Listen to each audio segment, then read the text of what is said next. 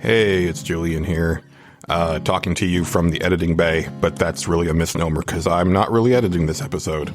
I've been feeling like crap for the last couple weeks and just been completely run down, and this is a 4-hour fucking podcast, and I am already late publishing it, so hopefully this sounds okay, because I'm not going to know until it gets published, just like you.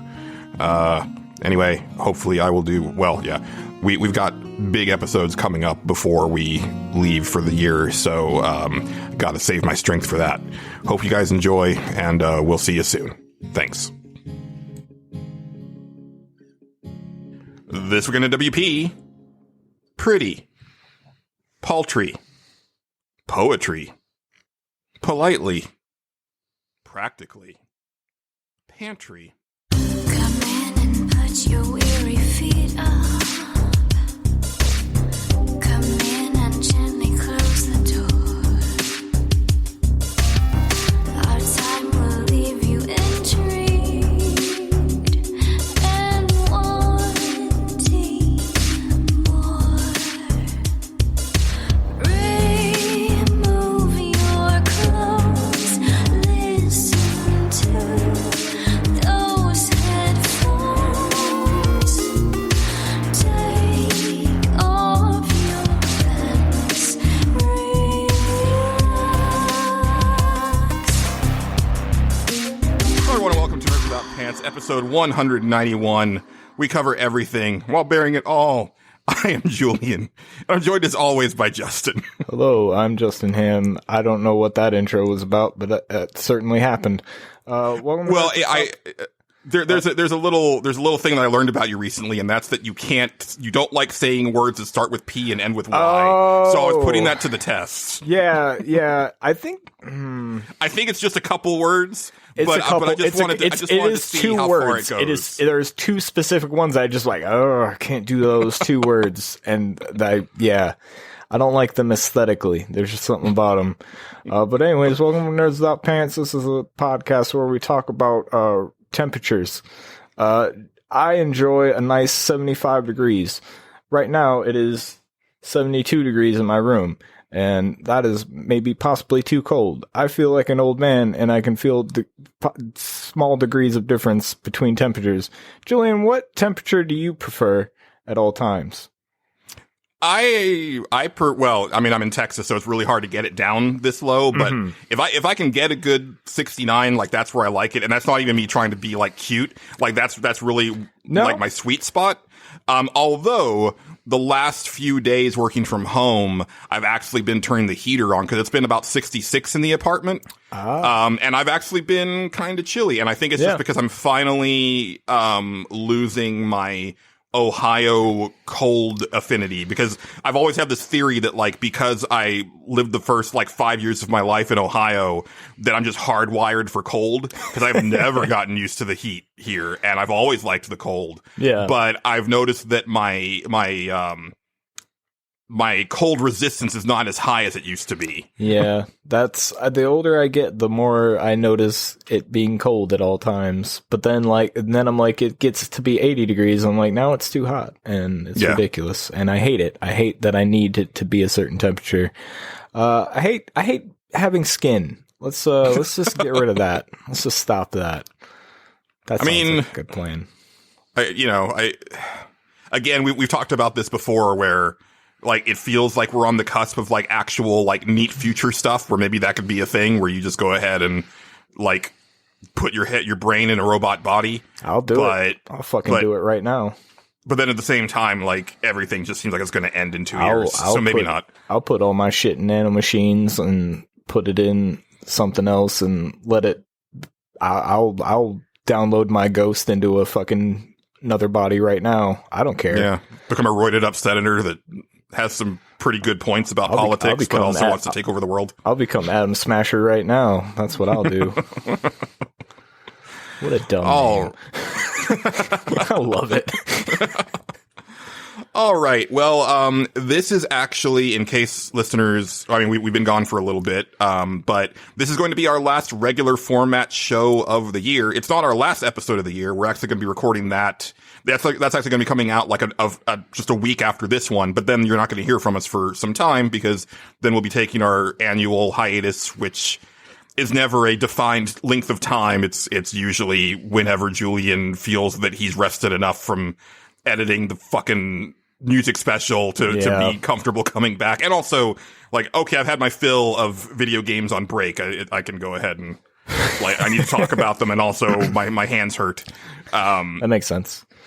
But yeah, so this is our last regular format, and then the next episode, the last episode of the year, will be our, it's usually our State of the Generation episode, but because the generation is now over, we'll be talking about our top 5 games of the generation, and then we haven't recorded the music special yet, so that'll definitely won't be out until next year because it's going to be a big one because we're talking about the music of the entire generation. So I put way too much music in my shit, so more on that later. But yeah, so I guess we'll go ahead and jump on into things because it's a pretty beefy episode. So why don't we take off our pants, relax, and jump on into the stage select.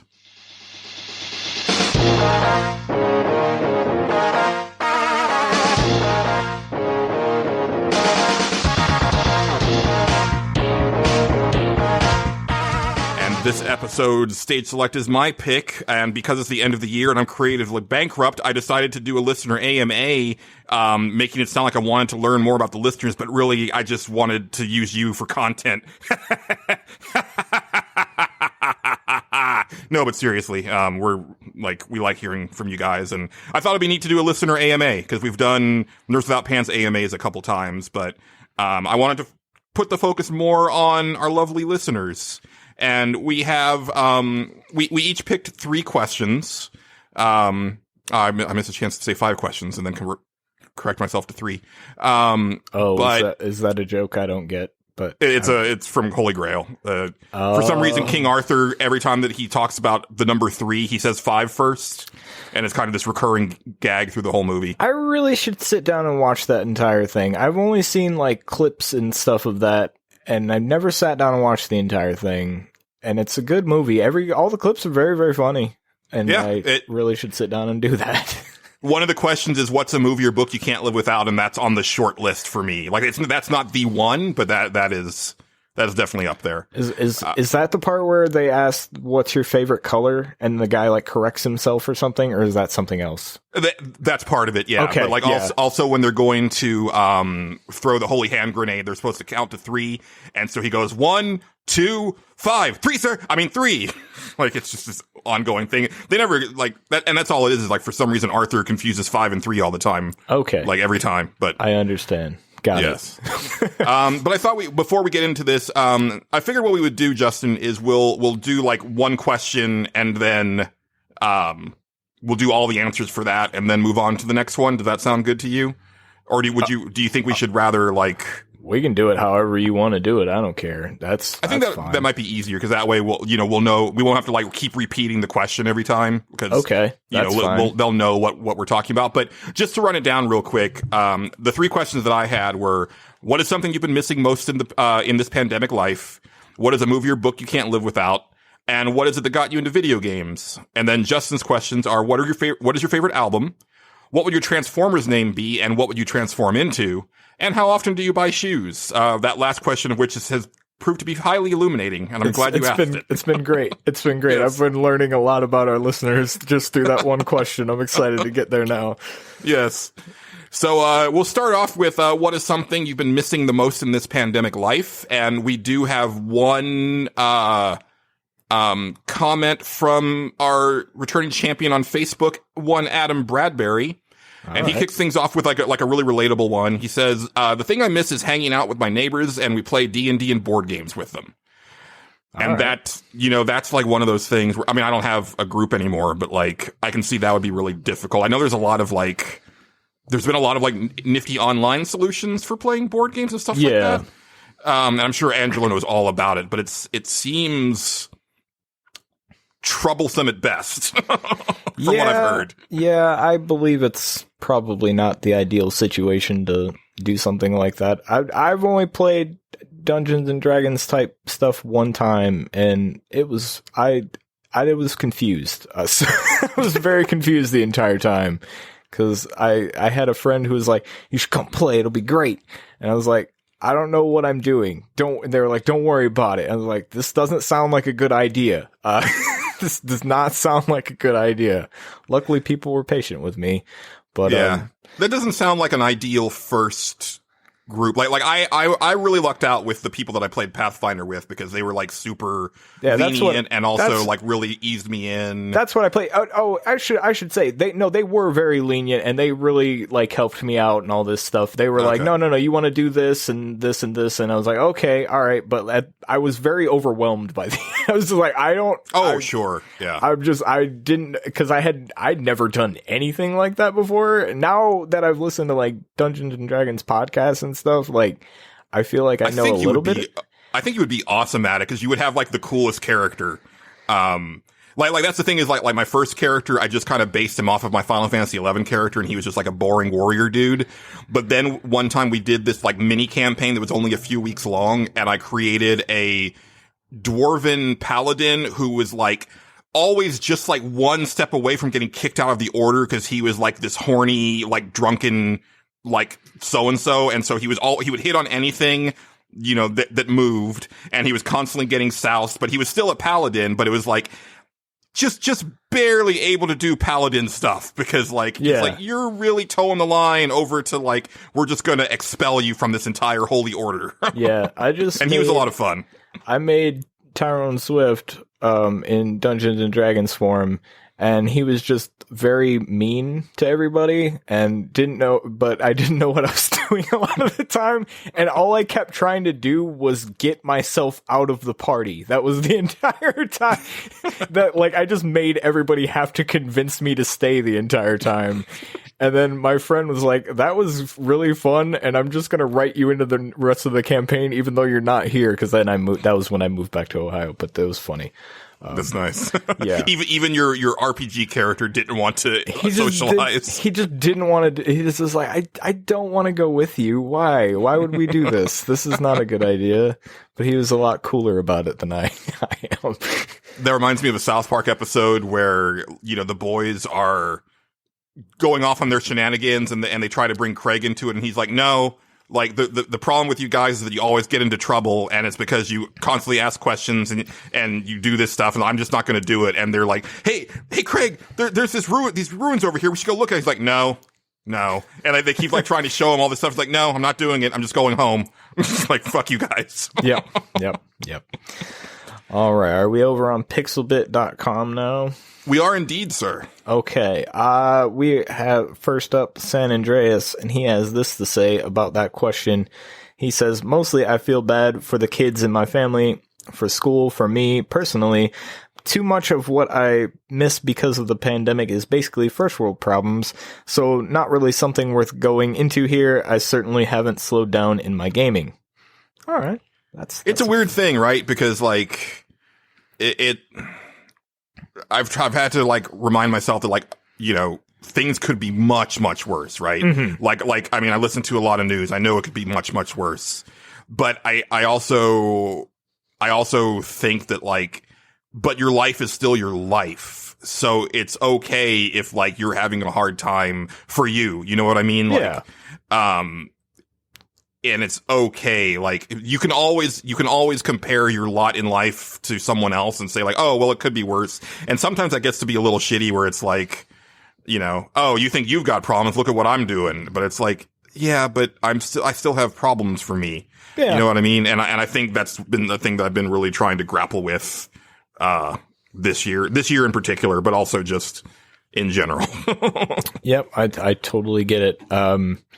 I guess the pandemic hasn't really changed much of what I do, I guess. Like, I've just been, because I just sit around the house anyway. I don't do much, so I don't know. I think it might have been, well, I don't know. Like, because you haven't been working for a pretty good clip now. Yeah. But I wonder if like maybe if you had stopped working because of the pandemic, if that would have.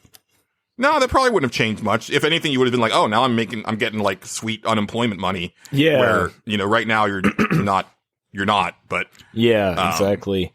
Yeah. Although I'm glad I'm not at work, that would be a shit show right now. That place is terrible. So I will say that I'm glad if ever there was a time to be off of work for what I have, now is a good time. So I'm fine especially with it. working in a factory setting, like those have been like the worst places. Oh, that place don't give a shit.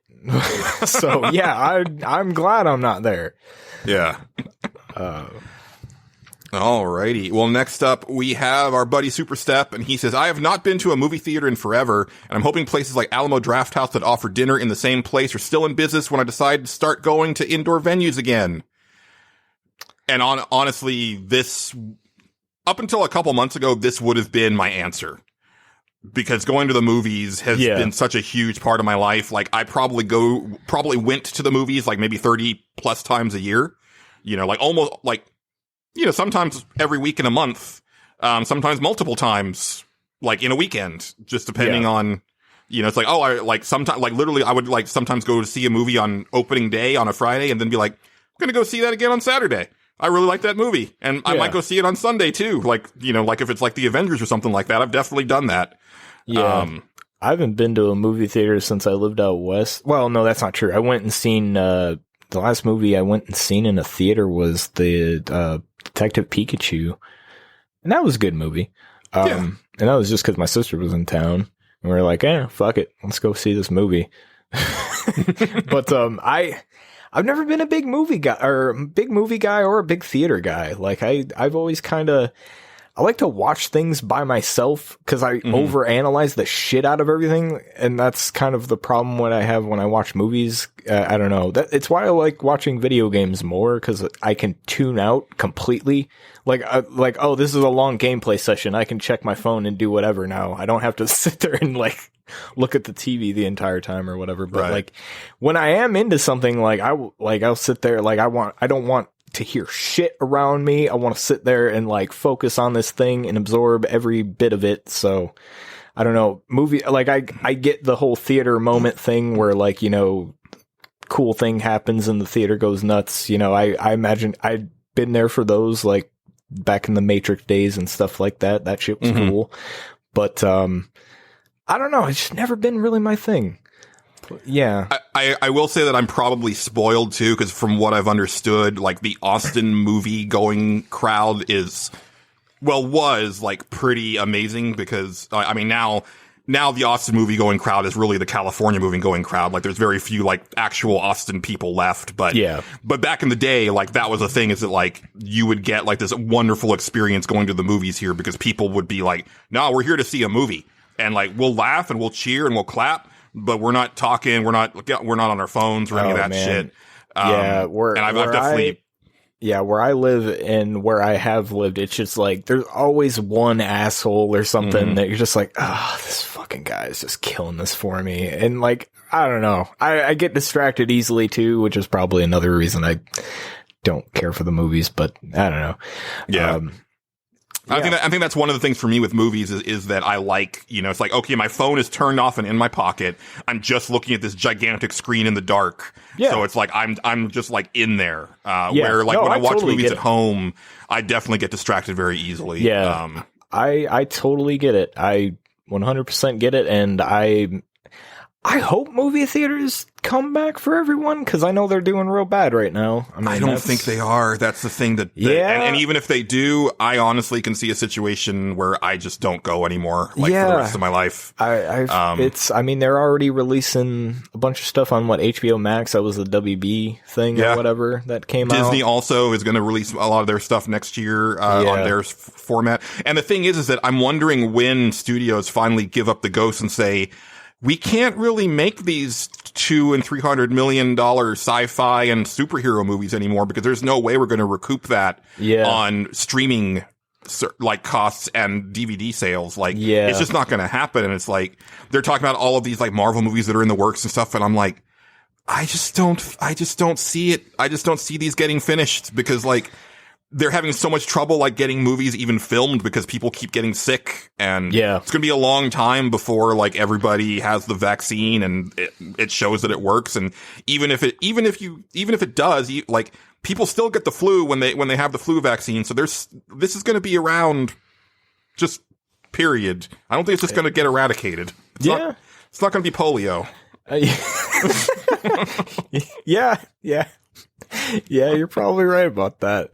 I like I said, it'd be nice. I like, again, it's one of those things that like if it went away forever, I would be very unaffected by, but I could get why. I understand why people like it, and I hope that somehow it comes and is okay. I don't know. Yeah. Maybe drive-thrus will be the big thing. I don't know. I would be down for that. I missed out on the drive-thru thing. We had like 2 in Austin when I first moved here, and I never got to go. And I know there's a handful of them here and there, but I've never been to one. I would love to. Yeah, I used to go to one around here every night. I think it's still there. I could be wrong. It's in like Norwalk or something, which is like, I don't know, like 15, 20 minutes one way, whatever. But, yeah, it was okay. The last thing I seen there was, this is a hell of a lineup, Terminator 3 and the second Star Wars prequel. I don't remember which one that's called. But Attack of the Clones. That's a rough selection of sequels. Oh, it was bad. It was quite bad. They were bad movies, but that's what they had. I might be wrong on the Star Wars film. Going back to like the whole like theater experience, like watching episode 2 on like opening night, and the part when Yoda comes in and pulls the lightsaber out is one of those moments where it's just just the whole theater popping off. Like it was great. I'd have to look up when Terminator. Now I'm starting to question if it was that one or if it was the third movie, which is even worse. The third Star Wars prequel. Oh, that's actually one of my favorites. Is it? I know a lot of people like that one. I don't know, man. The prequels are quite bad. I can't get into them. Sorry, Mike Fallick. They're bad movies. I held my tongue until now. They're bad. Fight me. He will. Don't fight me. I will just ignore it. You want to take this next one from Xrian? Oh, yeah. I'm sorry. I forgot that I have to read things. Xrian has this to say about that question on Pixabit.com. He says, giving my daughter a good time out. We are supposed to take her to Disney this year, something we've been promising for a few years. We missed a Winter Wonderfest last year and will again this year. Halloween, her birthday party, bowling, and so much more. She honestly isn't complaining, but I know how much she loves these things. Yeah, kids, I feel bad for kids right now, because they get like a whole year where it's just like, yeah, you can't do anything cool like we wanted to do. Yeah, especially if they're too young to really comprehend what's going on. Mm-hmm. You know, like if they're old enough where it's like, okay, I see that there's a problem here, and I understand why I have to wear a mask and stuff like that. But like the really little kids where they're like, why can't I go see Billy anymore or Grandma and Grandpa? And it's like, I don't know even how you break that to them. And Disney is another one of those things. Like I went when I was 14 and I've always wanted to go back. And I've had this dream of like going with my friends Joe and Shanna, and that not doing that. Yeah. I just, nope. I'd never been there. I would like to go sometime, but I'm not like hell bent. Like if I die without going to Disney World, I'll die fine. Like, you know what I mean? That would be your own private hell. It might be. Like, I don't know. It very well could be. There's a lot of things that are wrong with it, but there's a lot of cool stuff that when I was a kid I would have liked to have seen. So I'd be like, maybe I'll just act like I'm fucking 9 again and be happy. I don't know. I mean, I do think that's the magic of that place, is that it does like kind of transport you. You know, but again, I think it depends on how much Disney is a touchstone for you as a kid. Like for me, it's a very big thing. That's why I always say, like Kingdom Hearts, like even though like a lot of that game devolved into, you know, anime nonsense, like the Disney side of it is like wonderful. The Disney stuff, oh yeah, don't get me wrong, I'll talk shit on Kingdom Hearts all the time, but like, that Disney stuff is awesome. Like, it's the anime nonsense that turns me off of everything. It's that part of the game where I'm just like, I can't with this shit. Yeah. But, no, the actual Disney stuff is really cool. Like, so, yeah, there's Disney, like, when I was a kid, man, I was super into like Aladdin. And then I knew the Lion King by heart. Like, every line in the Lion King, that's because my sister watched it like a billion times. Like, I can't, that's a different podcast, but goddamn, she watched that so many times. I think we talked about it at some point. But yeah, I do feel bad for kids. I know my niece is kind of that age where she's too young to know what's going on, but she's also too young to really have like a social life of any sort too. Right. So it's not super bad for her. I don't know, but if she was maybe like 6, it might be a bigger issue. Like 6 or 7, in that range where, she's been going to school for a while and she's got a crew of friends and all this stuff. Yeah, like then maybe, but like, I don't know. She just kind of like, she's kind of too young to get it, but too, I don't know. Yeah.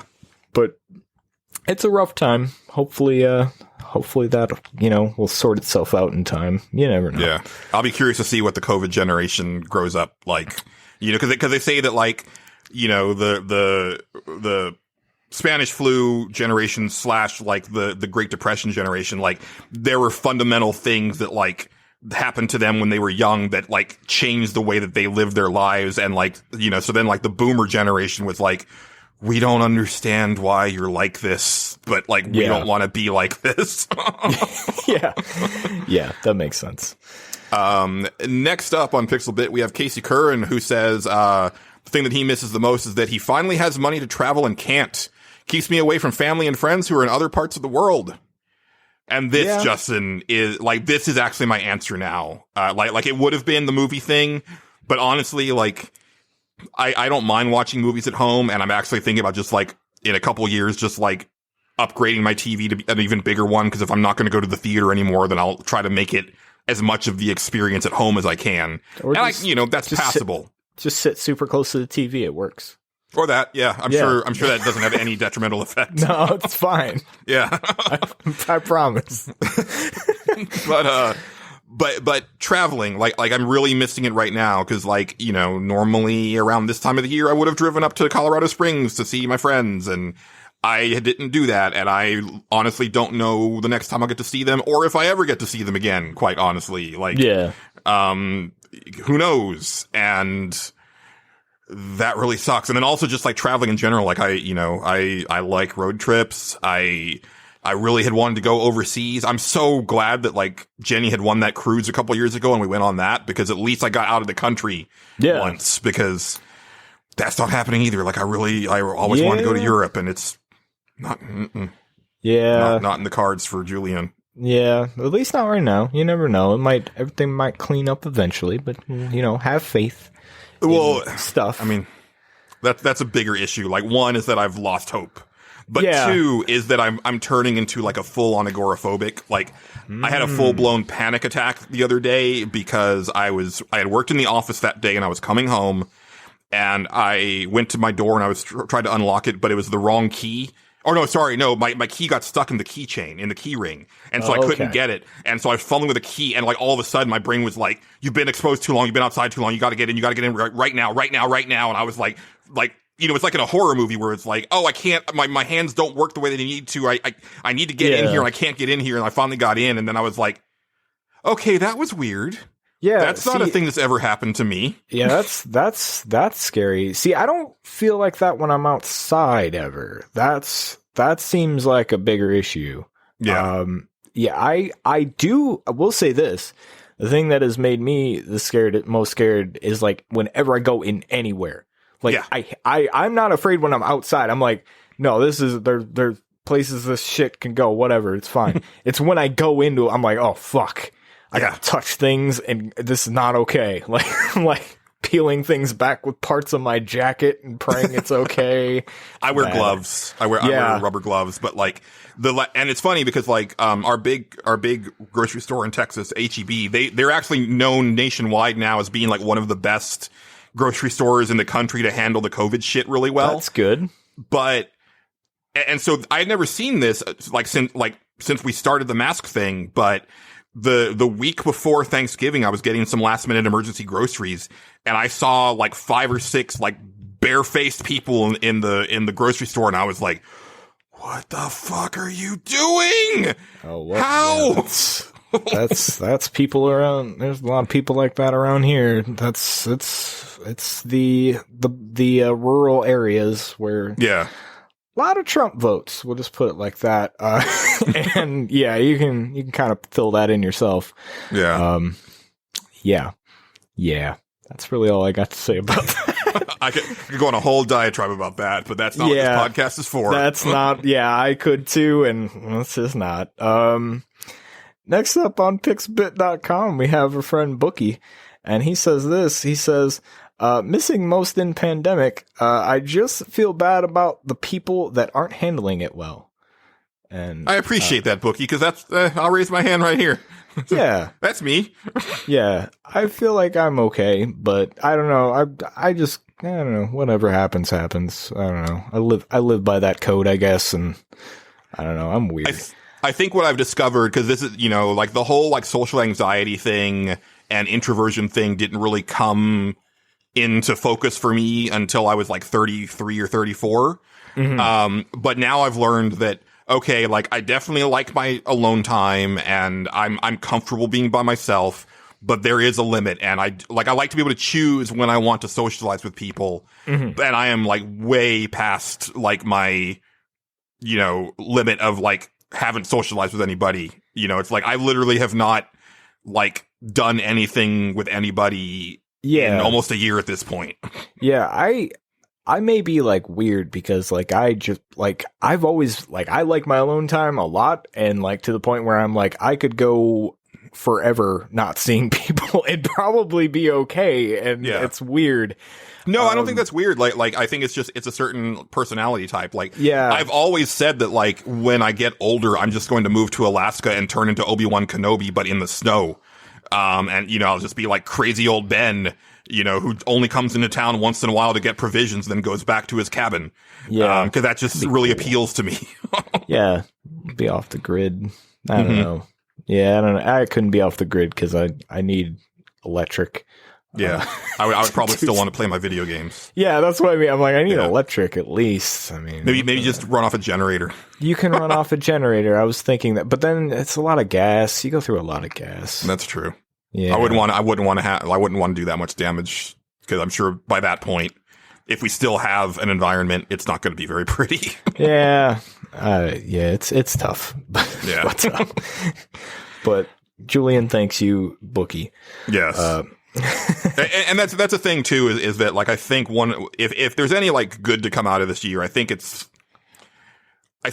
a good portion of people have kind of looked outside of their own bubble and realized, how other people are affected by things, right? Like there's still like a disturbing number of people who don't seem to get it, and the theme of I don't know how to tell you to care about other people has been very strong for me this year. But like I think a lot of people have gotten it, like not just with the pandemic stuff, but with like the Black Lives Matter protests this year, and like even at the beginning of the year with like the wildfires and more of the like the Greta Thunberg and younger kid like environmental activism stuff. Like it seems like people are starting to kind of like empathize more, and that's good. Cause I definitely have not just been thinking about myself in this. Like I've definitely thought about like just like humanity as a whole and like people who are much worse off than I am. And right. That's not something that I necessarily used to do because I am a pretty selfish person. It happens, man. It happens. But, yeah. No, Did you have anything else before you? No, I'm good. Okay. We should move on. We should. Next up, we're over on Twitter, and we have, starting off with Xavier Krieger, who is on Twitter at Cadus Bane. He says, more than anything else, I miss game nights with friends. Whether it's Dungeons and Dragons or board games or playing Smash Brothers and hanging out, I miss having groups over to the house to just hang out and have a good time. And again, like I don't want to do it all the time, but I wish that I could do it Sometimes. Some of the time. Yeah, that makes sense. Yep. I don't have many people over, but yeah, Yeah. I just Well, like, don't. you know, like right now, it's like I know, Sam is planning on coming to visit, but that could change any second, right? Because like, She's at the time of the recording of this podcast, she is leaving tomorrow to be here. So, all right. So far, nothing happened with that, but hopefully everything goes okay. I made a over 3.5 hour playlist of music for her to listen to on the trip. Please tell me you did the DJ thing. Okay, here's what happened. I thought she was leaving later, and I planned on doing that, right? I planned on DJing it, but I learned about that today, that she was leaving tomorrow, and I was like, I don't have time. I just don't have time today to do this. Unfortunately, I have to scrap that idea. Just throw music on a thing. It's fine. I had a whole idea where I was going to put fake commercials and shit in there. Hell yeah.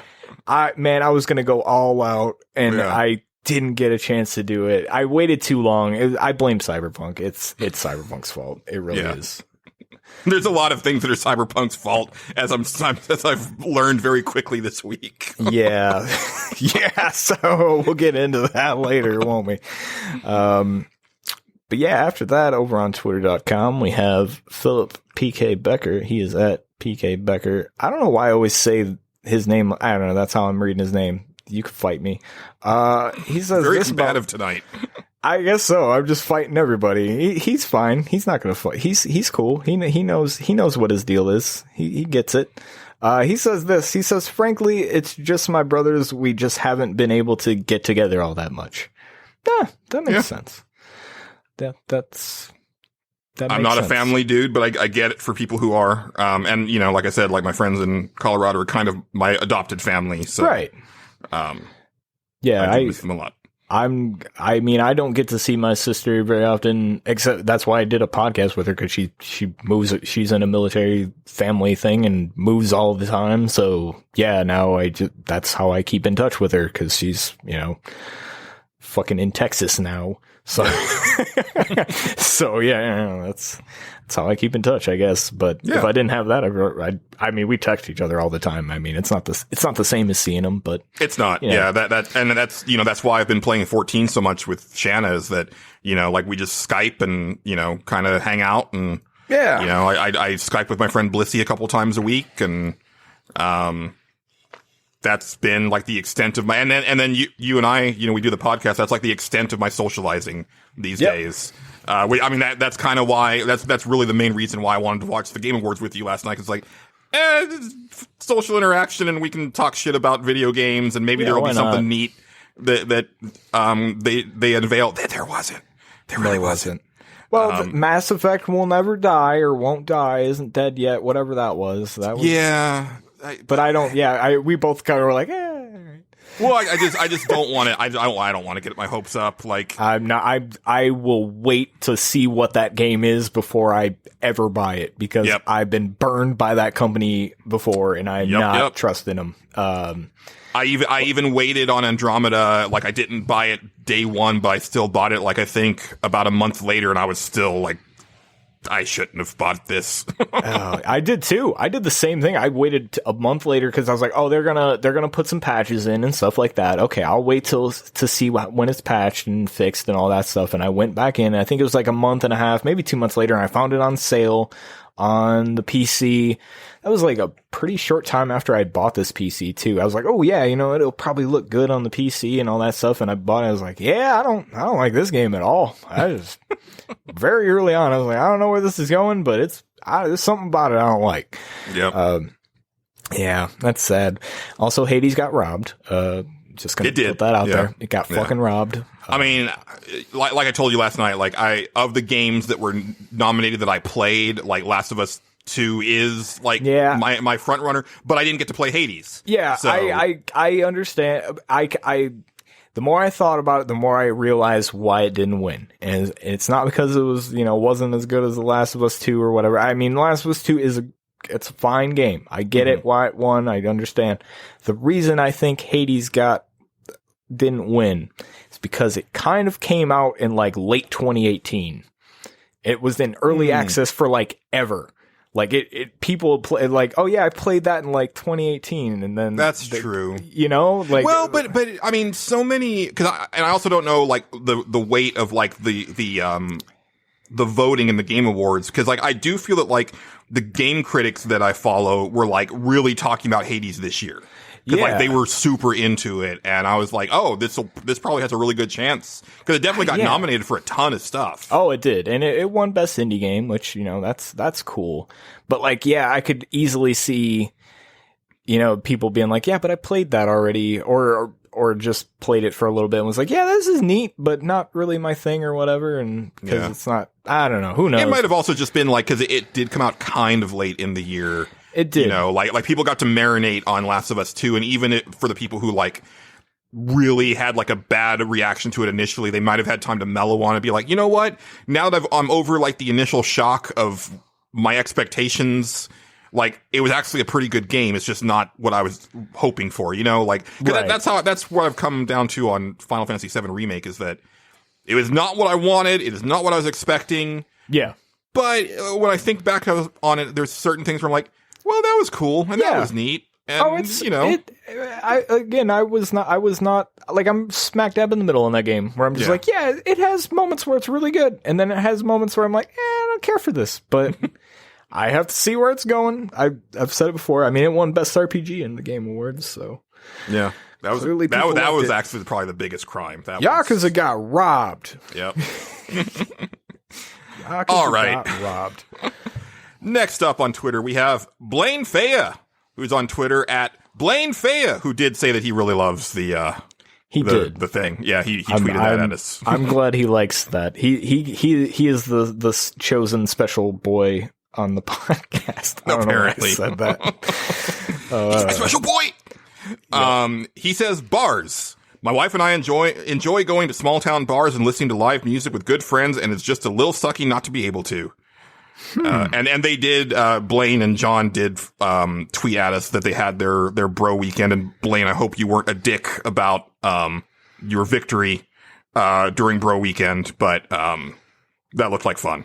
Yeah. You guys will have to do that again sometime. And I don't know. Now you know how to win, John. So, yes, you know, it should be fine.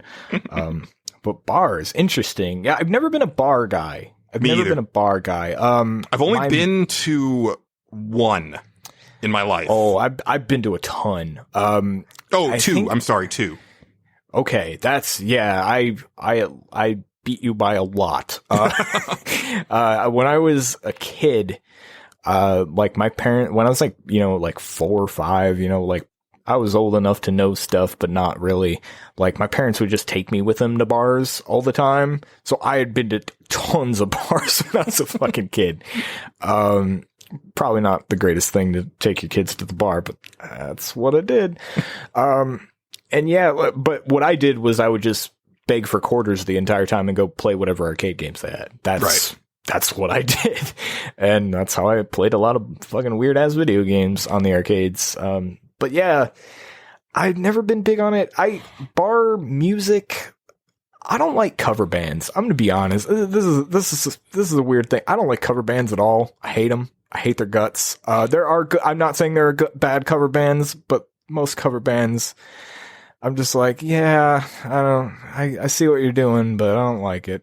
And that's not really a thing here. Where here it's like actual like bands, right? So it's like every time that I've gone to, like, it's not really a bar, it's usually like a little restaurant or something like that, or just like a music venue, and it's always been like, oh, like this is an actual band that's playing like their own stuff, and they have an album and stuff like that. And that's fine, because even if they suck, I have a good time making fun of them. Right. So that's a good time to me. Cover bands, I'm just like, I feel bad for them most of the time. I mean, not to say I don't feel bad when a band gets on stage and they are bad. I feel bad for them, but they don't know they're bad. Like, I feel like cover bands are just like, we're just here to get paid. We don't really, it doesn't matter how we sound. I don't know. Right. Something about it, you know, he could be going to those kind of bars too. I don't know what he's doing. But I'm sorry that you don't get to go to bars right now, or whatever. But yeah. I have thought, like, well, I mean, before this year, I thought, like, sometime I should just, like, go to a bar and, like, just, like, people watch and kind of see what it's like, because I've never, really done it, like, and maybe see, like, I can't do it, but, like, if I could see, like, the whole, like, oh, these two people are, like, kind of chatting each other up, and they didn't know each other until just now, and they kind of hit it off, like, just to see, like, what that even looks like, because, like, it's such a foreign concept to me. It's like, that was a stranger and you went to talk to them. And also it's going well. Like, it does not compute. Yeah, I've hung out in bars like all day because like my mom used to work in them all the time. So sometimes if I was hanging out with her, I would just be in a bar all day. And yeah, it was a fucking mess. So I've seen, but those are like run down, like, redneck bars, I want to say, like, sure. That's the best way of putting it. And it's just like middle-aged people, and you're just like sad that they're there. It's a different vibe, man. Yeah, well, I mean, that would be me. Like, I'd be one of the middle-aged people there. So now, I'm thinking back when this was like, this is why I don't go to bars anymore, because I've seen this kind of stuff. I don't like young people bars either. They're too loud. I hate how loud a bar is. Right. I don't like having to talk. I don't like having to yell to talk. I hate it. Can't stand it. Oh, it bothers me so much. In a concert, it doesn't matter because you're there for the music, so you don't give a shit about talking to whoever's next to you. You don't. It doesn't matter. Shouldn't be. Yeah, exactly. But like, that's probably the thing I would, if I was going to answer this question, that's probably like, haven't been to a concert in a long time, but just like the idea of going to one is not cool. And like, I'll say it like this. There's a song from Persona 5 that I like a lot. And I was watching like a live concert performance of it. And I was just like, oh my God, this will never happen again, will it? I got really bummed by it because I was just like, God, look at how cool this shit is. Like, they're all like cosplaying as Persona. It's the most ridiculous thing I've ever seen, but it's awesome and I loved it. But yeah, that's what I would probably miss the most. I've had a lot of fun concerts. I just started going to concerts in the last like 5 years. Yeah. So, yep. Yeah, you can live stream them all you want. It ain't the same. Like, it's like, yeah, that is not being there. Yeah. All right. Well, last up on Twitter.com, we have our friend Matt Jorgensen, who is at MetalMattReturns on the Twitter.com. And he has this to say. Hold on while I scroll up here. He says, on occasion, about once a month, I would take long day trips to some of the bigger cities near me and just wander. Sometimes I would hit up card shops and play some pickup games of Magic. I miss doing that too. I wish we had a scene around here. It's bad around here. Sometimes I would browse a local mom and pop bookstore or game store. Hell, once I stopped at zoo just because I could, and I was free that day. Now, obviously I can't do this with COVID on, but let me tell you, once it's safe to travel, I'm gonna hop in the car and go for days, stopping at everything that catches my fancy. Yep. There was a few months ago, I was like, I can just like at least get in the car and just go for a day drive as long as I don't like get out. But I was like, no, because then I'd have to go to the gas station. I miss it. I miss going for road trips and just sightseeing and stuff like that. Yeah, I totally get it, man. Yeah, man, I wish we had a Magic scene around here that was at all any good. I used to love playing Magic in the old comic book store. I wonder how that place is doing. Sometimes that, if any one place that I just think back on, especially like this year, I've been like, I wonder how that place is doing. Cause they were like, they had like chains and they had like 3 stores and they like slowly opened up more. Like they were slowly growing and stuff. And it was really cool because I knew all the people and all that stuff. And I would go to the different ones and be like, oh, you work at this one. Cool. I'll come here sometime. That was neat. And I missed that the Dragon's Keep in Provo, Utah. It was a fun little hangout spot. I miss it. They had like a little basement that you could go and they had like little rooms that you could go in and play Dungeons and Dragons. That was a cool fucking place, man. Yeah.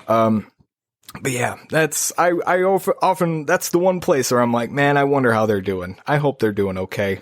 Yeah, come to think of it, I wonder how our stores are doing, because like we actually have one called Dragon Slayer that's the same thing, where it's a massive comic book store, but also they've got like I think like 8 or 9 tables that you can rent out for various stuff, and they do card game tournaments and stuff like that. Oh yeah, this place it was basically a comic book store. You could they had you could go get your holds and all that stuff like that, and they had just tables that you could just sit and play Magic, and then there was a basement that you could do whatever in, and then they had little rooms off to the side, like and basically if it was first come first serve on the rooms. You didn't have to like reserve them or anything like that, and like sometimes like if you wanted to just have like a private draft with people, with drafting is where you like open up packs of cards and pick a card. Explain it for the people at home that don't know what the hell I'm talking about.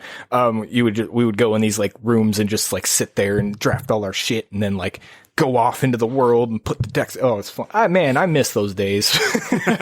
Those are good times, man. Yeah. I got my ass kicked at drafting. I am a terrible drafter, man. I am awful at it. Well, those guys were just way better than me. I'll put it like that. All right, well, moving on to question number 2. What is a movie or book you can't live without? And heading back over to Facebook.com, Adam Bradbury says, movie I can't live without is T2 Judgment Day. I love that movie. It's a solid pick. I haven't watched it in a long time, but fond memories of it. It's like one of the first rated R movies I got to watch. I don't know if I ever got to watch that when I was a kid. I think I watched it later on in life. I'm not even 100% sure. I know I've seen it. 100% I've seen the entire thing. It's a fucking great movie. Yeah. Yeah. The guy was liquid metal. That was cool. I owned toys of the Terminator 2 fucking movie because they were cool toys. But then again, I owned a lot of toys of everything. All right. That's good pick. That's a solid movie. Totally get it.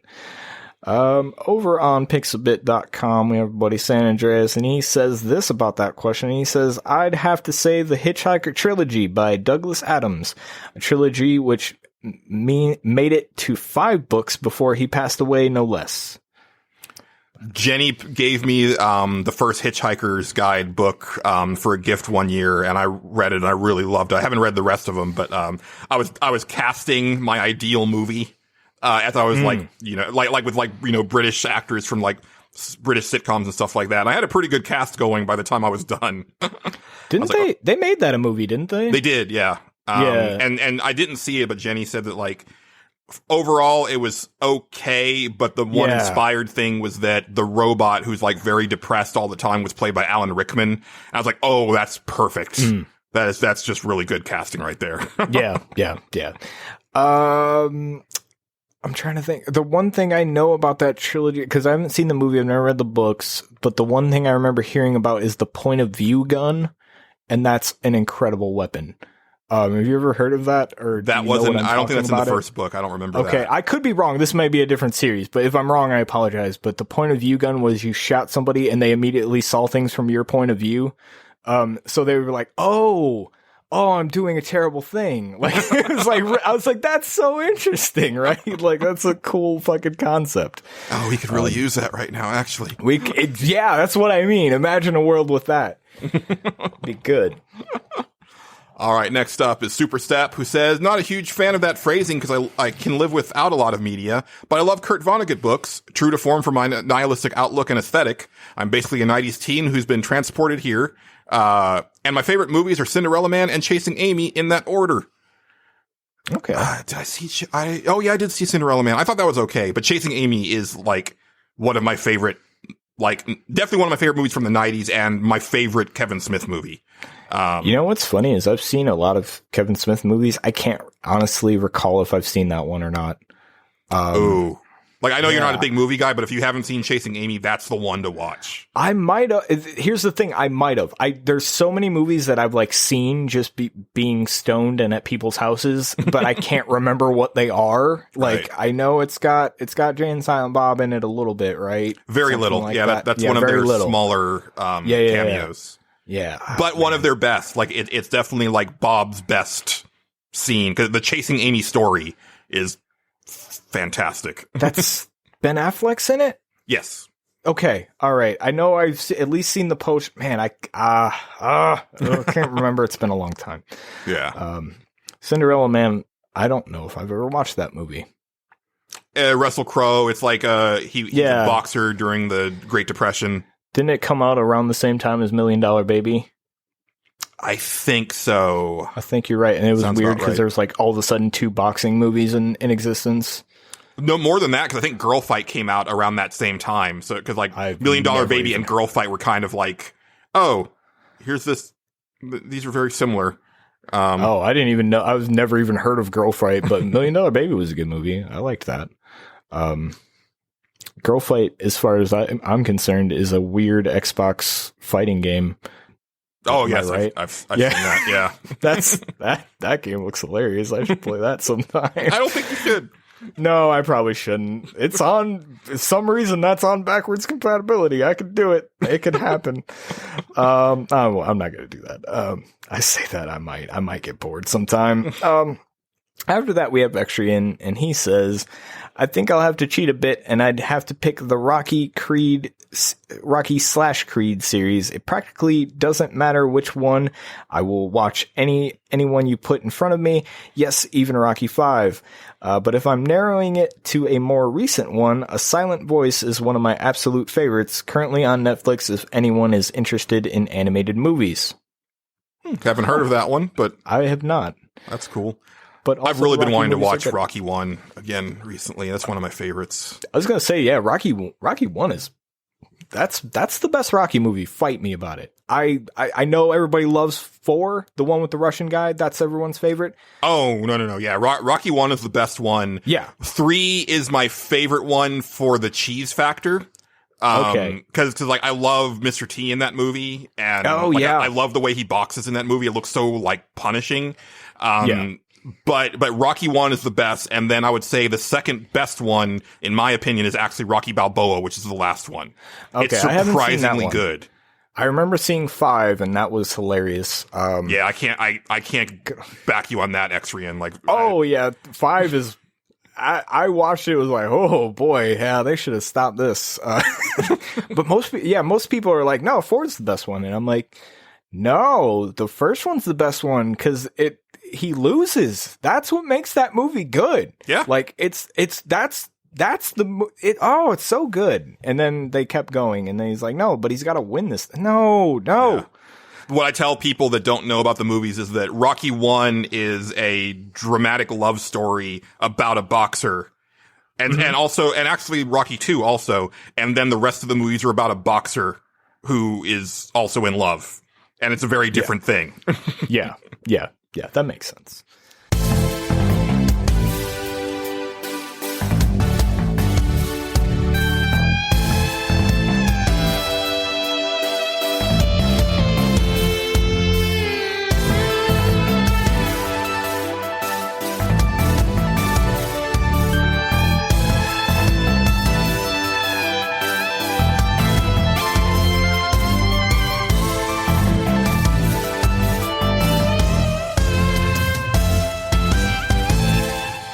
Next up, we have Casey Curran, who says, my pocket notebook, because it has information that would destroy my life if it wasn't on hand.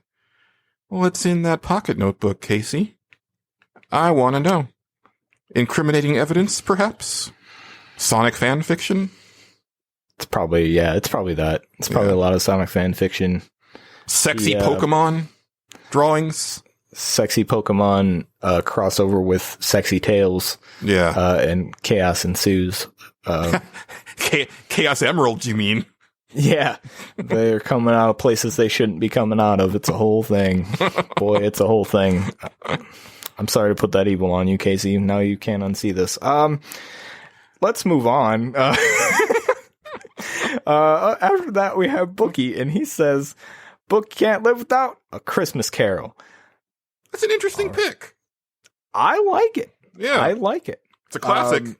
I read it yeah. once in 7th grade for school, and it was actually very evocative. Like it was very memorable. Like I actually remember quite a bit of the book version of it. I'm not sure how much of that is just like osmosis from like all of the like, you know, TV and movie adaptations that I've seen bits and pieces of over the years. I admit that my favorite version of A Christmas Carol is the Muppet Christmas Carol. Sure. The best one. It feels like everything like love. It feels like Christmas. Okay, I'm done. All right. That's great. It's a great fucking movie, though. Moving on to Twitter.com, we have Xavier Krieger, who says, I'm going to cheat and pick an entire book series. The Dresden Files is a book series that has hooked me in a way, even on my multiple read/audiobook listens. There's something about a simple noir story about a private investigator, that also happens to be a wizard that has spiraled into one of the greatest world-building lores I have ever experienced. It's hilarious, routinely makes me cry, and I can't imagine it not being a part of my life.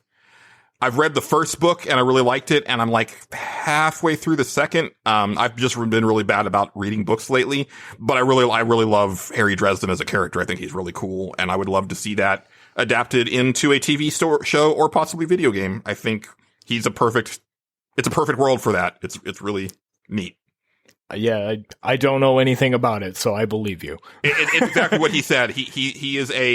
He's an out of the closet wizard. Like, he actually advertises in like the phone book, and people come to him as if you would come to a private investigator, but for magic.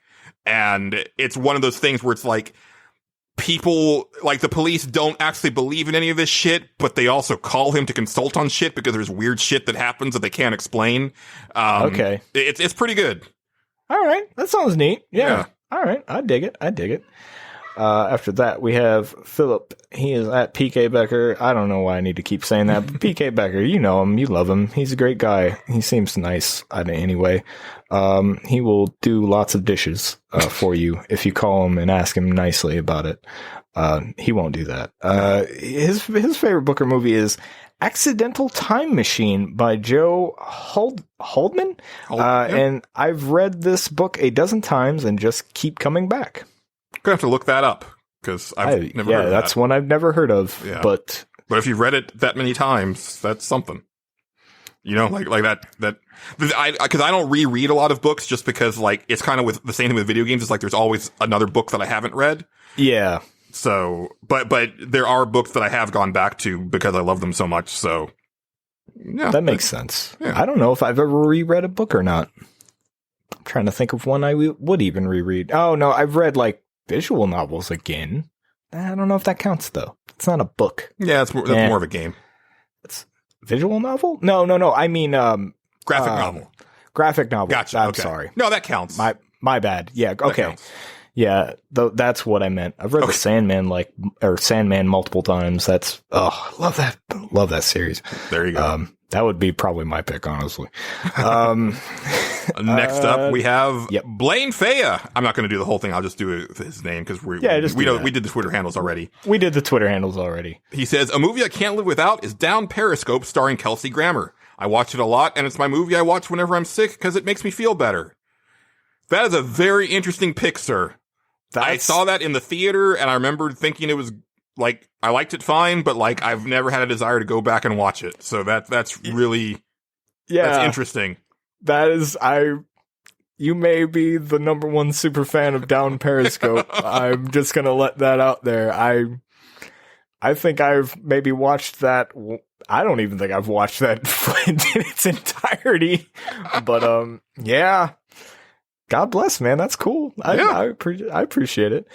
And last up, for this question, we have Matt Jorgensen. He says, how do I even begin to choose? I'm using my Patrick card on this one. The Name of the Wind inspired me to go back to college and learn to be a writer. The Dresden Files then informed me that if you want to love what you write what you love.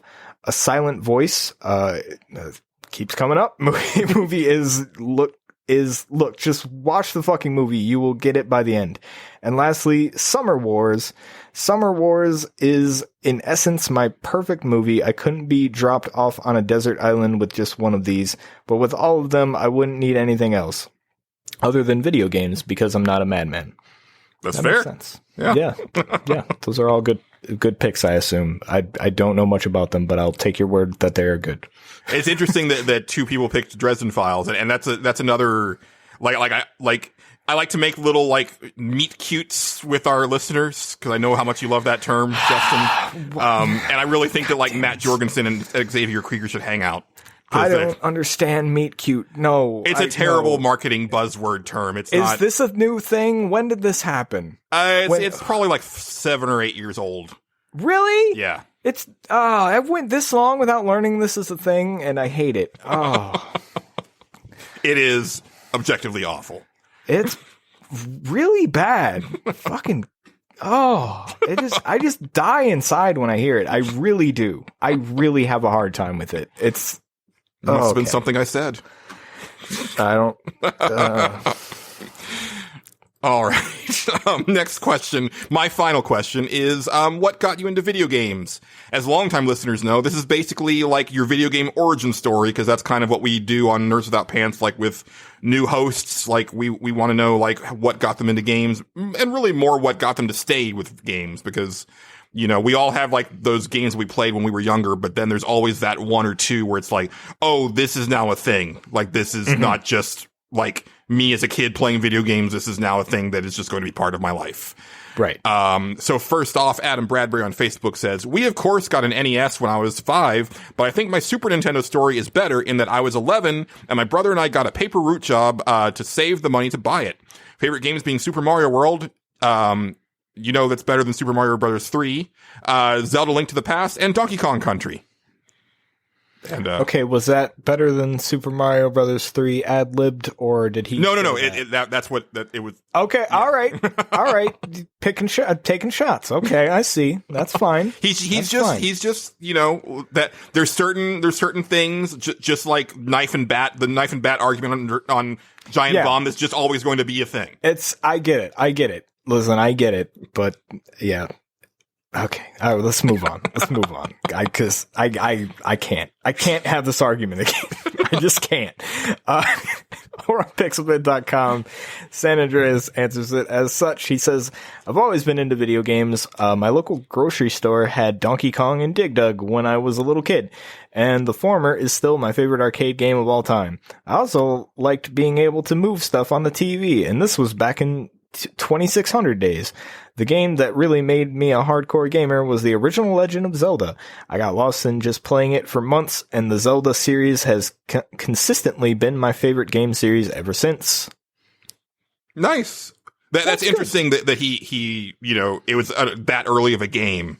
You know, like, as I've said, like for me, it was Final Fantasy IV, which, I mean, that was still pretty early, but like, you know, I was like, what, 12 at that point when I played that. So, you know, almost a teenager at that point where I was like, oh, this is different. This is not, you know, this is not like a kid game. Not that Zelda's a kid game, but you know what I mean? Like it's a game that a lot of us of a certain age played as young kids. Right. Yep. That totally makes sense to me. Yeah. I played a bunch of stuff on Nintendo. As soon as I got a Nintendo, I was like, video games are awesome. But like, I think it didn't really click into that. Was like, I really, really like this until like Final Fantasy VII for me. That was, you know, I was of the age to be like, oh, this awesome adult type thing is out and it's so cool. Look at it. Yeah, because you would have been like, what, 10 when that came out? Because I was 17. I think I was about 11. I was in 6th grade. I know I was in, I might have been 10. it was the summer of 5th grade and 6th grade is when I played it, because I remember taking the magazines or the strategy guides into school with me, and just and like making like a friend of mine, like me and him would just pour over it, like and just go over shit. Like that's how I met. Well, I didn't talk to that guy in forever. I don't know if he's dead or not. But that's how I view people. It's sad. He might be dead. I don't know what happened to that guy, but he was a cool guy. But yeah, that's early Justin Ham childhood days. But yeah, I like this story. It's good. Yeah. Next up is Superstep, who says, the NES and Super Nintendo just kind of being there when I was a kid, thanks to my parents needing to distract my older brother while tending to my baby self. I also had to stay in the computer lab when my mom worked pretty often, where my mom worked pretty often, and played a lot of Gizmos and Gadgets, Oregon Trail, and this vector-based tank game I always forget the name of after school. Actually, those games got really old, which is why I was itching to go outside and shoot some basketball when I got home. I was a pretty good shot for a while there. Anyway, I think I got into games simply because they were so ubiquitous for me. I've never played Oregon Trail. I didn't even know anything about that. Like, that was not a thing that was in my radar. Like, I remember, like, a friend of mine was talking about it to, like, a waiter at a restaurant. I was like, what are you talking about? And then later on, as I got older, like, it became, like, I realized it was this big, like, communal thing that everybody did. Yeah, it might have been, like, you just did, how big were computers when you were in school? Like, how prominent were they? Decently, but, you know, well, here's the thing is that, like, I went to a rich high school, but a poor middle school. So I did have a computer, like, we had a computer class in middle school that I went to, but we were using, like, I think, like, Apple IIe, you know, that type of computer. Yeah. Like, they weren't great computers. Like, they were always Apples, because I think Apple had some sort of deal with schools most of the time to give them computers or whatever. And I remember playing Oregon Trail in elementary school, it was like in the brand new computer lab. Like, we just got it, and like it's like this big deal to go actually play a game, but you're learning at the same time. I was like, no, we're not. We're just shooting these fucking deer because fuck them. My elementary school computer lab, they had this one game that was pretty fun. It was a learning game, but I don't remember the name of it. It definitely wasn't Oregon Trail. But the thing that I loved was that one of the computers had Montezuma's Revenge on it, that's just a full on video game. And that I've never played. That one was really good. It's basically like, you know, your typical, like, arcade, like, single screen platform thing where you're just avoiding, you know, obstacles and pitfalls and stuff, and every level gets harder. I think the first educational video game that I played at school in our computer lab was called Math Blaster. That's the one, like, I never played it, but that was, like, the one that, like, everybody seemed to know. Yeah. Fucking Math Blaster. All right. Well, moving on here, we have our buddy Extrian, and he says, definitely the NES. I remember playing that system when I was 3, with the controller upside down. I continued playing that way until I got a Sega Genesis for Christmas. I have never took a break from gaming all these years. My man, it's very rare that I find someone like me who's just, like, never stopped. Like, no breaks, you know, none of this, like, oh, I put it down when I was in college and then I picked it up, like, 7 years later. It's like, nope. Just every time a new generation comes out, I'm there and play through that whole generation and then move on to the next. I think I, like, maybe took the most brief of breaks in, like, the last generation, and it wasn't because I didn't want to play video games. It was because I was too broke to afford them. Right. I would always play something, and I remember, like, renting stuff from, like, Redbox whenever it would come out and all that stuff, but, you know, I would only have it for, like, a day or something, but that was as best I could do. Right. That was, like, when you were transitioning back from, like, Utah to Ohio, right? Like that. Oh, that yeah, I was. Yeah, it was, I was out west and it was not going well. So yeah, I was struggling to survive out there, but, and also I was spending a lot of money on Magic because I was full blown in on that shit. So fair enough. Yeah. After that, let's see. I read the last one. Yes. So I'll take Casey Curran, and he's got a very simple answer to this. He says, my 3-year-old mind being blown at controlling what was on the TV. Yes, I'm a simple person. That's fair. Honestly, I still think of video games as magical. Like, I really, I kind of know enough about how they're made to grasp it, but at the same time, I don't understand, like, how they can do this. And then, like I said last episode, like, stuff like the haptic feedback on the DualShock or on the DualSense on the PlayStation 5 feels like legit magic, where I'm like, I'm in a different world now. This is amazing. Yeah, there's tiny fairies in the controller, as we all know, and they live in there. I hear them laughing at me sometimes when the system is off. Yeah, that sounds right. And you know, as we all know, video games are made by a wizard. There's a big team. You know, they kind of give them the ideas and they put some numbers, and then the wizard, you know, turns them into an actual video game. Yeah, that's, you know, I didn't know if you knew that or not. But, I mean, that's always been my understanding. Over like a big cauldron. Yeah, exactly. There's a huge spell. There's sometimes human sacrifices. You never know. I mean, yeah, like that's the sad fact is that every video game is based on human sacrifices. Right. Which yeah. Which it's actually it's sometimes not it's far sad. from the truth. Yeah, I know. That's why after I was like, it's a little on the nose, isn't it? After that, we have Bookie. And he says, also, some of my earliest memories are from Nintendo. Well, you missed the first part. He says, oh, I did. Yeah. What got you into video games? Did it? What got you into video games? Did I copy this wrong? Yeah, he says, what got you into video games? And his answer is video games. Oh, what got you into video games? Video games. Got it. Okay, I just read video games and then skipped over the next time it said video games. That makes sense how my brain works. Okay. Video games. Also, some of my earliest memories are from the Nintendo.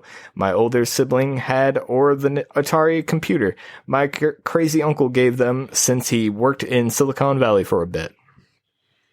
I'm jealous of kids that got like a computer like really early on and were doing like programming and stuff when they were like 8 and 9 and 10 and stuff, like just fiddling around with things. Like I wish that I could have done that. Yeah. Or had access to it. Yeah, I couldn't do that either. So I had a console and that was cool. So that computer class that I took in middle school, we figured out how to like lock and unlock our programs on our own. And we thought that was the coolest shit. So we would like, we like unlocked like one of the main like programs and we actually like edited some of the stuff and then locked it. And we're like, oh, we're hackers. Yeah, that sounds right. All right, I think it's on to Twitter. Twitter.com. And I've got Xavier Krieger, and his answer is, when I was young, maybe 5, my mom started dating someone new, and they wanted to get to know me, so they let me come over and play with their shiny new Super Nintendo. Oddly enough, the first game I remember experiencing was Toy Story, and I remember having a blast running around as Woody. But my mom let me buy a game to play on it, and I picked Super Mario World, and I was instantly hooked on gaming and Nintendo. It's a good way to get hooked on gaming and Nintendo. Yeah. I remember the first time I played a Super Nintendo was at my uncle's house, and it was weird because I never pictured him playing video games, but he just bought it. He just had a Super Nintendo. He's like, check out Super Mario World. I was like, holy shit. It looks so much better than what I have. And then after saying that, I think I got one for Christmas because I don't remember how that all worked, but it was cool. Yeah. That's awesome, though. Yeah. After that, we have our buddy Philip P.K. Becker.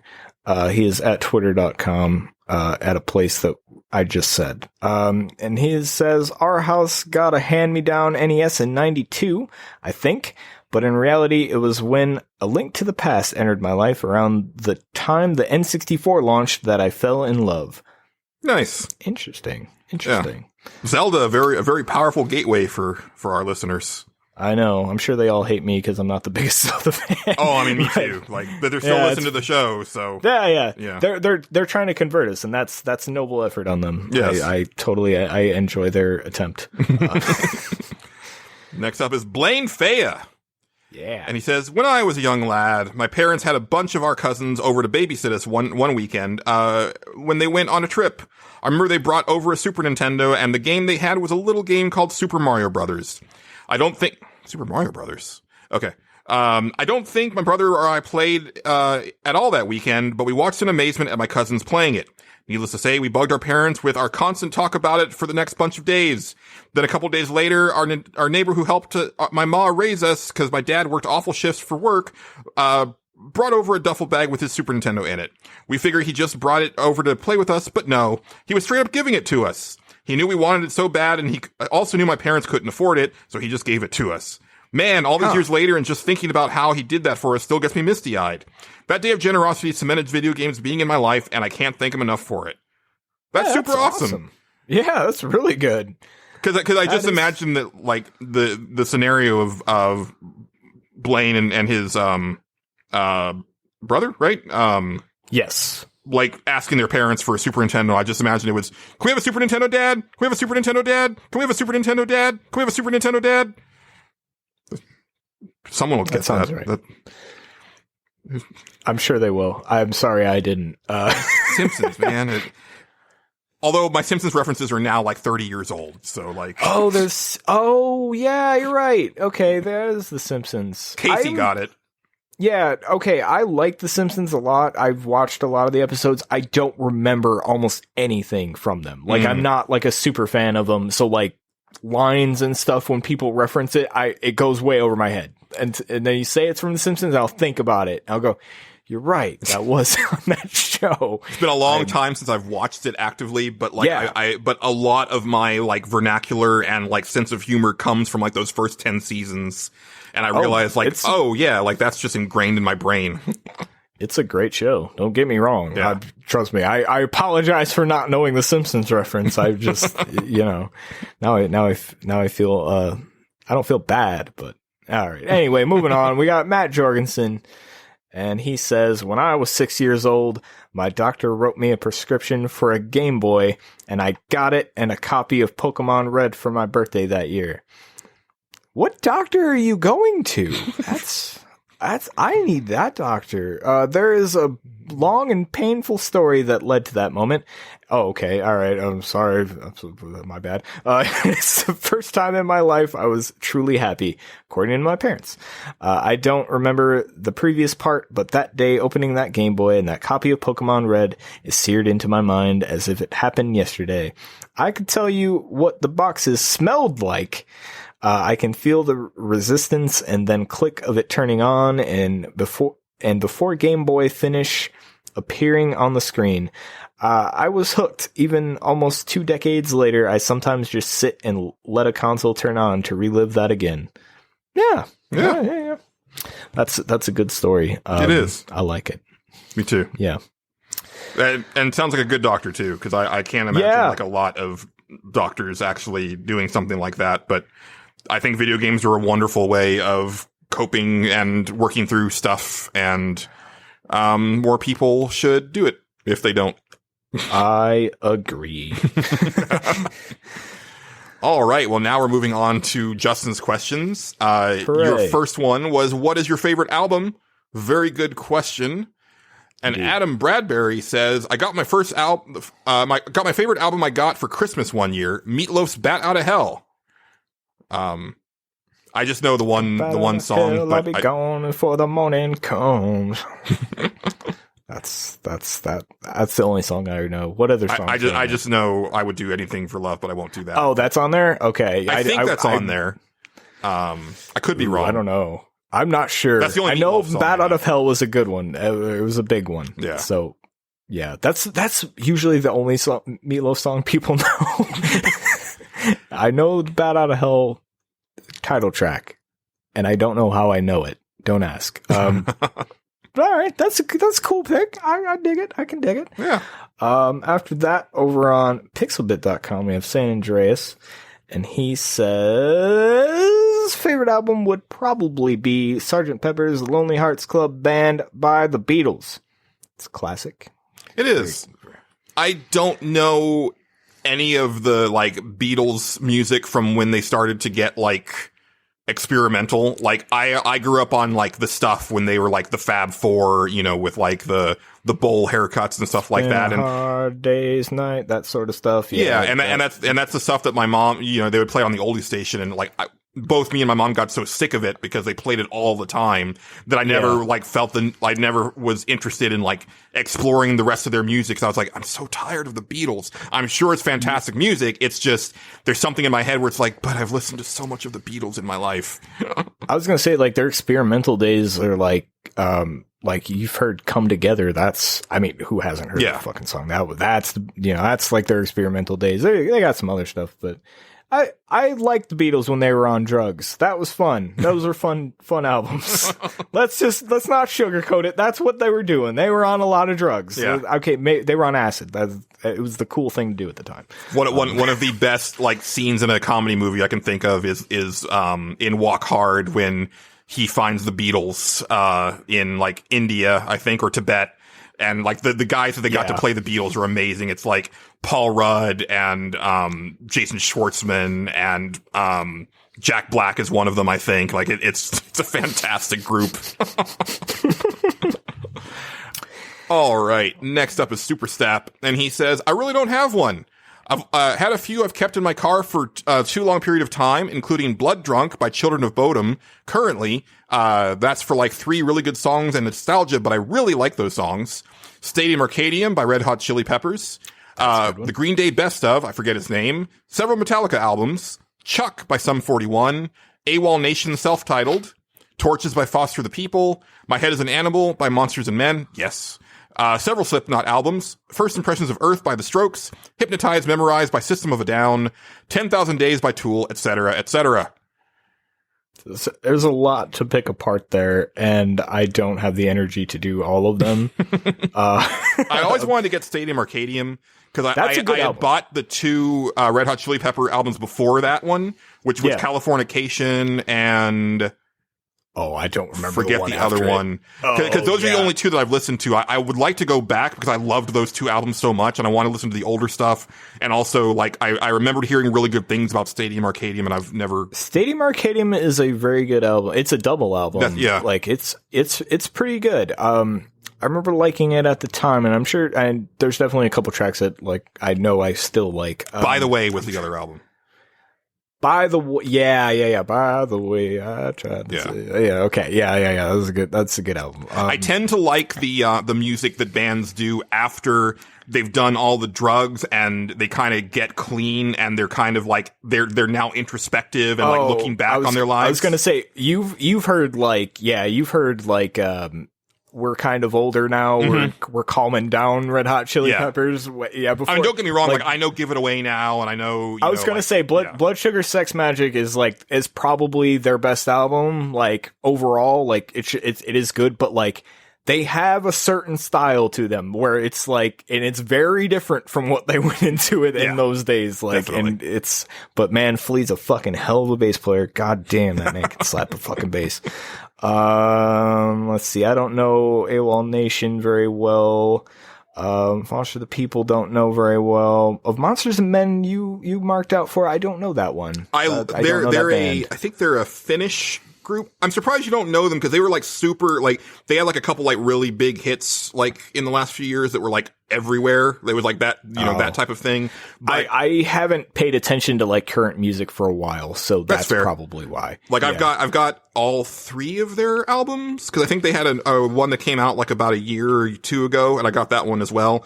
My favorite album from theirs is their second album so far. Okay. Slipknot. I'm not a big Slipknot guy, but I loved the I think it's self-titled Slipknot when I was like in 8th grade. That was a good album. But I was very angry in 8th grade, so I don't know if I'd like it as much anymore. Strokes. Oh man, I'm trying to think of. Okay, so I owned 2 albums by the Strokes, and they were okay. I'm trying to think of which one this one is, but I'd have to look it up, and we ain't got the time. Hypnotized, Mesmerized, badass. That shit's great. And 10,000 Days by Tool, also great. Lot to pick apart there. That's all you're getting out of me. Thank you for your time. All right. Well, after that. Oh, right. Yeah, you got the next one. Extrian. Yeah. Yep. After that, we have Extrian. And he says, I love music, but I don't really lock it down to albums. I may have to go with Hybrid Theory by Linkin Park. Okay. It's definitely something I look back on fondly when I remember long road trips and blasting my CD player too damn loud. Yeah, a lot of people liked that album. I get it. Yeah. I always kind of deep sigh when I hear it because it was like one of those things that I remember hearing back in the day and be like, I don't know about this one, guys. I think we should stop with this rap rock stuff now. I really liked it. Like I really love that album, but I also came to it like way later. Like it was not a popular album anymore by the time I got to it. It's don't get me wrong. I can see why people like it. I totally get it. It's just not my that band is just like, well, it's one of those things where I'm like, I hear them and I go, this is not my thing, but I get why people like it. Yeah. So. Next up, Casey Curran says Boston by Boston. I have yet to meet anyone who doesn't like this band or album. It's more than a feeling. It's one of my don't know if favorite that's on songs to that play on album. Guitar Hero 1, man. Like, cause it's as a I've said great on the show fucking- many times, like Guitar Hero was my gateway to like cool music. Cause Yeah. like I said, like growing up, I listened to like my parents' oldies and I listened to movie soundtracks and that was it. And then a little bit of country music, when I was like in high school. But it was really like, that was my introduction to like classic rock and like heavy metal and all that good stuff. So, yeah, I've got fond memories of More Than a Feeling and Boston. Nice.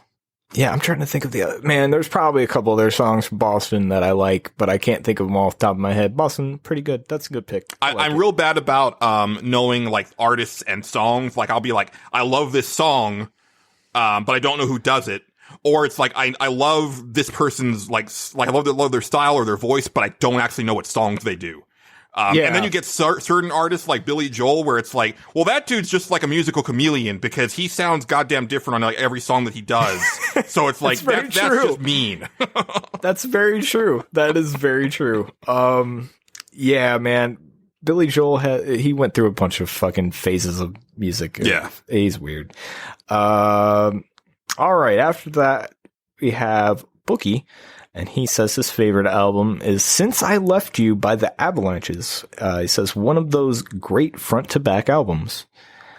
I will not lie. I am very unfamiliar with this album. That shocks me, actually. Yeah. I don't know what songs are on. Is it? Oh no, newer, older? I've never heard of them either. I just expect you to know. Oh, okay. Like, Oh, okay. Oh, okay. All right. No, I admit if it's more indie rock or something, I don't know it too well. Like there's a certain genres that I know pretty well, but like if I went and looked it up, I could tell you why I don't know who these guys are, but I'm sure it's a great album, Bookie, and I'm happy that you like it. yeah. All right. Next up on Twitter, we have Xavier Krieger, who says, my favorite album is Awaken My Love by Childish Gambino. He's one of my favorite artists and creators anyways, but this album has become akin to comfort food for me. Especially this year, I've really enjoyed throwing this album on and letting it soothe and relax me and take me to a very peaceful place. Childish Gambino is great. I didn't know anything, like I didn't know about his music persona until This Is America came out, and that song is amazing. And like I watched the video again like a few months ago, and I was like, this is very now. Like, I mean, it only came out like a year ago, but I was like, oh, this, not that it was like, I mean, because it's stuff that's been going on forever, but it was like, especially in light of this year, I was like, this is intense. Yeah, man. Childish Gambino is really good. Yeah. He's really good. And it's funny because I can't remember if I seen him as I seen him as a comedian first. Actually, I seen him as just Donald Glover's stand-up comedian first, and then heard he had a rap career. I was like, oh, this is probably really bad. And then I remember listening to it and going, this is actually pretty fucking good. Like I was like, this is really good. He's like Justin Timberlake, where it's like, you have no business being this talented and good looking. Like, why? Yeah. Like, there has to be a flaw somewhere, and there's not, and it's kind of annoying. Yeah, it sucks. It sucks. But what are you gonna do? What are you gonna do? After that, we have our buddy Philip PK Becker. I'm just gonna keep saying his name like that because it just rolls off the tongue very good. You just do it. Yeah, he says, Spotify tells me my favorite album of 2020 is Maybe I'll Catch Fire by Alkaline Trio. The track Radio is a pretty good distillation of my feelings on COVID. All right. That's intense. Alkaline Trio, I'm not super familiar with them. I know who they are, and I remember I knew a girl who was like really, really into Alkaline Trio. But I never really listened to them myself, and I should try them sometime. I know my sister hates them. I'm sorry, my sister's. It doesn't matter. Don't take it out on her. I think that's probably why I never got this, because sometimes I'll go, Sam, who are these people? And she's like, oh, they're bad. Don't worry about it. And I'm like, all right. My sister's very intense in her musical opinions. Oh, I'm well aware.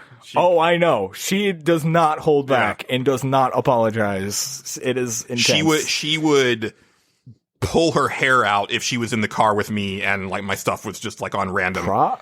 Probably. Like, I don't think there's anything in my like 30,000 songs on my phone that she would like enjoy. the thing is if you have tracks that she thinks are funny or that her and I both think are funny for whatever reason, like, then you're in good with her though. Oh yeah, like, but she'll be like, "Oh, this is terrible. I love it," but not yeah, like, exactly. Yeah. And it's like, no, exactly. but I really love this song. That's great. Next up is Blaine Faya, who says the Black Album by Metallica. It was the first album I ever owned and is the reason I'm into music. I think I only know like one or two songs off of that one, but I've liked what I've heard of Metallica. Oh man, really? Yeah. I was gonna say, like, I talk a lot of shit on Metallica, but the Black Album is a good album. Like, top to bottom, it is a good album. Like, it had that album has. Oh fuck! Does that have Master of the Puppets? No. Okay. That's I think the album is Master of Puppets. Oh, okay. For that, I know I that don't know one. And Metallica I know albums. Sandman. Those are like the two. Enter Sandman.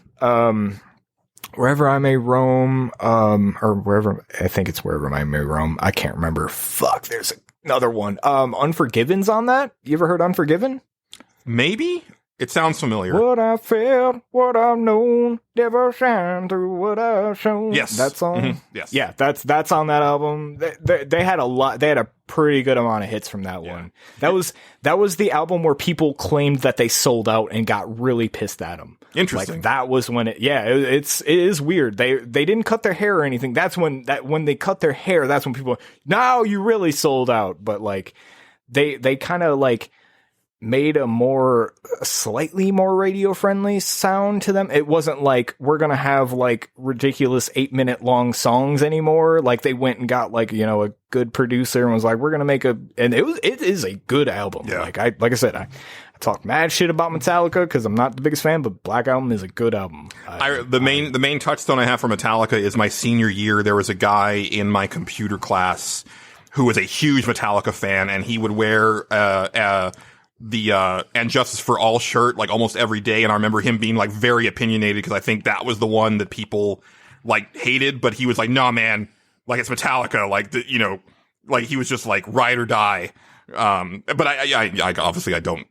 I just remembered him being very, very like defensive about that. People like Metallica, man. Yeah. People like Metallica. Last but not least for this question is Matt Jorgensen, and he says either anything by Sabaton, excluding Metalizer, or Marty Robbins' Gunfighter Ballads. I've seen Sabaton live before a Nightwish concert, and I really they were super entertaining. They're a metal band, but like their whole shtick is like World War II, like from the Allies' point of view, like just kind of like, hey man, like back in the day, like our people were like really awesome, like fighting against the Nazis, and like all of their songs are about war, but like not about like glorifying the war, more about like, hey, like we all got together in the 40s and did this amazing thing. And from what I can tell, that's like all their music, but it's really good. Nice. And then also the lead singer is like super charismatic and entertaining on the stage. Like I kind of fell in love with them from watching them live. Yeah, that goes a long way, especially at a live show. Like if they're entertaining live, man, I will buy their album. And sometimes I've listened to albums that I've been impressed by a live show and been like, listening to the album is not that great, but in my head I play back the live show while I'm listening to it, and it makes it better. Sure. So there's a lot of stuff like that.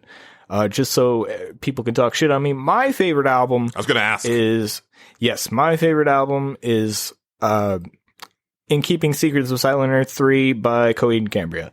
That is the full name of the album. Okay. I should have guessed the Coheed and Cambria one because I know you talk a lot about them. Yeah, that's their second album, and I think it is just an absolute fucking masterpiece, like top to bottom. Like, it's fucking good.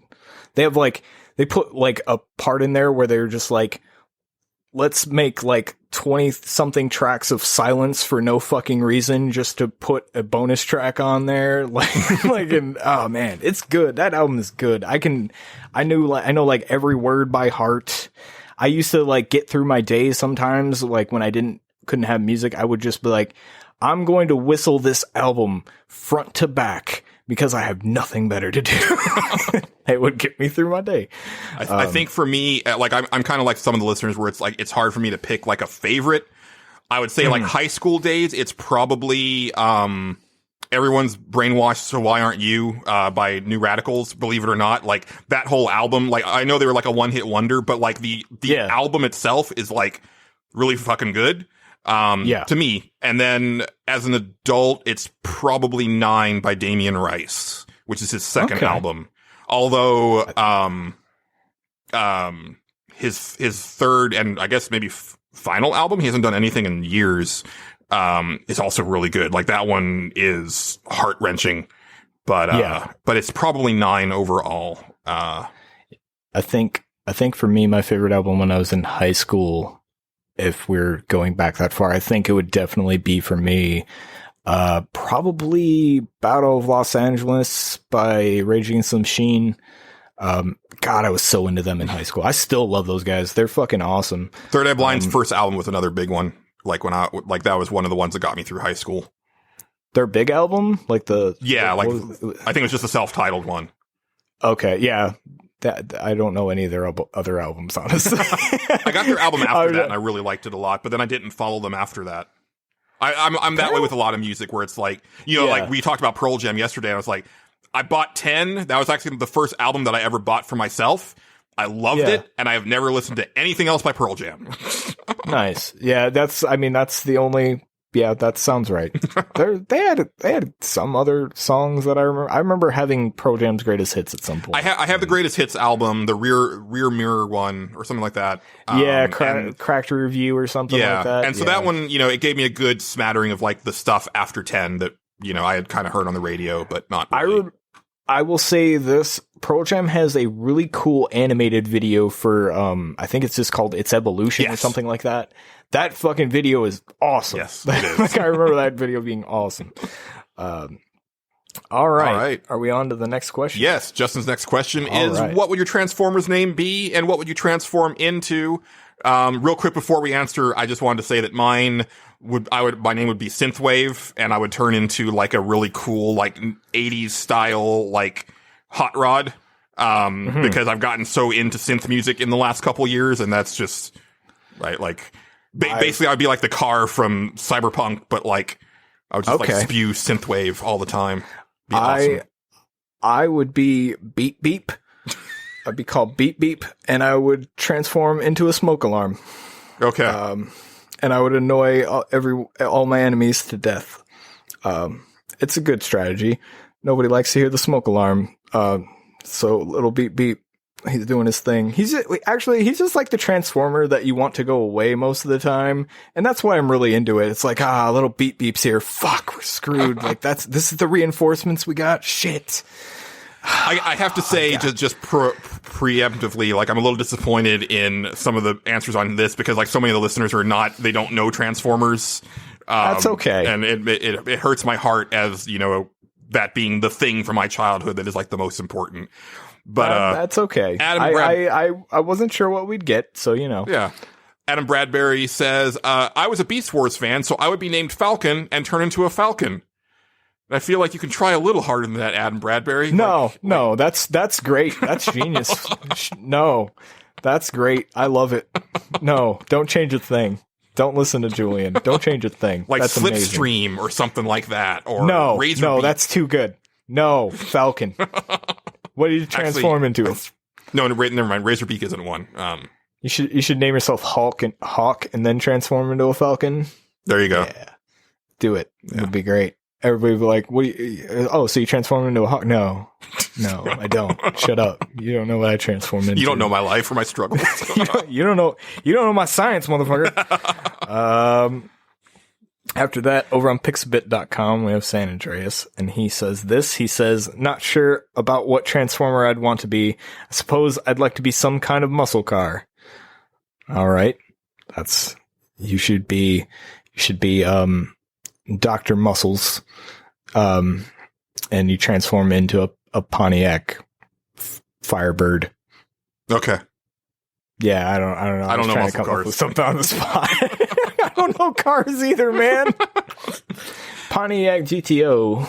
There you go. Yeah, that's a car. It is. I've heard of that. Yeah. Next up, Superstep says, my Transformer name would be Little Biscuit, and I turn into a Ford Pinto. I like it.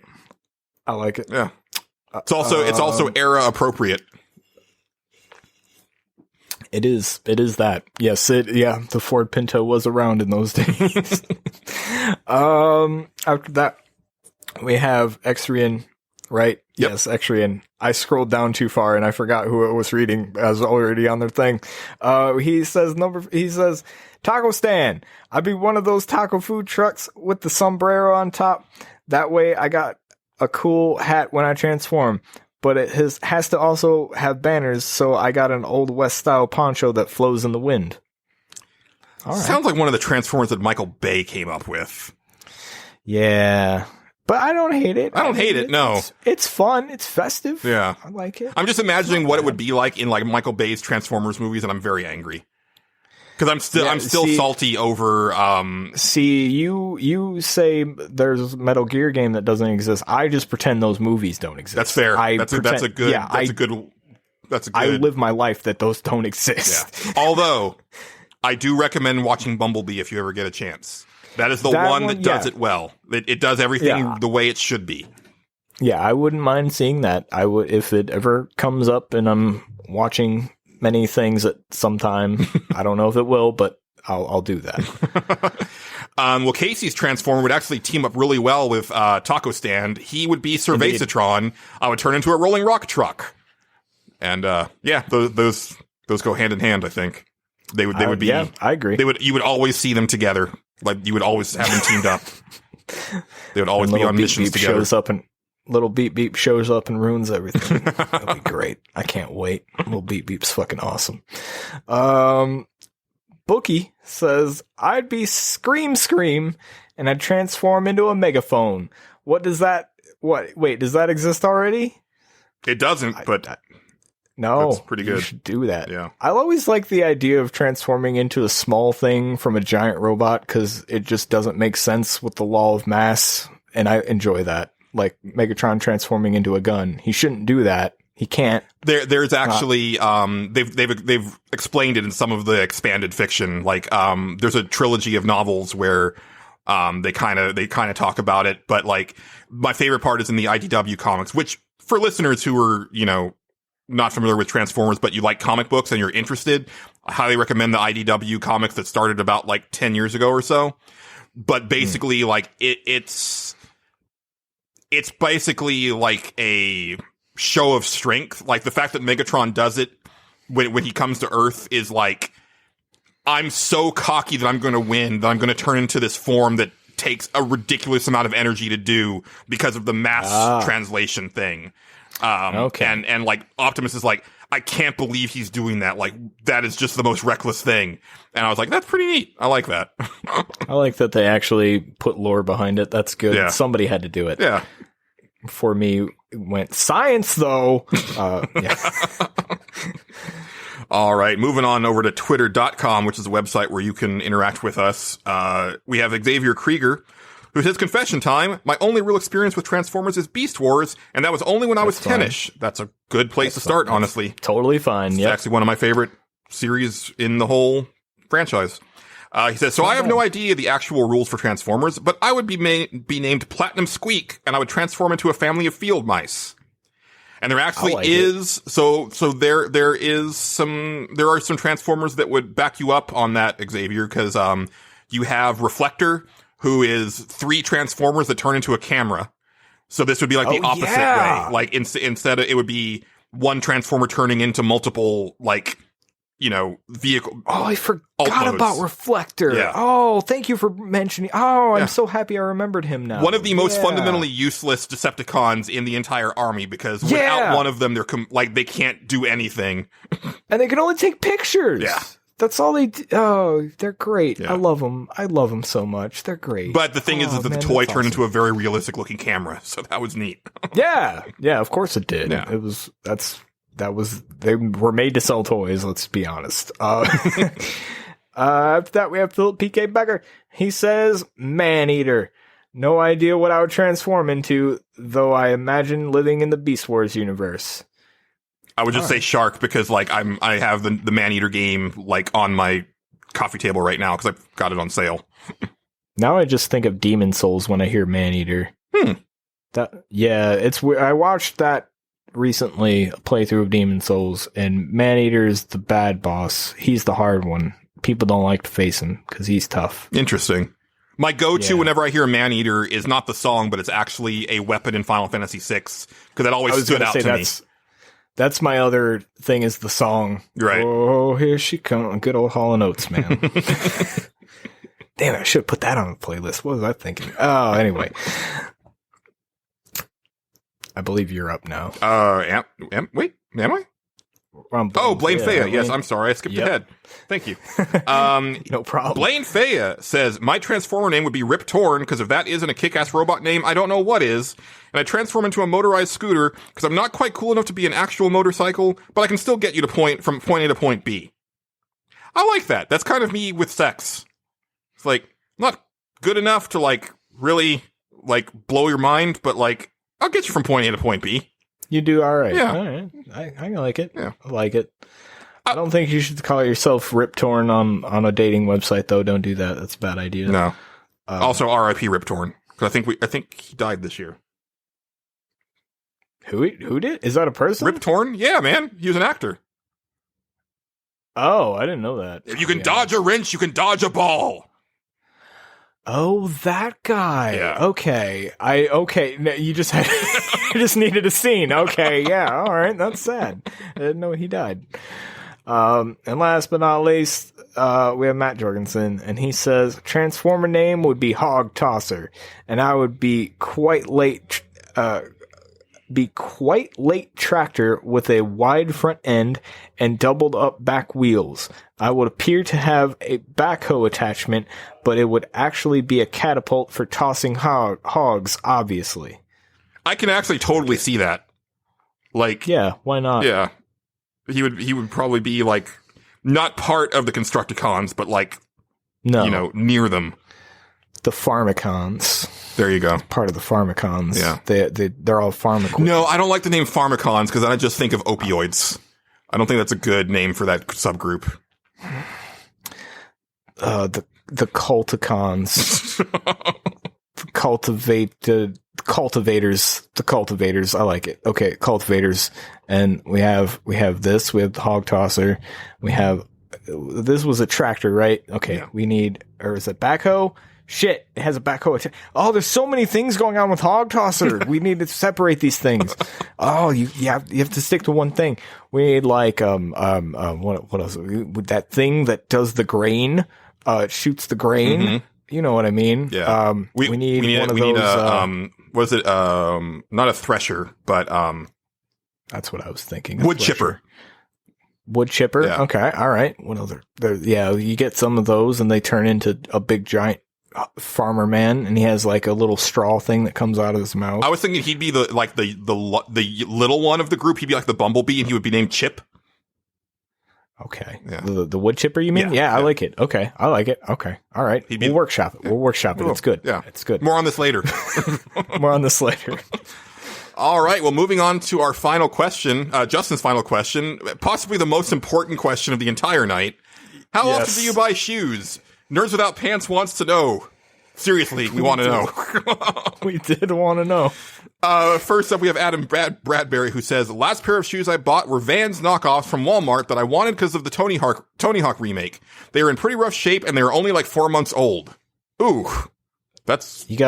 You gotta buy legit Vans. You gotta buy legit Vans. They're good shoes that last a long time. That's what I buy. And I usually maybe go through a pair a year, but I probably don't. They're usually still fine. Mm-hmm. They don't have holes in them or anything like that. But, they're good shoes. I don't trust anything you buy at Walmart, clothing wise. Yes. Other things are fine, but clothing wise. Dude, the whole concept of planned obsolescence is really pissing me off.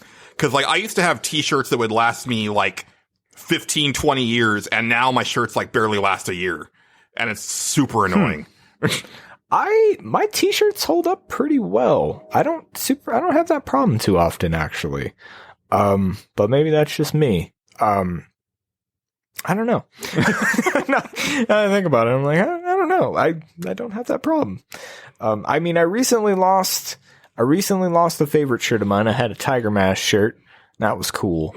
The Japanese pro wrestler Tiger Mask 4. Let's specify for the people that are going to get on me. Yeah, because wasn't ACH Tiger Mask for a bit?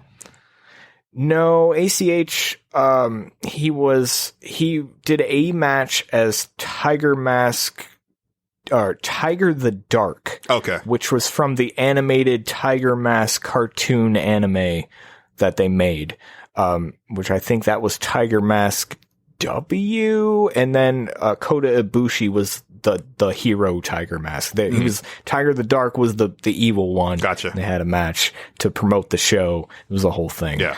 It wasn't a bad match though. Kota Ibushi is a good wrestler, and so is ACH. Yeah. Anyway, I lost that shirt, and that was depressing. But that lasted like 3 years at least. So I've got a handful of shirts that are lasting that long. But like I used to have.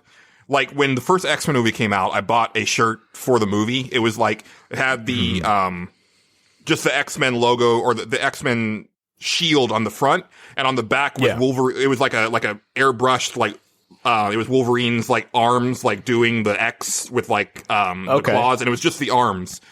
I had that thing from, like, 2001 up until, like, 2015, and that's only because I was getting rid of shirts. It wasn't because it was worn out or anything like that. Like, I could have kept it still. Yeah. I have not had a shirt last that long in ages, and it bums me out because, like, I'll see pictures of me from like old pictures of like, man, I missed that shirt, and it was like 5 years ago, but it's like I don't have that shirt anymore. Yep, I just end up buying more shirts than I know what to do with sometimes, and I lose them. I have a ton of them, I just don't know where they're at. Like, I was thinking about a shirt the other day. I can't remember what shirt it was, but I was like, what did I do with that? Like, I don't know. It's just gone forever, I guess. I just ordered three more shirts. They're cool shirts. I'll talk about them some other time. I just got one recently that I ordered, and it's like the geekiest thing, but it's just the title card to episode 12 of Neon Genesis Evangelion. And I just thought that was really cool. And I was like, okay, I need that. Mine, all right, I'll talk about them now. Fine. I bought they looked like band shirts. They're video game shirts, but they looked like band shirts. I was on this place. It's called fangamer.com. It's a good website to buy shirts on for video games. They have like a lot of indie games and stuff. They had a Cool Fest 99 shirt or whatever, and I wanted it so bad. That's from Hypnospace Outlaw. Okay. Like, it was like I was like, oh, I want that so bad. It was sold out. I was so bummed. But they had a shirt that from the ending of Silent Hill 2 that we were talking about with the dog. Oh, nice. It basically says like the whole line, it was you the whole time or whatever. And I was like, oh, this is great. I love it. And I bought a Rad Shiba shirt. That's from Valhalla. It's just got a Rad Shiba on it. And it's pretty cool.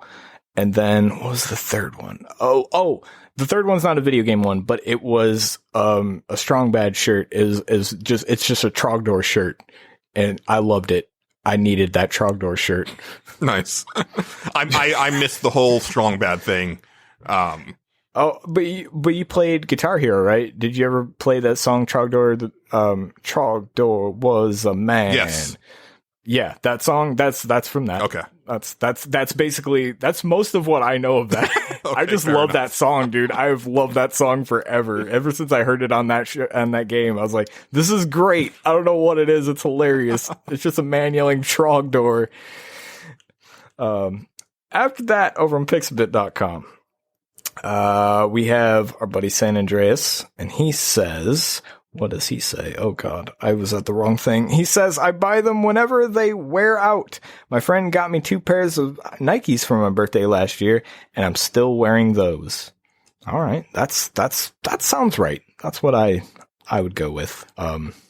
Yeah. And so what I'm learning is that I think that's where like someone else says it later on, but I think where I'm messing up is that I replace my shoes because they don't feel like they're giving me support anymore.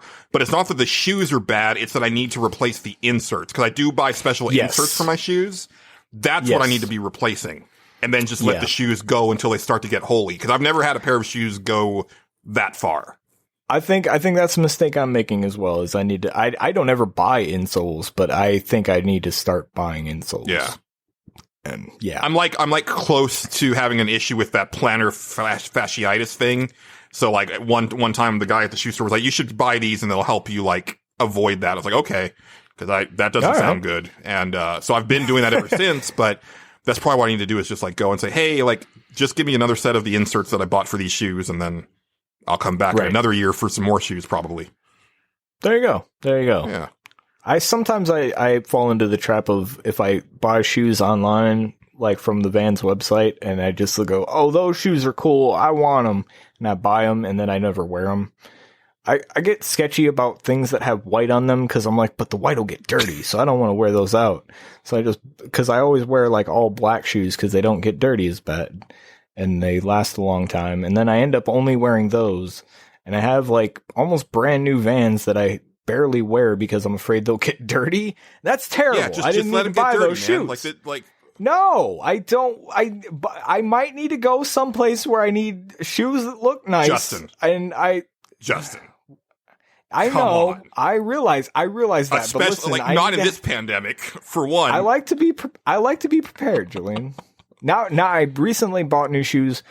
I bought slip-on Vans without the ties because I got tired of tying my shoes. Okay, you did say last episode that you wanted to slip on. So I did that because when I go out smoke and it's snowing outside, it's not good to not have shoes on. I learned that the hard way because I did that. Shut up. Don't ask about it. No, it's fine. But I think you're just one step closer to just living in a bathrobe. I mean I wear sweatpants a lot. It's fine. Yeah. But no. That's not true. I just put jeans on sometimes. I'm not going anywhere. What the fuck am I putting jeans on? It's just more laundry to do. I don't understand why I keep doing it. Yeah. I don't know. I'm weird, man. Fuck. This whole year, like I've said, fuck it, it's 2020 so many times this year where it's like, just a lot of things. It's like, I should really brush my teeth. Yeah. It's 2020. Who cares? Yeah, fuck it. Fuck it, man. Okay. Nobody knows. All right. Next up, we have Superstep, who says, not often at all. You're supposed to replace running shoes every year, and I'd say I'm a few months behind that target every time. And the wear and tear is pretty apparent. So I have to go to Dallas to find a running shoe store, and I'm real lackadaisical about road tripping. I think my dress shoes last me plenty long enough without anyone noticing. When I used to go to church and stuff like that, I could go a long time on the dress shoes because I didn't use them very often. It was like, Sunday and maybe Thursday, and then like for like 2 hours at a time. And it's like, those would last forever. Man, I think the most I've ever gone through shoes is when I worked at the Krispy Kreme. Because so you have Krispy Kreme. What my job when I worked there is you had to spray everything, all the big line at the Krispy Kreme. If you've ever been to one of those, you have to spray that down with hot water to get all the fucking glaze that just sits there and cakes on it all day. Mm-hmm. You're supposed to do this twice a day, but nobody did it twice a day. It was only me. I was the only person that ever did it at night. So what you spray this like hot water hose on all this stuff to get it off, and basically it just hits your shoes and just fucking slowly ruins them. Right. And you have like non-slip shoes, and the only place that sells non-slip shoes is Walmart or whatever. I'm sure that you can order them, but I'm not ordering them. Fuck that. I just go to Walmart and buy new ones every time. But I would go through shoes like every couple months because they would just fucking die. And as soon as like they get a hole in them, now your socks are wet. Right. So, and it's terrible. Oh God. That was the only bad thing is just like you went home every day with wet socks. It was bad. But yeah, free Krispy Kreme. Actually, probably not. Yeah. No, you got a free dozen donuts every day that you worked there. You could take a whole dozen donuts home if you wanted. I did it very rarely, and every time I did, I would give them to people. Are we talking about just like the donuts. basic like glazed Krispy Kreme? Any ones you want. Okay. Dozen of whatever you want. That would be dangerous for me. I don't like the basic Krispy Kreme donut, but like there are other donuts I like. Which ones? I'm just curious. I mean, basically anything besides like the basic glazed donut. Like I just don't like the taste of that one. But the other ones that I've had, because I'm more of a cake donut guy anyway. Cake donuts. Yeah. Okay, gotcha. Yep.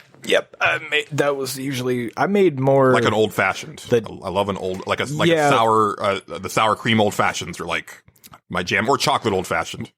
Let me tell you my weirdest favorite thing that I would do at Krispy Kreme, and it was basically just taking. So when you make the shells that, you know, with the cream filled and all that stuff, they're all just one type of donut.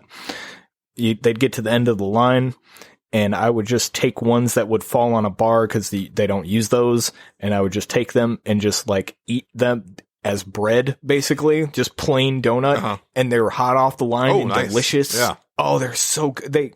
There's something in them that's just like sweet enough, but it's not too. Oh, it's really good. Oh, dude, like it's really good. I don't know if I think they might be closed now, but we had this place in Austin called Gordeau's, which is they do like it's a completely donut based menu, and so like you can get like a donut sandwich or a donut burger or like these ridiculous like meals where like it's like a savory donut with like chicken fried steak on top of it. It's so amazing. And then the actual dessert donuts are just like heavenly. But yeah, I can get down with a savory donut, man. Like, oh yeah, sure. man, it's quite good. It was quite good. And but yeah, I know way too much about Krispy Kreme. I can't eat them anymore. I can look, especially like anything you get out of like a store, like a gas station or something. Like I can walk in there and be like, that's been there for days. I can tell because the glaze looks like such and such, and like it's just it bothers me. Yeah. But yeah, and also I used to make donut holes in the crullers. That was the big thing, and I don't want anything to do with those things anymore. So, long nights. But after that, we have Extrian. He says this about shoes. He says, I buy shoes when I find them on a good sale. I'm not picky as long as they aren't stupid looking. Costco was selling some solid looking shoes for $6, so I bought a black and gray pair. Bought some simple hiking style boots there for $20-ish a few months ago, so I don't have a set time. Interesting. Buys them when they're on sale. He's fucking renegade of shoe buying, this guy. Dude, I wish that I could just like walk into a store and find something that would fit me, but I've got like massive feet. They're like long and they're wide, so I'm fucked both ways. And like, I've only found like one shoe store that has one type of shoe and I just go in once a year. I'm like, hey, do you have this brand in stock? And they're like, yeah, in this size. Yeah. All right. Just box it up. Like I know they'll fit. That's the only thing that I know works. Like I'm sure other things do, but it's like, I know this brand of New Balance or this New Balance shoe, this size, this is going to work for me. Yep. A lot of people, I'm kind of like that with Vans. I'm not going to lie. Like that is the one type of shoe. Like I don't have like crazy feet or anything, but I know I used to like Converse a lot, like the Chuck Taylors or whatever, but like they would like squeeze the shit out of my feet after a while. Like if you were on them for more than a little while, they were just, I don't know, they were too narrow for me. Those shoes look like so Vans, uncomfortable to me. Like I just don't understand how people can like wear them comfortably, because it just seems like you're not getting like any support anywhere. Like they're very thin on top and also like no cushion. The thin on top thing is actually nice in the summertime because you're kind of wearing a shoe, but it's not like you get a breeze in there. I don't know how to explain it. So it's not too bad in that aspect, but in the wintertime, it's fuck you. Like, don't wear them in the wintertime. Don't do it. It's a bad idea. And yeah, like if you're wearing them for a long time, if you're going to like stand somewhere or going to work or whatever, yeah, no, fuck. Those things are uncomfortable as shit. Vans, very cushy, very comfortable. I like them. I get a 10.5 every time. It's a good size. It works for me. Yeah. Well, Casey says once about every 6 months. I run a lot, so they wear out quick. See, I learned something about Casey. He runs a lot. Yeah. Oh, I mean, I met Casey in person for E3, and yeah, that dude is in shape. That's good. That's good. I'm glad to hear it. I am not. Bookie up next. He says, never? I can't remember the last time I got shoes that weren't a gift. And now that I think about it, they were probably gifts because they couldn't stand looking at my ratty shoes. Reminds me of the saying, if somebody offers you gum, take it. Is that a saying? It is now. Okay. All right. I didn't know that. I don't like gum. I'll be honest. Yeah, I'm not a big fan either. I'm more of a mint guy. I'll get like ice breakers. Mints, I'm down. Yeah. Mints, I'm down. You get to a certain point, like, this doesn't taste good anymore. What do I do with it? Oh, I just keep chewing it. No, where am I supposed to put it? I gotta find a trash can for this shit. Then you got the ass. Then you step on gum. Oh, it's the worst. Then you just say, oh, it's a terrible invention, gum. I don't like it. I don't like it. I think we should ban it. I'm right there with you. Okay, good. Yeah. I'm glad somebody's on my side. Over on Twitter, we have Xavier Krieger who says, work boots I buy every 18 months, a new insert every 6 months. House slippers, my wife typically gets me a new pair every fall, so I have them for winter. And tennis shoes, I wait until I notice a hole before getting a new pair, so typically 3 to 4 years. I think we're doing it wrong. I really do. Like, you get new inserts, and then you just keep on going until there's holes, and that can be a really long time. I think you're right. Yeah, I think you're right. Yeah, I think I've been wasting money on shoes. Yep, I'm fine with that. Like, yeah, now I know. Then again, I don't know. My shoes get dirty, and then are you gonna clean the shoe? You can't clean the shoe. I've never cleaned a shoe. Like your whole thing about like I'm worried about these Vans getting dirty. I'm like, yeah, they're shoes. They're supposed to get dirty, Justin. Like, this is a very foreign concept to me. Yeah, but they're white, and the black they can get dirty, but it doesn't show up as well until they get really, really dirty. You see what I'm saying? Yeah, like so mine usually are, because like all it takes is like one really good rain, and it's like, okay, well these are now muddy, and it's fine. I stay out of the rain, so you know. After that, we have Philip P.K. Becker. He says, anywhere from 6 months to 1 year really depends on build quality and application. I would burn through my skate shoes in 6 months. My current pair of running shoes will hopefully last me the year suggested, but with how much I have run since COVID, we'll see. Good on you, Philip. I have barely moved in the last 9 months. I was going to say, I learned P.K. Becker. He also runs. He's a running man. He is. He's the running man. All right. Next up is Blaine Faya, who says, depends on the shoes. Boots for work is probably every year and a half or so. Otherwise, I wear them until there's holes in them or until my wife makes me get new ones. So, yearly? Okay. All right. Yeah. I learning a lot about shoes tonight, and learning a lot about shoes. A lot of good stories about shoes on this podcast. And then last we have, last but not least, is Matt Jorgensen. He says, shoes are a scam. Fucking wow. I buy them only when I'm in dire need, and they are on sale. They are on sale. Usually I get motorcycle or cowboy boots because they last longer than regular shoes, which are a scam, and I don't have to waste time with laces. See, the trick is with laces is that you just lace up the shoes and you break them in and then you just leave them laced all the time and you just slip them on. And then occasionally you have to retie them because like they get too loose. But you just retie them while they're on, and then you slip out of them at the end of the day, and then you just slip back onto them the next day. Like I tie my shoes maybe once a month. It's an interesting strategy. Yeah. I just prefer to untie the shoe because I tend to like my shoes. I like my shoes to be on tight though, like so I tie them, and like if they feel even slightly loose, like I get bothered by it. Like the slip-ons do bother me. Interesting, because they're loose. But, like, I'm only going out on my porch with them on, so it's fine. Yeah. But, like, going anywhere else, I'm like, I need these shits to be tight, and I double knot them, because they're untying. I feel like you should have gotten, like, just some, like, fuzzy slippers. Like some comically fuzzy ones, like maybe, a Chewbacca or something. Yeah, but my main thing is going out in snow. Okay, that's fair. So if they get wet, you know, like I needed a rubber sole because I considered some sort of slipper just because it'd be easier, but like I needed the sole, so I went with that. I have worn them to the store and they were fine, but you know, it's weird. I've always wanted to live somewhere where like I could wear like slippers and like a robe in the winter because I would like. It's like comfy. It's like there would be no reason for me to wear a robe ever in Texas. And I've always wanted to wear a robe in the winter because it just seems so comfy. I bought Joe and Shanna robes for annual gift giving a couple years ago, and I was like, I want one of these, but I have no use for it. Nice. All right. Well, that is a stage select. That is the final stage select of the year. Thanks to everybody who commented and submitted. That was a lot of fun, and it's nice to get to know our listeners just a little bit better. And now you can take a big break, just like we're gonna do. This episode will probably be pretty longish when all said and done. Like but it. you're not gonna have much to listen to from the Nerds Without Pants for a while, so take it while you can get it. Yeah. That was longer than I thought it was going to be. That was shorter than I thought it was going to be because really, I thought it was going to be really short. Honestly, I was like, "This, I don't know how much mileage I'm going to get off of some of this." So the first question took us about 45 minutes, and I was like, "Oh no, this is going to be like a 6-hour episode."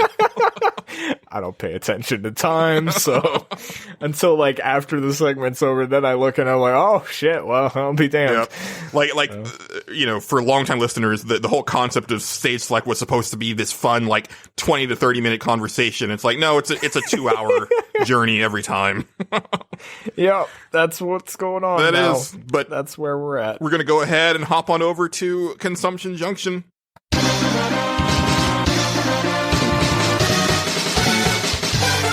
And Justin, I thought I would kick things off this episode because, we actually had an extra week this time, but just because of the way scheduling went. And in that time, I beat 4 games, and it felt really dang good. That's good. I'm proud of you. I finished Astro's Playroom, and I got the platinum. Nice. Not really much more to say about that game other than again, just the nostalgia factor of it. Once I got all of the artifacts in the big Playroom. It was just really cool to see all that stuff assembled because I was like, I've lived through this entire room. And it was just a really cool thing to see. And that game is just a delight. Once you get your PS5, do not skip that game. Yeah. And if anything, have that be the first thing that you do with it because you'll be just like, wow! I guarantee it. Well, I'm convinced that they've sold all the PlayStation 5s ever, and they only allow one person to buy them now. So, and he buys them all the time, and I have to ask special permission to buy them from him. I mean, you're not wrong. I saw a thing today that apparently scalpers have made $43 million in PS5 sales. Oh, I don't. Yeah, there was a group that had I think it was 3,600 of them or something like that. It's ridiculous. Yeah. And it also goes back to my thing that they totally could have sold this thing for $600 and people would not have batted an eye, honestly, because probably not. But yeah, it's fine. I don't mind paying $500 for it. I was like, hey, that's cheaper than I was expecting. Yeah, that's fine. The scalpers, man, they're selling for fucking double. Yeah, it's insane. And it's going to get to the point because Sony has been constantly releasing stock. It's the Series X has been impossible to get, but also the demand hasn't been as high, so it's been fine. Yeah. Many more people are wanting a PS5, but at this point I've given up on the Series X until next April or May because that's when they're saying there'll be more available. I'm committed to. I guess I'm playing everything on the PC now because that's as next gen as I can get it. So, and I'm fine with that. And then I finished Spider-Man Miles Morales, and then I finished Spider-Man Miles Morales a second time and got the platinum on that as well. Nice. I think that game is far superior to the 2018 Spider-Man in pretty much every way. Nice. I like the story better. I like the character better.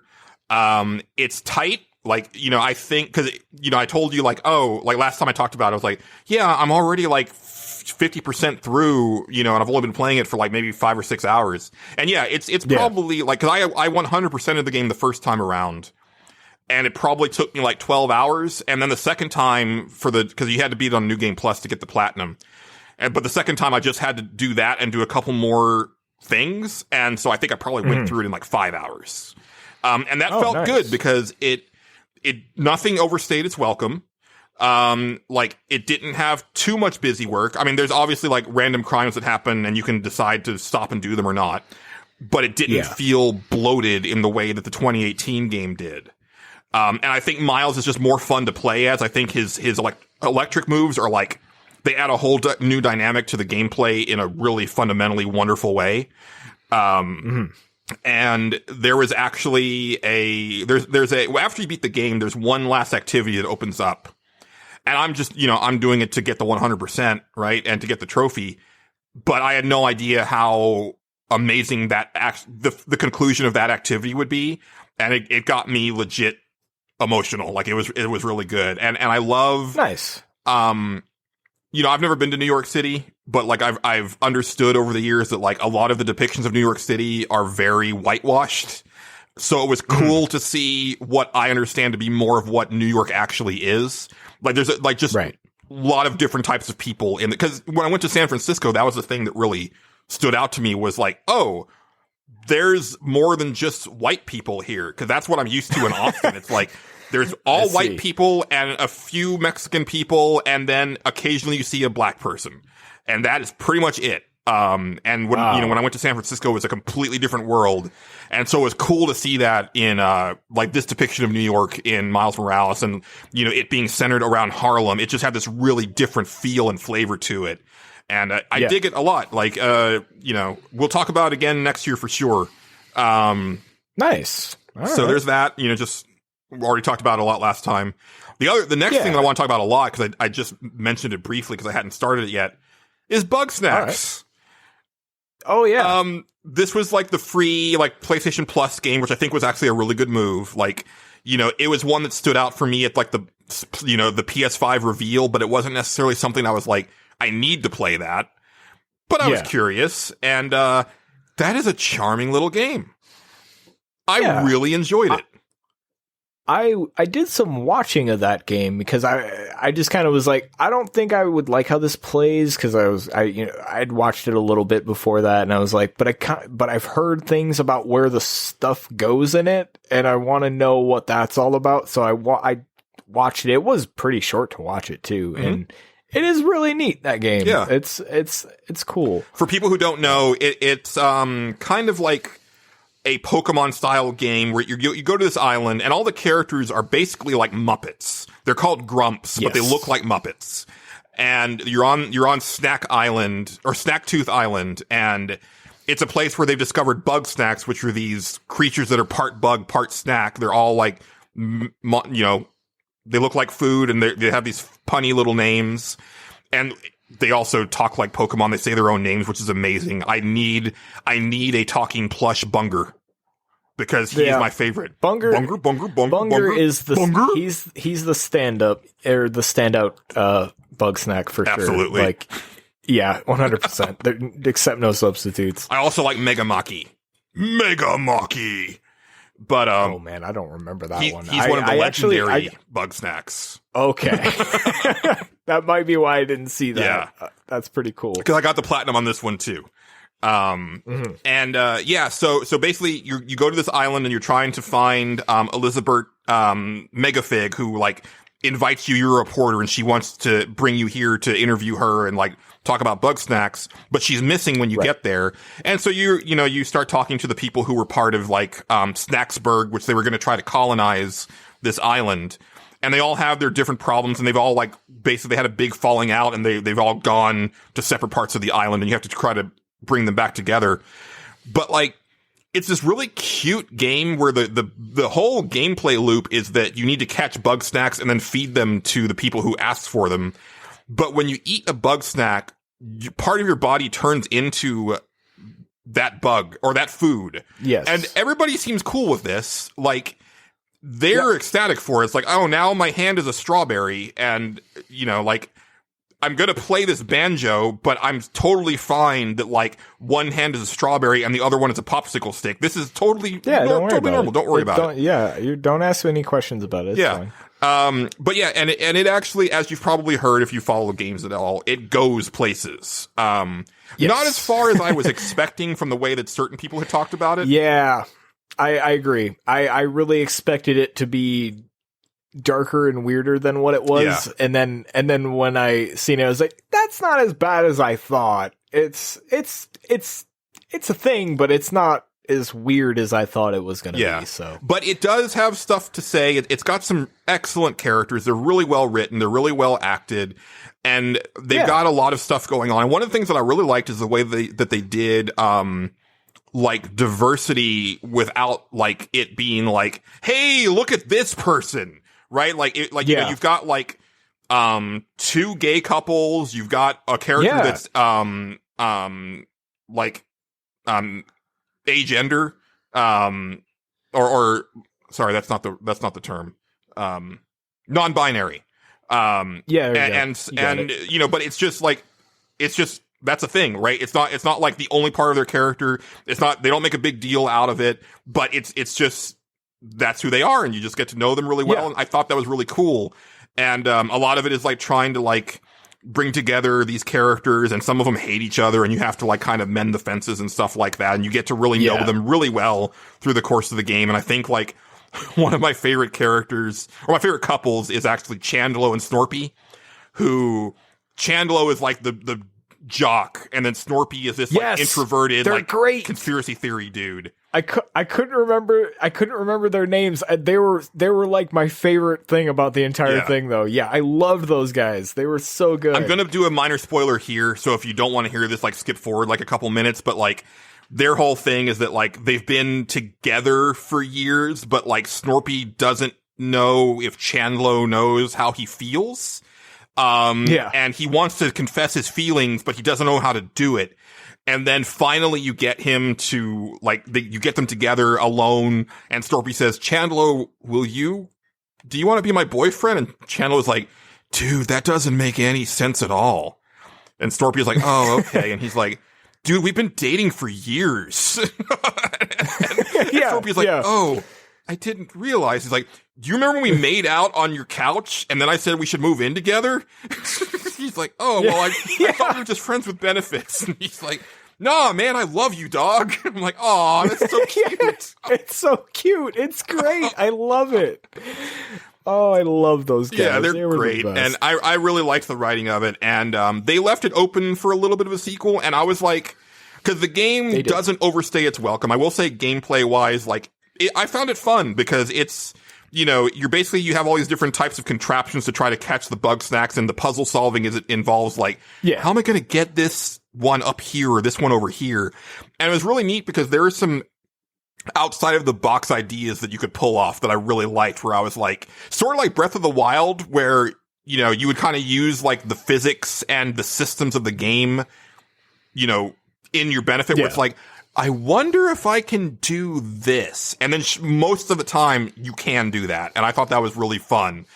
At the same time, by the time I was done with it, I was ready to be done with it, mainly because I did do everything and I got every Bugsnax.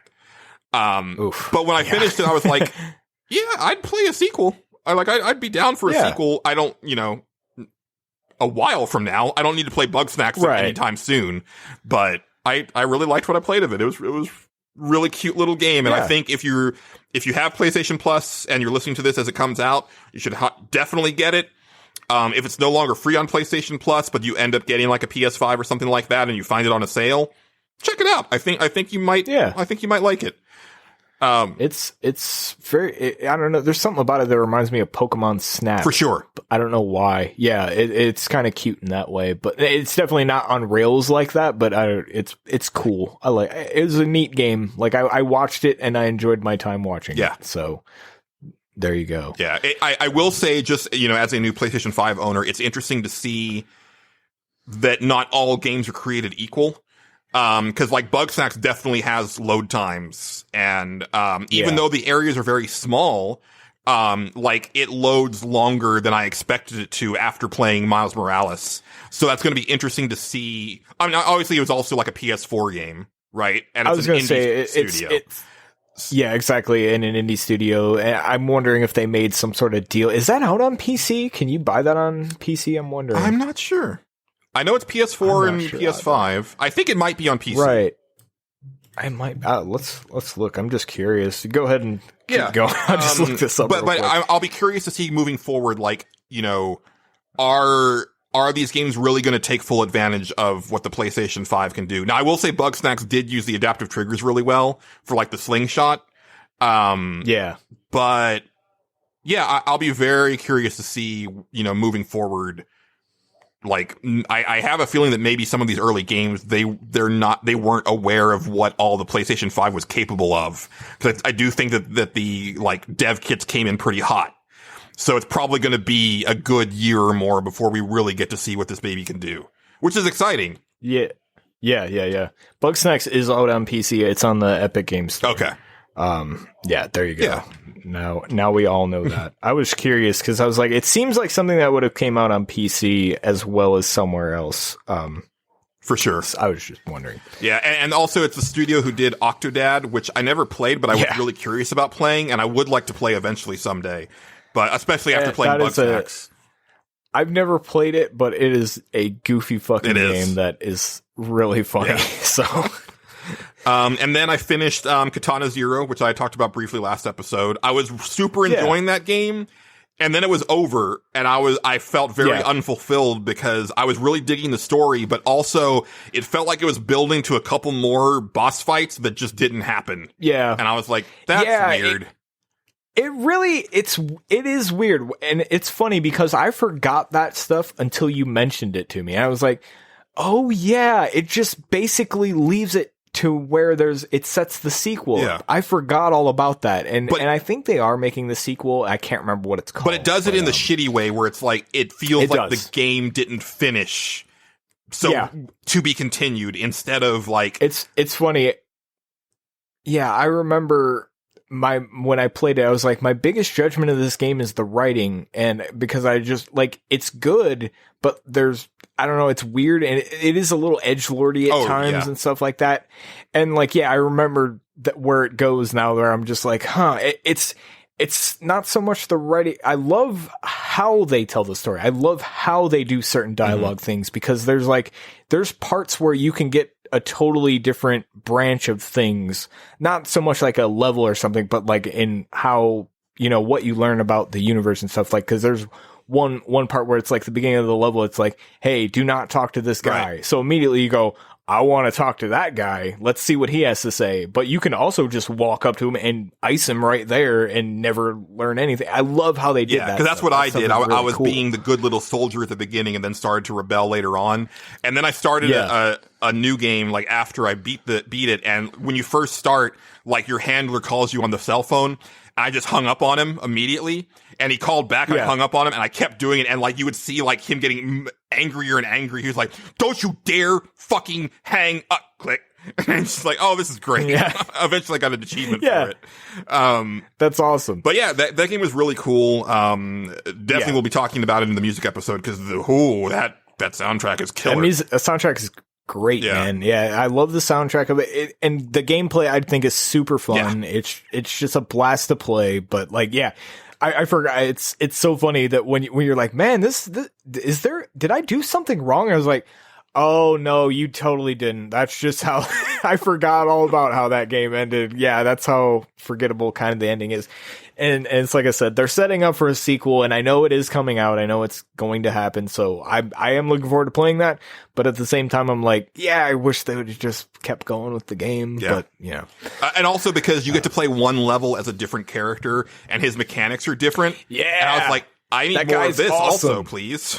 Yeah, dude, that guy's awesome. Yeah, I hope for more stuff like that. I hope for a few more surprises. Yeah. That it's neat. There's like one big revelation at the end, and it's a good one. It's not bad at all, but I would have liked more. Yeah, and it's like you said, they set up for boss fights that just never happen. You're like, oh man, that's gonna be crazy when I fight that dude, because they seem intense, and then it never happens. And there's also this element of like time travel where like there's characters who are like, I've killed you so many times and you have no idea. And like, you'll just like end up in like conversations with them. And like at one point you see this guy that has been like your antagonist, and all of a sudden he doesn't have his arms, and he's like, you have no idea the shit that I've been through, but I'm going to tell you about it now. And you never find out. And it's like, okay, I want to explore more of this. This is actually super interesting to me. And it's neat. It doesn't go anywhere, unfortunately. Unfortunately. I mean, like I said, they're setting up for the sequel, but I would have liked more myself. Yeah. So.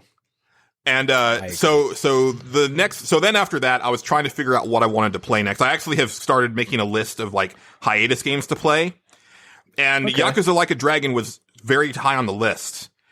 But I discovered this YouTube channel over the weekend called Archipel, which I highly recommend listeners check out, because this channel does nothing but interviews with Japanese game developers, which I think is a super important thing to do, because you do not get very much of that out of Japan. And so I ended up watching like 3 of them like back to back to back. The first one was actually one of the musicians and vocalists who works at Sega, and he's the one who does like the Daytona USA music, like the singing. And he also did and so I'm watching this and like, I don't know why I'm watching this, but it's very fascinating. But then it turns out he also is the singer for Burning Rangers. And I actually found myself getting emotional hearing him sing it live simply because back in the Game Fellas days, we had Burning Rangers, the Japanese version, and Danny Morgan would put that in on the Japanese Saturn like every day, all day long. So like I would always hear that song. So it's a very nostalgic thing for me. And I was like, okay, this is really good. And then after that, I watched an episode with an interview with the director of the Yakuza franchise, which I found very interesting. I really recommend it. Oh, actually, I'm sorry. That was the third one I watched because there was one with Naoki Yoshida, the director of Final Fantasy XIV. So, of course, I watched that immediately. But the Yakuza one was really interesting. But, you know, so they're talking to him and he's talking about the whole series and, you know, really good insights. But during it, they're showing footage from different games in the franchise, and they show a bunch of stuff from Yakuza 6. And they're showing stuff that is the bonkers stuff that I really love from the Yakuza games. And I'm watching this and I'm like, I think I really need to play Yakuza 6. Like, I think I really need to do that before I play Yakuza Like a Dragon. I know that Like a Dragon is like you know, it's a really good jumping on point. You don't have to have played the rest of the series. But there was two things, Justin, that they showed from Yakuza 6 that made me say that I had to play this right now. One was a scene where some people come to Kiryu's orphanage to take a baby away. There's an old guy who's holding the baby, and he throws the baby into the air, and the camera pans in close on the baby's face, who's just having a ball. And then, like, Kiryu catches him, and I was like, that's amazing. And there's a part where, like, I think Kiryu is playing, like, a ukulele, and he's, like, doing, like, a little, like, performance for people, and, like, they're kind of, it's like a mini game, they're, like, kind of bopping their heads along to the beat. And I was like, I need to see this, because that's just insane to see Kiryu doing something like that. So that's what I've been playing since then. I'm, like, a third of the way through Yakuza 6. There's like a baseball manager sim in there somewhere that I never really got around to doing myself. Oh, wow. I just got to the clan creator thing, which I like that way better than the construction, like tower defense game from Yakuza Kiwami 2. Okay. Yeah. This one, you're like attacking people and you have your little troops and it's a neat little mini game, and it has all the New Japan Pro Wrestling guys, which made it really fun for me. So, but yeah, Yakuza 6 is a good game, man. I'm really enjoying it. It's interesting because, like, even though I'm already like on chapter 5, and the games are usually about like 14, 15 chapters long, it still feels like I'm in like the prologue, because like not a lot of stuff has happened, but also it's interesting because, like, you know, obviously, like, Kamurocho is in every game, and they get a lot of mileage out of that. And it's amazing to me that, like, it never feels tired, right? Like, it just feels like, okay, I have now, existed in this city really well, so I know it very well. And, you know, it's like, movies take place in New York City all the time. You know, it's not like you can't have a game set in the same city all the time, because, like, there's plenty of stories to tell, you know, in the same setting, and it allows them to spin their resources elsewhere. Because one thing that I thought was really interesting about this game is that it looks high budget and low budget at the same time, if that makes sense. No, it totally does. They have kind of mastered that somehow. Like 7 kind of looks that way to me a lot. Like Like a Dragon, at least. Like, there's parts that's like when you get into cutscenes, right? It's just like you can see the fibers on fucking Kasuga's jacket. Right, and it's super detailed, it's super well directed. But then if you're doing like a side mission, the characters are just kind of like very rigid and just like standing there, and they don't even really do much with the camera work or anything, and they're barely moving their mouths, and it's like this is a shift. But obviously that, you know, they're spending their money wisely, and I think that's good. It's like, you know, because they've been making these games like almost a game a year, like since 2005, so it's working for them. Exactly. Yeah. But I'm thoroughly enjoying it, and I do like. Okay, so there's a couple things that I wanted to say. I like this older version of Kiryu because you see him finally softening. You know, like he smiles and he laughs every once in a while. It's a very slight smile. But you can see him now being, because, you know, he has the orphanage, but also now he's taking care of this baby who is kind of like his surrogate grandchild. And it's softening him, and it's really cool. It's also this really neat, like, lone wolf and cub type of situation that I like seeing him in. And I love that. And I don't know where this ends. I've gotten the impression that Kiryu doesn't die at the end of this game. And I don't want to know, but. No, I won't tell you. I would like to see another game with him later on. But here's my problem with, like, the series as a whole.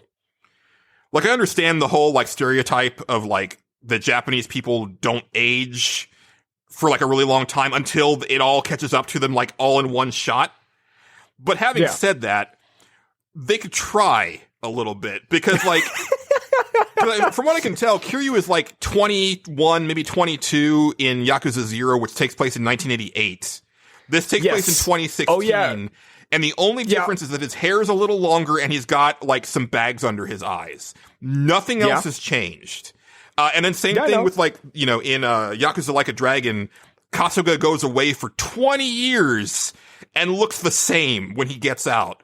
And my thing is, like, so far, one of my favorite things in Yakuza 6 is Beat Takeshi. Like, I'm aware of him, but I've never seen any of his movies. But, like, he is very much the, like, I'm too old for this Yakuza shit, but I'm still in the Yakuza, but I'm kind of just enjoying it, and I'm letting my underlings do all the dirty work for me, and I'm just kind of chilling out. I want to see that Kiryu. I want to see, like, 65-year-old Kiryu who can still kick some ass, but he's, like, very, like, hey, you know, what's going on? Like, we don't have to be formal. Like, just, like, you know, like, they kind of get over that whole, like, don't you know who I am type of mentality and stuff like that. And right. Know, like, cause Beat Takeshi in this game is very much like kind of the fun grandpa, like, especially when he meets the baby, he's just like, oh, you like just sitting on grandpa's lap. And it's like, I need to see Kiryu turn into that. I really want to see that. I want to see leather-faced, you know, gray-haired Kiryu, and I want to play a game with him like that. I think that would be really fun. It would be fun. I don't know if you're ever going to see it. It's amazing. They just never age those characters. They're basically superhuman. Yeah, they're really bizarre because, you know, Haruka is a character that you meet as a child in the first game, and she's been with him the whole series. And that's one thing I do really appreciate is that you've really seen these characters grow together. Right. But she's supposed to be 19 at this point, and she still looks like a 13-year-old. And I don't like that for a multitude of reasons. And it's a lot of things with Japan like that. Like, you know, we've been playing how many games with Sakura in it in Street Fighter, and she's never, you know, not been a schoolgirl. And it's like, I want to see her as an adult. Like, why? Well, like, I don't know. That's not entirely true. In 5, they kind of have aged her up a little bit because they're like, basically her story is like she's out of school or whatever, and now she's working at an arcade or whatever. She's still in the school, and like they No, she's not. Go look her 5 outfit up. It's like an arcade girl outfit. Oh, is it really? Maybe I didn't see her in the game. It's her work uniform. Yeah, now they still have classic Sakura in there, but like her default costume is like arcade girl. I don't know how to describe it other than that, but I know she works in an arcade. Oh, okay. She's got like this tie and like a button-up shirt. Yeah. Okay, that's a good look for her. Yeah. Yeah, it is. It is a really good look for her. Yeah, they have aged her up a little bit, and they're. It's like they have like. See, they should have just made Hot Dad Ryu the fucking default Ryu. Like, that would have been amazing. Yes. Like, where he has the fucking beard and he looks grizzled as shit, and that would have been awesome. Like, they gotta... passage of time has to happen. Like, exactly. They gotta do it. Yeah, because that's the thing that I really appreciate about the Tekken series. Is that they let those characters age, and you even have, like, characters' children at some point in there. That stuff is really cool to me. I like being able to grow Mortal with Kombat. my cast. Yeah, Mortal Kombat did that. I mean, starting from 9, you know, they slowly over the course of time, they're like, yeah, these characters did this and they have kids now. And like, I mean, people hated the Combat Kids, or I don't know what the hell people thought of the Combat Kids or whatever, but the Combat Kids, I wasn't it's too cool that keen on, but I love older Johnny Cage and older Sonya as a couple. That stuff is neat. Right. Indeed. I agree. Yeah, more of that in video games, but yeah, I think they're afraid if they change the design too much, people aren't going to recognize them. The same thing in Yakuza goes for Majima as well. Like the man never ages. Whenever you see him, he is always. I mean, I guess he changes his hair from Yakuza 0, but that's it's interesting, but it's not just like a Yakuza problem. It's kind of a video game problem. Like, like you know, I've argued a lot about how like I felt that like at the end of God of War 3, they should have killed Kratos, and then if they wanted to do another God of War, you just create a new character, right? Like I'm not one of those people who's like, oh, you can never get rid of this character. I'm like, no, let this character have their story, and then use what you've learned from telling that character's story and making their gameplay, and you can do something else with it. You know, like I really feel that very strongly about that. Same thing with Metal Gear. I know we you know, you made a really good point about my argument on Metal Gear Solid 4, but even so, it's like my thing is that if they ever did a Metal Gear Solid after 4, like I would want to have a different character, right? Like I would not want to play as Solid Snake. Agree. Or I don't want to play as Naked Snake either, because like that story's been told. I don't think they would. Well, I mean, you never know. They kept going back in the past to be like, yeah, you're big boss or whatever now. I don't know. That was their thing, which, you know, that's fine. That's cool. Yeah. But it would have been, cause I thought like, I remember thinking at Metal Gear 2 when, you change into Raiden or whatever, spoilers. when you learn you're Raiden, I remember being like, oh, they're passing the guard here, because they're like, this is, and then they immediately cowered it out. Well, they didn't cower it out. They went back in time for 3, and then in 4. And 4, he gets his redemption. Like by the end of 4, people were like, oh, Raiden is actually a badass. And then that's why Revenge came out, and that was also a really good game. But my thing, I think I've said this before, but like, I really felt that like Johnny Sasaki by the end of Metal Gear Solid 4 was set up to be the next Snake, because it's like he kind of, he's been this joke character the whole time, but then you realize, oh, he's actually a really competent soldier. He was just being held back by this, like, I forget what it was, but he had irritable bowels in your but it was a bad reaction to like, I think the nano machines or something. You're right. Yeah, I forgot I forget a lot of the details of Johnny Sasaki. Nah, I don't think you should make it. I think you could do something really cool there. Though. You could do something. I don't know. It'd be tough, but I mean, we're probably never getting we're definitely never getting that. We're never getting anything. I hope not. Again. From Metal Gear? No. You'll get Metal Gear Survive 2, and you'll learn to like it. There we go. Terrible. But yeah, that's all I've got. The only other thing is that I'm deep into the Final Fantasy 14 thing now, Justin, where I'm actually starting to get my relic weapon, which that was actually something that started way back at the end of a Realm Reborn story. So I'm having to catch up on a lot of shit, and it's a lot of menial like tasks. But I'm determined to get my lance for my Dragoon to be like really shiny and cool, because I'm at that point now where it's like, I'm finally one of those characters where you see newer characters checking me out, and it's like, oh, I do look like a cool endgame character now, don't I? Even though I'm not like level capped yet, but it's like I'm close, and I do look really cool now. And it's like, I'm that thing that I used to look up to like way back when, and so now I really want to like double down on that. So I'm very far gone. Nice. That's cool. Yeah. I'm gonna kick over to you, but I'm just gonna grab a drink real quick because I'm getting a little parched. Okay, I'll be right back. Go for it, man. Yeah, no problem.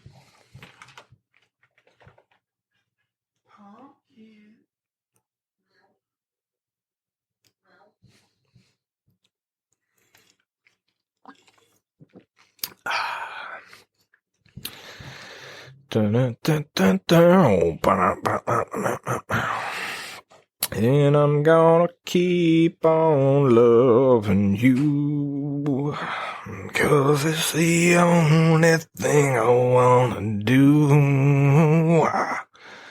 I don't wanna sleep, I just wanna keep on loving you. Nothing happened. I don't know what you're talking about. I always love it when I step away and then I get to hear it during the edits.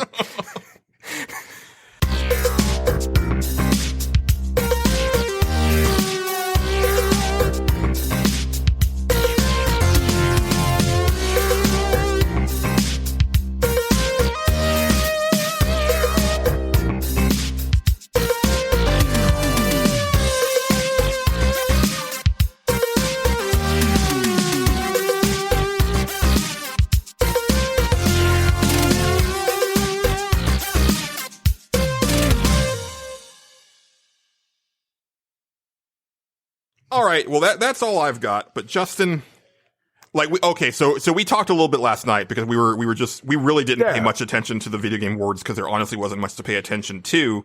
There really wasn't. But at that point you had just started Cyberpunk, but I'm sure you've played a bit more than that now. So I want to hear about it. And also there's stuff that the listeners have not heard that I have heard. Yeah. I guess I'll start before Cyberpunk, and I'll get into that slowly. So I've been. I'm sorry, but I don't mean to cut you off, but there was one thing that I really wanted to talk about because I felt it's important that listeners hear about it. And I totally forgot because it's a very small game. There's a game came out for Game Pass this last week, and I think it's on everything. But on Game Pass, obviously, you can play it if you're a Game Pass subscriber. It's called Haven. It's a little indie RPG. It's a sci-fi RPG that, it's just two characters. It's a character named K and a character named U. They are lovers that have run away from home because, as you learn, the way that their society works is that it's all based on matchmaking, but they found each other before the matchmakers got involved. And so they've run away to be together. And they're on this world, and it's not really a planet. It's like a bunch of islands that are loosely connected by this energy called flow. And you're able, you have these boots that are also powered by flow. And so you actually kind of hover everywhere, and you can actually eventually fly and jump with them. And it's basically a love story set on this alien world. And it's kind of about these characters learning to live together by themselves without other people around. But it is just this really beautiful little story with these very well written and very well acted characters. And I love the idea of having a game where it's not about getting the characters to fall in love. They are in love, right? They are a thing. But instead just getting to enjoy this couple, still new, right? They're in the first blush, but also just, you know, getting to know each other, getting to know each other's boundaries, but still just very much in love. It's a very real feeling game. And I highly recommend it. It is an RPG. It's a turn-based RPG. It's very simple. Combat is you know, it's fine. It's serviceable. It's fine. So far my only big complaint is that you can't really heal outside of battle unless you go to a campsite and you eat or use a med pack. But if you let them idle for long enough, they'll embrace, and then they get a little bit of hit points back from that. It's that type of game. They hold each other's hands as they're floating through, the landscape and stuff like that. Yeah. And it's this really beautiful little game. Soundtrack is fantastic.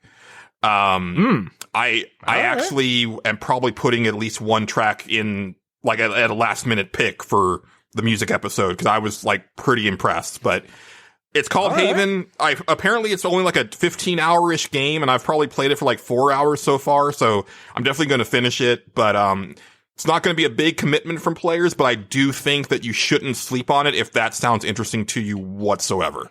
It's on Game Pass? It's on Game Pass. That sounds actually pretty interesting. Yeah. I might check that out as soon as I'm done with the fucking thing I'm doing. Which who knows how long that's going to be. But yeah, that sounds really cool. I have not been playing a whole lot. I started a project, and that took up a lot of my time in this past couple weeks or whatever. I'm not fully ready to talk about that yet. Let's just say I did a thing, and oh god. That's what I say. I'm privy to this thing, and it's good. I hope that people get to experience it someday. Yeah, I hope so too. Because if I played this thing and for nothing, then oh god, what did I do? Polly. But anyway, plenty, perfectly. Those are fine. Yeah, those are fine. Panty. I don't like it. I can't with that word. There's something about I don't know why I hate it. Okay, is undies okay? That's fine. Okay. I'm fine with that. I'm totally fine with that. Underwear, that's fine. Lingerie, that's fine. Don't mind it. Don't hate it. That's just that one word. I don't know why I hate that word, Julian. I don't understand it about myself, but I do. There's another word that I don't like too, but that's the word. That's We're not going to be lewd. Yeah, exactly. You can probably guess what it is. Anyway, I've been trying out a bunch of stuff, but just not getting into it. Like I tried out Assassin's Creed Valhalla for a couple hours, and I think I can only play like one of those types of games a year, and I already played Ghost of Tsushima, which is basically an Assassin's Creed fight me. Yeah. That's it. It just is. I was curious because I really like Norse stuff, and it seems like they're getting kind of crazier with the Assassin's Creed games as far as like, we're not even going to pretend that this is like a historical recreation anymore. Yeah. But even so, like, it just looks bland. It is. It feels bland. There was something. So I really liked Odyssey, right? I did. I really dug that. I think, and I was trying to figure out why this one wasn't clicking. And it's not to say that I won't go back into it and be like, oh, I get it now. This is fine. It's not to say that at all. But like, Odyssey starts you out on this little island, and you kind of get to know all the people there, or the important people anyway. And like, you kind of get to know Cassandra as a character, and it's a good intro, I think. And then it dumps you out into the world. And it's like, okay, now here's the full map. And you're like, oh shit, this is a fucking huge ass map. Cause it is. It's a really big map. And then they sort of introduce, the rest of the game to you. And this one, it just kind of is like, I don't know, your family's dead now. And then it just dumps you into the game. And you're like, okay, I guess we're in the game now. Fuck. All right. I don't know. There was just something. It might be the setting. It might be, just I don't know much about the character, and it's maybe I just don't like him that much right now. And I couldn't put my finger on one thing that was weird to me, but it wasn't clicking in the little bit of time I spent. And I was just like, I might come back to this. And it was one of those games where like I would have the option to play it or watch YouTube, and I would be like, I think I'm just going to watch somebody play through Demon Souls. I don't know. Maybe I'll be into Demon Souls watching. And then I'd fall asleep. So, the other game I tried was, oh God, what was the other game I tried? Oh, Dragon Quest 11. I tried it. It was on Game Pass. This breaks my heart. That game, yeah, well, okay. I'm not going to say I hate it. I don't hate it. I really don't. I played it a couple hours. I think it's just, I just got done with Yakuza. Right. And you also played Persona, really, so you're deep on the massively long JRPGs this year. I'm really RPG'd out right now. And I as soon as I started it, I was like, oh, I don't know if I can't really do this, can I? But I will say that game looks beautiful. Like the version on Game Pass right now, like on just a regular Xbox One X, it like the frame rate's just like really nice on it. It looks gorgeous. Like I found myself making fun of that game a lot. That's the part that breaks my heart. Yeah, I'm sorry. I couldn't help but make fun of it. And it was, I felt bad sometimes when I did, but I didn't feel bad because I just kept going, I hate you, Gemma. Oh, I hate you so much. Why don't you hit something, Gemma? Why are you just standing there? Okay. I was wondering what it was. Like, Gemma is not an issue. I know. I got to where she went away, and I was like, and when I left that village, I was like, goodbye forever. I'm never coming back. I hate you all. Like that was my exact thing. And then I got to the main town. Like I did a little bit of grinding and got a little bit more acquainted with the combat. And I got to like the first big town or whatever. I was supposed to go meet the king. And I was like, I'm gonna stop. Oh, you stopped right as like it gets to like it's twisty thing? setup. Like when you meet the king, I was like, that's a really good premise for this game that I was not expecting. Okay. All right. So maybe I just have to keep going a little bit. Okay. Well, I'll look forward to that because it was funny because I was like, this is a good place to stop because I don't think I want an RPG right now. That's 100% valid. And I was like, I don't, that what I just played I can tell doesn't even fucking matter. Like I can easily remember what this Trunks Junior his fucking story is. He looks like Trunks. It's so that's why I didn't understand why people were like making try. fun of his hair so much because I was like, it's just teenage Trunks. Like, it's just his hair isn't purple; it's brown. Yeah, but when Trunks came out, it was the 90s, and we were like, bowl cuts are fine, I guess. Well, but it's Toriyama, like, you know, he has his looks. Yeah, you haven't met Eric yet, but three Eric looks is he basically, like, he's straight up a Saiyan, except his hair is blue instead of black. Why not? So a couple things. One is that I think that's a good stopping point, but I will say that if you do pick it back up, once you get to that moment, you'll probably be like, oh, okay, this is something interesting. Other thing, because I never really talked about the game when I was playing it hot and heavy, and I haven't gotten back to it, and I really want to. I'm like 40 hours in on the PS4 version. So the thing about the Dragon Quest series that I've learned as a newer player of them is that it's not so much about the overall story as much as it is the smaller self-contained stories in the different towns and villages that you come across. There's one part in Dragon Quest XI. It's fairly early on. I want to say it's like in the 15-ish range, 15-hour range. Yeah. And I'll say for listeners who have played it, it involves a mermaid. That's all I'm going to say. But that was some A-tier storytelling that took me by surprise. And I was like, that right there alone was worth the price of admission. Like if the whole game, the rest of the game is downhill from here, I'm fine. Because that story by itself was just one of the best things I've seen in a long time in an RPG. Not to oversell it, but I was just very impressed with that one particular scenario.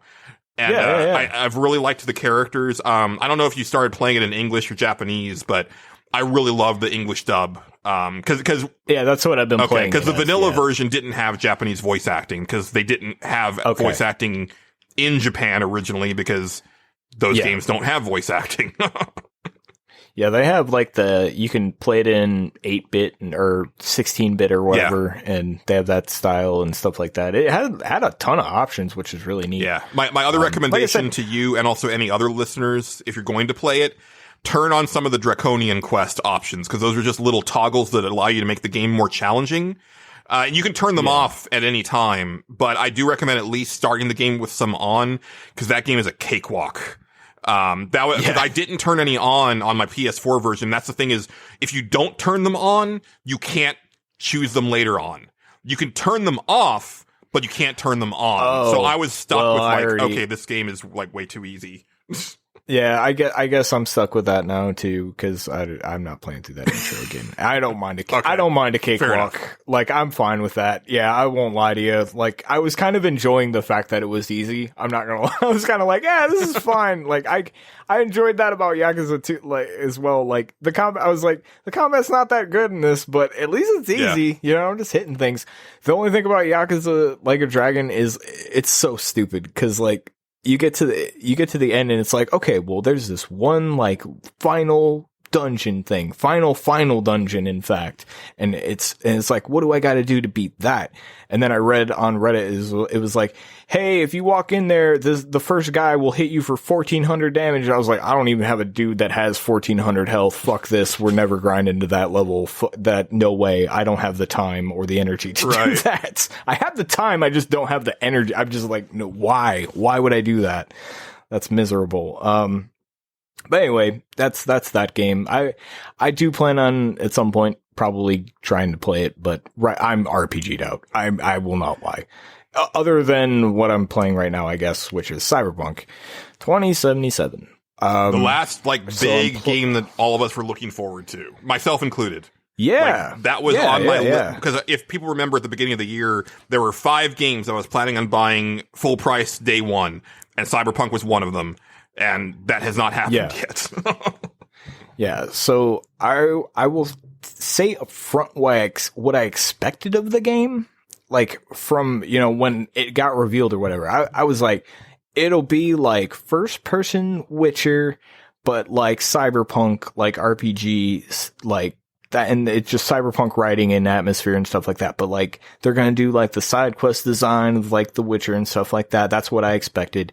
And so far, now I just got through the prologue today, or the first, thing today.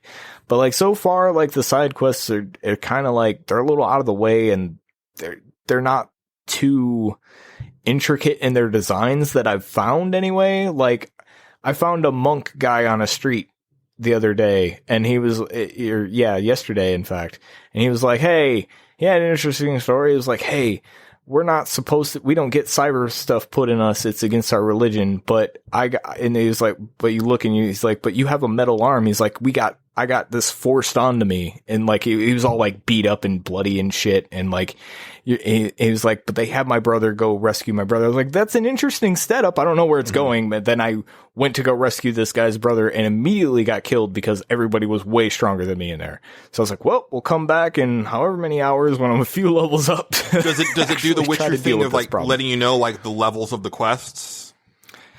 It lets you know by telling you a danger level. Like it just goes, this is extremely very dangerous, or this is moderately dangerous, and so on and so forth. I'm guessing there's probably a way I could have taken those dudes out, but I tried a couple times and it was just like, I'll come back. I'd like to get through the prologue and do a couple other things before I do anything else anyway. But basically the game, what it actually is, right, they took a Bethesda RPG and Grand Theft Auto and just mashed them together until they sort of work. Like, it's weird. And I don't hate it, but it's not quite what I was wanting, I guess. I guess that's what honestly, that descriptor makes me very bummed out. Because what I was expecting was the writing quality and, quest design quality of The Witcher, but with combat and design like the recent Deus Ex games. And it sounds like it is not that at all. Not just from what you're saying, but also I've listened to like a lot of the Giant Bomb guys talking about it at length this week, and it sounds like it's weird because like Jeff Gerstmann, Jeff Bakalar, and Vinny Caravella have all said that the side quests are not very good, especially when you compare it to The Witcher 3, which I think is now the bar for side quests and design. And I've I've done a few of them now. Like I've done, I think 3 or so of them, and just basic level stuff. Like I had to go into a motel and find some lady for some other lady that called me on the phone, and I just talked her into leaving town. That was it. Like, it was just like, okay, I got to her room, her door was locked. I have to find another way in, and I went around and had to go through a window, and I was like, okay, but that was it. Yeah. Like, it wasn't like... But here's the thing is that it was either the IGN reviewer or the GameSpot reviewer who made a point in his review to say that the side content was the best part of the game, and said that he had actually like mainlined the story and thought it was fine, but then he went back and like did a lot more of the side content before beating it a second time. And he said once he did that, it made the entire thing so much better. And so I'm wondering if it's doing the long game thing, sort of like, you remember the Bloody Baron? It might be. Where it's like, you don't get the payoff for those decisions for a very long time. So I don't know. I'm curious. It might be, and I'm right there with you. Like so far, what I've seen hasn't been like crazy good, but it hasn't been bad either. Like I'm not having a bad time with the game. It is very buggy. Like it is very buggy right now. They just updated it again on Steam. It got like another like gig patch. I don't know what it fixed because there's no patch notes or anything, but it did get another little patch apparently. I haven't noticed anything, but I will say this. We were watching the Game Awards yesterday. I went on, I started playing Cyberpunk after that. And I remember being like, I haven't run into too many bugs. I think I told you like 2. And immediately after that, I was like walking down the street and I was like, oh, okay. There's these little moments where you like the police are like, there's just criminal men places and they're doing things and you can get stuff to stop them. Right. So I was like, okay, I'll shoot these guys or whatever. We'll see what happens. So I shot these men and, suddenly men came from across the street and I shot those men. And then it raining men? All of a sudden Yes. And all of a sudden, the points come up for what I did, and I got all the stuff, and I'm walking around, I'm looting all the guys, I'm getting their guns and stuff. And all of a sudden, I just keep hearing one of the guys keep yelling like he's in combat, and he's on the ground dead. And I'm looking at him, I'm like, what's happening? like it didn't register him as dead, but he was dead. Like, I couldn't loot him or anything. Like, I couldn't pick him up, but he was dead. And he was just yelling at the ground. He's like, go, go, go. And I'm like, you're dead, man. What the fuck? And like, I was like, maybe if I hit him with a baseball bat, he'll die more. And that'll kill him. Because there are interesting parts where I got sent to kill some people. This was another side quest that I had. I got sent to kill some people that were, I don't know, they were doing something. I don't know. It doesn't matter. Go question it. Go kill them. Exactly. Don't question it. So I walked in and I killed him, and the quest didn't end. And I was like, what's going on? That's weird. And I look, and the person I'm supposed to kill isn't actually dead. They're just holding their guts and laying around on the ground. They're incapacitated. They're out of combat, but they're not dead yet. And I was like, oh, that's weird. And I walked up and shot them in the head, like blew their head off, which was intense. And then it was like, quest finished. I was like, oh, okay. So interesting. So that was I was neat. going to say, that wasn't a glitch, Justin. It's the ghost in the machine. No, that wasn't. The game's trying to tell you that when you go too far cybernetic, you never really die. And like your soul is trapped in some sort of weird limbo in your cybernetic body. So I'm wondering, yeah. Sure. So I'm wondering if that aspect of it actually is what's causing that glitch to happen, where they're like, oh, they didn't die. They were supposed to be wounded, but it registered them as out of combat and dead or whatever, but it didn't trigger full. I don't know what's going on there, but something's weird going on there. There's a lot of shit. You're not the first person to talk about that glitch either. So I'm imagining that that's a pretty common thing. It seemed pretty common.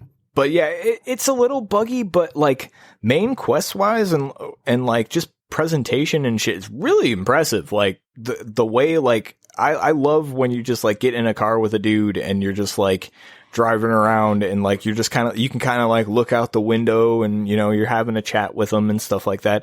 Although I will say this, they have like time prompts on the person's dialogue, and sometimes I'm trying to think of what I want to say in a thing, and like they're just like yelling at me to be like, I don't got all day. I'm like, dude, just give me a second. I'm like let's just pretend time doesn't exist for this little bit. I get it. You want to flow the conversation. Yeah, it stresses me out when they do it that way. I hate it. I'm not a big fan of it either. The controls in the game are a bit wonky. I don't like how they feel sometimes. Driving in this game is just atrocious. Like, it feels awful to drive. You turn. I mean, I guess my benchmarks for open world driving is like Saints Row. I think this Saints Row driving feels great. It's just arcadey enough. It's fast enough to where it just feels good to drive a car in that game. Saints Row 3, I should mention. Yeah, who drives a car in Saints Row 4? Yeah, exactly. Four has it's the same engine, it's the same driving, but yeah, whatever. But like this one, like you hit the analog stick, and I'm playing on PC on my controller, and you hit the analog stick a little bit, and your car just swerves. And what is going? Like, maybe it's the car I have. I don't know yet. Like, I haven't driven any other cars because I can only call this car. Is it like the main car that they show in the advertisements? Like, I'd have to look at them both. The car that V has in the beginning is like a piece of shit. It looks like a piece of shit. Then that's definitely not the one from the ads, because that is like a very iconic looking thing. That's probably the car that you get like way deep into it, where it's like, it might be here's your ride. I mean, I don't have that like badass jacket and all that shit yet. Like, so you may get there eventually. But like, I just finished the prologue today, which like that prologue ending was like an hour long, but it was really cool cinematically. And I don't hate the writing. I don't think it's like the end all be all thing, but I'm interested in where it goes. It's a really interesting premise so far. I mean, it's very Ghost in the Shell kind of thing. And it's really neat. Again, I'm going to have to play more of it and get back to everybody on this, but like, so far I'm not hating it. Like I said, it's very buggy, and like there are a lot of like little visual glitches. Like I've noticed, like sometimes you're walking out on the street and a guy doesn't render in all the way sometimes until you like stop, and then he'll render in all the way, it's weird. That's like some like, but my PC Unreal Engine 3 stuff right there. It really does, and like sometimes it does that with the environment too. Like every now and then you'll enter a room and it'll just kind of like if you're watching, you'll just kind of see like the textures start hitting and shit, and it's like, all right, yeah, it's a little rough, isn't it? But I don't know, nothing, especially in the main story, nothing that's really like taken me out of it so far. But like when you're walking around in the world, there are times where it's just like, yeah, you did a GTA, like like in the open world, and I get what they were going for, but like I don't know, somebody needs to make the RPG where it's basically Disco Elysium and you're just on like the city block basically what that Warren Spector wants to do. I want to see in next gen. What I really want is for us to stop. We're gonna make the biggest fucking map, you guys. It's so and just narrow it down and make a really sculpted, smaller thing that's just really cool and packed with cool shit and interesting people to meet. Something that like interacts with each other. You know, like you know, again, we've talked about this a lot, but it's like, and we talked about when we were making our Mass Effect game, but like, imagine if you took like the Nemesis system, but applied it to other things with like the more advanced AI and processing that we have now, where people remember what you've done and react to it. And again, like, you know, maybe it's more of a Shenmue type setting where everybody is a person. They're not just like they're not just like a random NPC. It's like everybody has, this, I go here for work. This is where I live. Mm-hmm. I hang out here before I go to home from work. And it's like everybody has their cycles and they're all part of, you know, this area, and you get to know them all eventually. Like that, I would love to see that. Like, you know, Kamurocho is a perfect example. Like, imagine Kamurocho, but everything is much, much deeper. That's what I would love to see. Yeah. Yeah. Like, I mean, Skyrim does that to some, like, everybody has a schedule in Skyrim. Like, you can follow them around. They generally do the same things every day, which is a little boring, but it's still cool that they had, like, a schedule. But the simulation is shallow. This time, also because, like, the map is, like, ginormous. Yeah, exactly. You know what I mean? Like, if we did, like, in advance, where, like, everybody has, like, a schedule, and, like, some days they do different things and stuff like that. That would be awesome. They have relationships with each other, like, not just you. Like, you're not necessarily, like, the centerpiece of their world. Like, I would love that.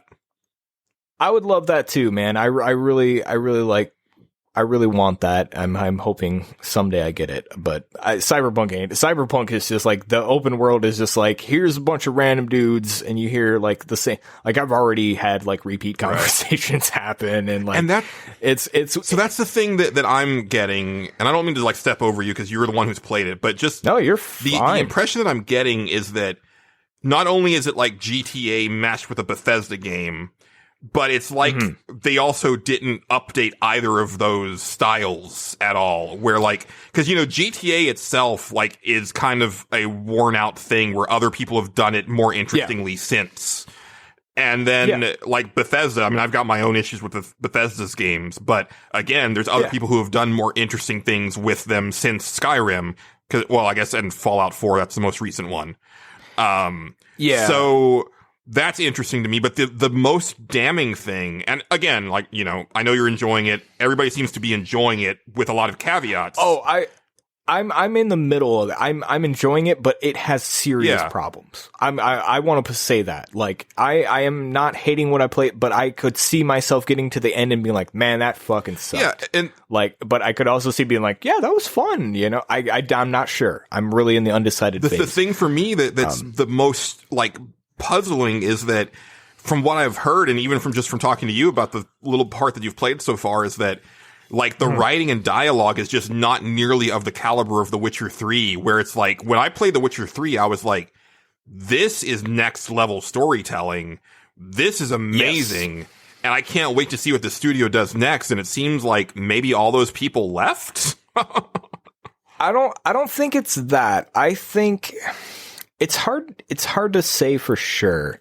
But if I had to guess, like, I'm guessing you get different writers to write it, you know, like you don't have your same, you know, Witcher fantasy people writing your Cyberpunk game. Cause the game's like writing wise, like reminds me of GTA like a lot. Just, I mean, which is hit or miss. Yeah, hit or miss. And some of it feels weird. There are definitely like, I don't know, everybody seems to have some sort of, you know, thing going on, but I don't know. They're edgy to be edgy. Like even the advertisements remind me of GTA advertisements where they're just like so over the top. And I get that's, you know, that's the Cyberpunk thing, but like they're just very GTA to me. I don't know. Like the more I go through it and I get it, but I don't know. I haven't been like blown away by the writing, but like, I don't know, presentation wise, it's very impressive. And I haven't had a reason to where I've just like physically recoiled at anything they've written either, where I've just been like, oh, that was terrible. But although I did meet Keanu Reeves and it is really funny when he talks in this game. Like there are just times where I was just like, all right. So I love Keanu Reeves, but I from what I saw of the game, it's clear that his strength is not in voice acting. Yeah, I'm maybe with you. And sometimes he's fine. And then sometimes he just kind of, I don't know, they're like, be really cool. And he was like, okay. He's like, I will be the coolest. And then is like, it sounds like a guy who's trying to be cool and not who's actually cool, even though Keanu Reeves is actually cool. I don't know. It's weird. It's so weird. And I haven't made up my mind yet. That he's like, 'cause I think he's a good actor in his movies, but I think he's used to playing off people. And if you just put him in a booth with no one to react to, you're not going to get the same Keanu. Yeah. Yeah, you have him read from, you know, a thing or whatever, like this is what you're reading, this is what you're completely doing, out of context, blah, you know, like might not be his thing, you know. Let me ask you this. What is, how would you rate like the moment to moment gameplay, specifically combat? Because so like the Deus Ex games and also Hitman, I don't know how the guns feel in either of those games because I never used them, right? Like I did all of those games in stealth, and I really loved playing the game that way. But I'd also heard that in both of those games, you kind of don't want to use the guns because they feel a little shitty. Yeah. This one, okay, so there's stealth stuff, and I was trying to make kind of a stealthy character because I was like, oh yeah, I want to like sneak around and do that stuff. And like in the prologue, at least, like there are definitely missions where it's like, you are not sneaking out of this. You have to kill every motherfucker in this room to get out of this. So you are going to have to shoot. The guns, okay. At first I remember when I was talking to you, like I was like, I don't really like the way the guns feel, and I still don't fully like the way the guns feel, and I don't think it's actually the guns. The thing I think makes this game feel kind of off and bad to shoot things is the enemies are really, really spongy. Oh, I hate They take a lot of fucking bullets. Yeah, I do too. And I'm not now. There's a Keanu Reeves segment where it kind of like overpowers you, right? And I was like, and that was fun. That felt good because I was killing people in like 2 shots. I was like, this feels awesome. I was like, and so they have like a thing where like if you know do iron sights, right? You zoom in, it'll snap to the target, kind of Call of Duty-ish, which I used a lot because I'll just be like, I sometimes like in the dark or whatever, I'm like, I don't know where the fuck this guy is. Just hit this button and try to find him so I at least know where in the vicinity to shoot at. Cause I can't see very well. So I do that a lot and it doesn't feel bad. They don't feel bad to shoot themselves. Every gun kind of has its own feel, but the enemies are so spongy that it feels like every gun you have sucks. And I don't like that. So I don't know. I think that's a big flaw. Like that's a big flaw. I know game. it's not nearly is comparable, but that was my big problem with Agents of Mayhem was that exact thing where, because they try to make that like an RPG type thing with the stuff and the hit points and also Borderlands 3, same thing where it just felt like I'm just dumping bullets into these things and they're not dying, and that doesn't feel good at all. Like, I don't. It's a weird thing with games with design lately with that. I know it's because of a lot of it's because of the RPG aspect, right? Because it's like, okay, all these guns have different stats. You can pick up the same gun and it might have a different stat as a duplicate that you already have, right? It's kind of loot based. So, you're picking up things that like, oh, this one deals actually more damage, and you can upgrade them to level up the guns and so on and so forth. So like, you're supposed to, I guess I'm not so deep that I can actually like really tell you like what I should have been at those levels. Like, I don't know. I just kind of was like, let's just keep pushing forward and see where this goes. I did a few side things to try to get money to try to upgrade some stuff and buy new clothes and stuff like that. So I like playing Fashion Wars, even though I can't see my fucking character. Character creation in this game is not what I was hoping for, but it's acceptable. It's an acceptable character creation. I heard that you can pick 5 types of pubic hair. Yeah, you sure can. You can. Yeah, that's in there. Yeah. That's in there. You can do that. That's your thing. Literally. Yeah. But yeah, it's it's neat. I forgot where I was, but anyway, yeah, it's okay. I don't know.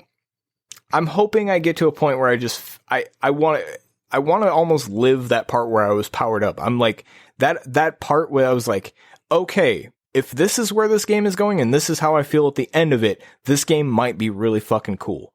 But right now, like when I'm dumping bullets into enemies and not getting enough, like even the ammo that I spent trying to kill these guys back, it doesn't feel great. Like it's weird, and it's their first crack at something like this. So I mean, I'll say this: it feels like you're shooting a thing. It doesn't feel like a dice roll, but the damage you don't do enough damage. Like that's the key issue. Maybe I actually thought about it. I was like, maybe I should turn it down in difficulty. I'm playing on normal. I was like, maybe I should just turn it down to easy and say, fuck it. Just maybe that'll make it feel better. I don't know. Like, I'm not sure. I don't want to do that though. I just don't. Jeff Bakalar actually said that he was like breezing through the game on normal. So it might actually end up being like snooze worthy on easy if you do that. Yeah. Yeah, I wasn't having the main story stuff. I wasn't having too much of a hard time. It just like the enemies were super smart. There was one mission where like it introduced like a mech type enemy, and like I was dumping so many bullets into this fucking guy before he went down. Like I went and bought every bullet at a gunshot. Like I was like, let's stock up on rifle ammo before I go into this, because I know it was a part that they'd showed before. I was like, I know what this devolves into, and I know what's going to happen. So let's go get a bunch of ammo and health stuff and be ready for what's going to happen, because I suck at first person shooters. So I got all the bullets, and by the time I was out of there, I was like, I have no ammo left. I dumped it all into that fucking mech, and the only way it got killed, I think, is because that one of the guys that was helping me or whatever was shooting it with like a rocket launcher, but he didn't get it until like way later. So I don't know what happened. It was weird, but I was dumping ammo into this fucking guy for I don't know how long. But yeah, that's a big complaint I have. But like I said, I went into that one sequence, felt powered up. I was like, if this is where this game is going, I'm in, because this felt awesome. Like if I get to this point in the game, that's cool. And you'll know the part when if you play through the game. I would wait until this becomes an actual fucking video game. Like there's a lot of bugs and balancing they need to do. And this game is a little undercooked, but I'm having a good time with it, because Julian, I love a fucking Bethesda RPG, and I'll play an open world game whenever so it's two things I'm a sucker for mashed together. And so I'm having a good time, but it is very undercooked. I would wait. I would suggest anybody out there wait and just it's like The Witcher. The Witcher is another one of those types of games where I love that game a lot. And I played it on release and just ignored a lot of the bugs. I just ignored them, but they were there. I just ignored them. But then when you played it, that was earlier. That was this year, right? Yeah, that was earlier. Like, this were you year. kind of blown away by how much it had improved? Yeah, it felt a lot better. It looked a lot better. Yeah. Like, yeah, it's so give it a couple months, let it become an actual video game, as somebody I follow said. I'm gonna wait till Cyberpunk becomes an actual video game, and then I'm gonna play through it. That's the smart. That was the dilemma that I was But, thinking about as we got closer to it being released, because as much as I love The Witcher 3, I played it way after it came out, and I knew that they had done a lot of stuff to it. And also, they did like that Xbox One X upgrade to it, which was awesome. Mm-hmm. And then they're doing another upgrade to it for like the next gen systems next year for Witcher 3. Yeah. And so my thinking was, okay, part of me wants to play Cyberpunk right away because it's a game I've been looking forward to, and also people are going to be talking about it. But based on what I've heard about The Witcher 3's like release, I kind of just want to wait until it gets to that point. And my thinking, what I've decided on now, especially after this discussion, is when I get my Xbox Series X, that's when I'll get Cyberpunk, because probably by that point they will also have done the next gen upgrade for it, and they'll have fixed a lot of the stuff and probably like upgraded some of the gameplay. Yeah. I imagine in about a year this game will be really actually what it's supposed to be, or close to it, or whatever, or I don't know for sure, but it feels like a lot of bug fixes need to happen, a lot of balancing and so on and so forth needs to happen. Oh, and I was thinking about this while you were talking. Another thing that needs to happen: add some fucking accessibility options in here. What the fuck, man? I've played like, okay, Watch Dogs and Valhalla, Assassin's Creed Valhalla, and like those Ubisoft games, and they have so many fucking accessibility options, like size of subtitles, put a background on the subtitles so I can just read it from wherever, because I obviously I can't see very well, so I need stuff like this. I need to make everything big so I can read it from a distance and not have to sit in my computer chair and like lean into the fucking screen to see it. There's so little on that, and also they actively fucked up and put a thing that just causes people to have seizures in the goddamn game. That's what that's the brain dance shit, that which I hate. I didn't like that part at all. It's basically they just took the Witcher investigation stuff and just was like, well, what if you could just like relive that moment that all this stuff happened, and then you go through. It was their take on it, but it takes too fucking long. Like it just like. The Witcher stuff, you walk into the room, you look at a couple things, you go, this happened, let's follow these trails, let's go, and you're done. That's it. The end, right? This one is just like, watch this video and rewind all the footage and then find the thing. And it's just like, this is too much. It slows the game down. I don't like it. And The Witcher was also, you would hear Geralt like kind of surmising what he thinks is going on, and so you could start to get prepared. Where he's like, oh, I think it's probably this. It's like, okay, let me get my oil out for that, and then sure enough, like you get to the thing, because he was a very skilled monster hunter, so it's like you kind of pay attention to his intuitions, and it's like you get a payoff for that. Yeah, they might have some stuff like that, because like the one brain dance that I did, like I was also looking at like security cameras and stuff, and they were going, okay, when you go in there, I'll make sure to turn those off or something like that, or we'll know that these are there, so on. So I was like, okay, cool, but when I got to the actual part, it didn't actually pay off in any way, so I don't know what's going on with that. But yeah, accessibility options. The fucking crosshair, like depending on what gun you have, like the crosshair is a small blue dot that fades in with everything that you're looking at. Almost all the text is like this, like faded blue. So the names are in red, and like I have to look into like a dark spot to read anything. There's no adjusting of the size of the subtitles. They're just like, no, fuck it. Also, red is a terrible color for character names in text. Oh, the decisions they made on subtitle stuff is just absurd. And dude, it's a Cyberpunk game where you have fucking electric eyes. Why can't you adjust how the fucking HUD looks? Like, it blows my mind. You can't set how the crosshair looks, like, and set the color and do all this cool. You can't do any of that. At least not yet. Maybe you have to later on I'll be upgrades at the Ripper Dock or something. Maybe. I'm hoping if that happens, I'll be like, I take it all back. That is in there. But right now I'm just like, this. Some of that stuff should be there from the jump, though, because you can't really play the game well without it. Because, you know, we were really surprised about the accessibility options award at the Game Awards, and we were both talking about how, like, oh yeah, like, it was really awesome on Last of Us Part 2, like, even though, like, I don't have any, like, you know, things that make me difficult, it makes things difficult for me to play games, like, it was super useful for me to be able to change the subtitle color to yellow so that it stood out against these snowy backgrounds. And I was like, why don't more games do stuff like this? And Last of Us 2 goes really far, where it's like, if you want, you can actually turn the game to where it's like, in the stealth sections, it's like, you are green, enemies are red, and you can see through the walls. Yeah. Because, like, for some people, that's what they need in order to parse out what's going on. That's cool. Like, everybody should do that.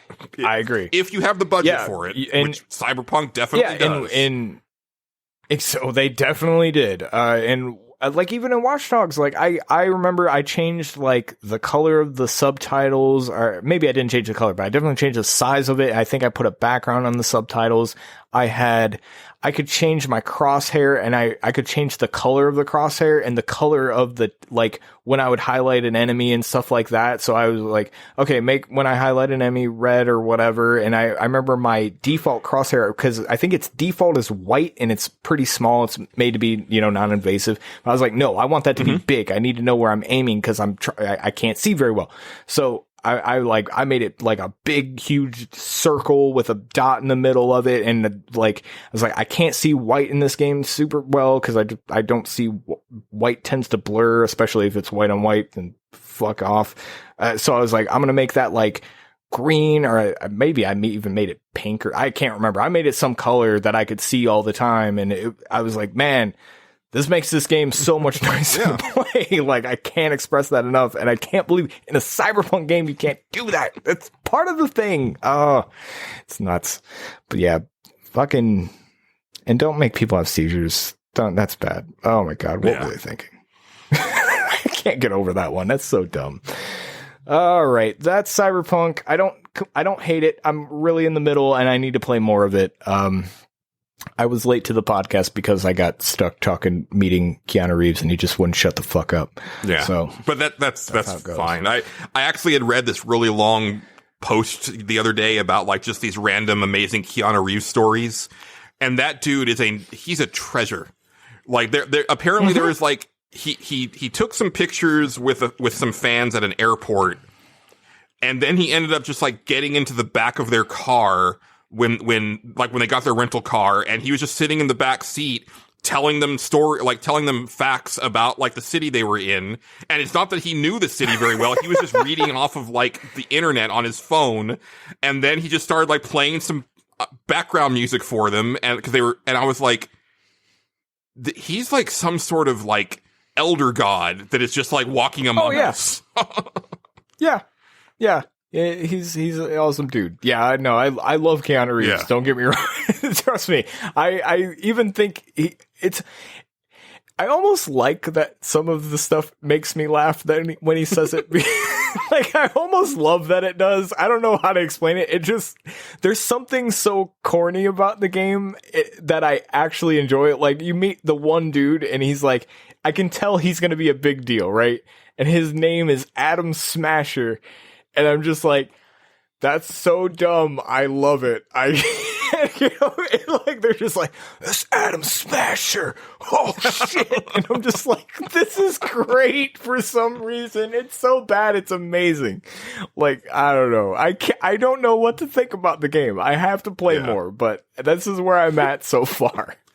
And I guess the next time that we do one of these, we'll be talking about our game of the year for 2020. So it might come up there at some point. You know, I'm thinking probably in honorable mentions. I don't see this making your top 5 when all is said and done. Oh, are we doing a game of the year, an actual game of the year, or game of the generation? Well, no, sorry. When we come back from hiatus, because remember, sorry to confuse. Yeah, because the next episode is our game of the generation list, but when we come back from hiatus, the first episode will be our game of the year show. So, Okay, got it. Okay, look forward to that, listeners. I'm learning on the spot like you.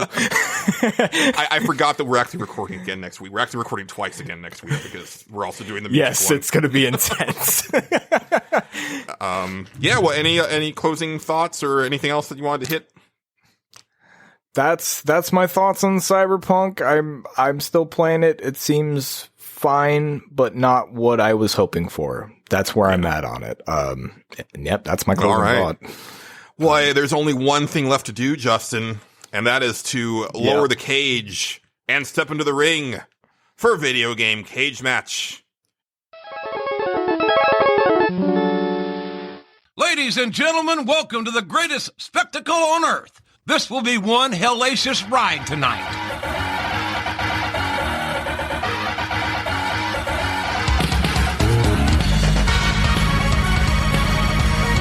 This is a 15-foot high steel cage, ladies and gentlemen.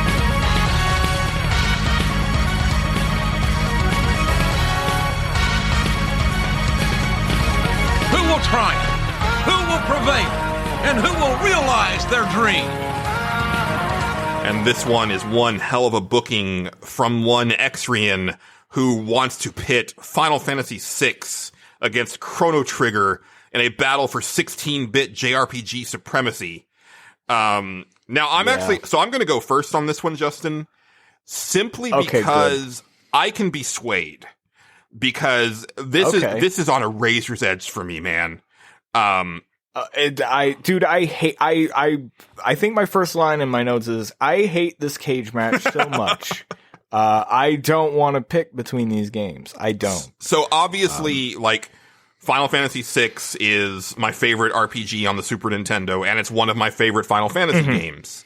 I think that it is the masterpiece of the franchise. It really is. The more I think about it as I get older, it really, the opera scene is not just a scene in the game. That is kind of the motif for the entire game. It is very much like this huge, theatrical production on every level. Yeah. It is just a work of art. Chrono Trigger is one of the best looking RPGs on the system. It's got one of the best battle systems, period, in role playing games, even up to this day. I'm a sucker for Akira Toriyama character designs, because this really was what if we took the Dragon Quest people but had them make a Final Fantasy game? Because that's literally what it was, right? Right. So this is, and also my thing was, okay, we're in video game cage match.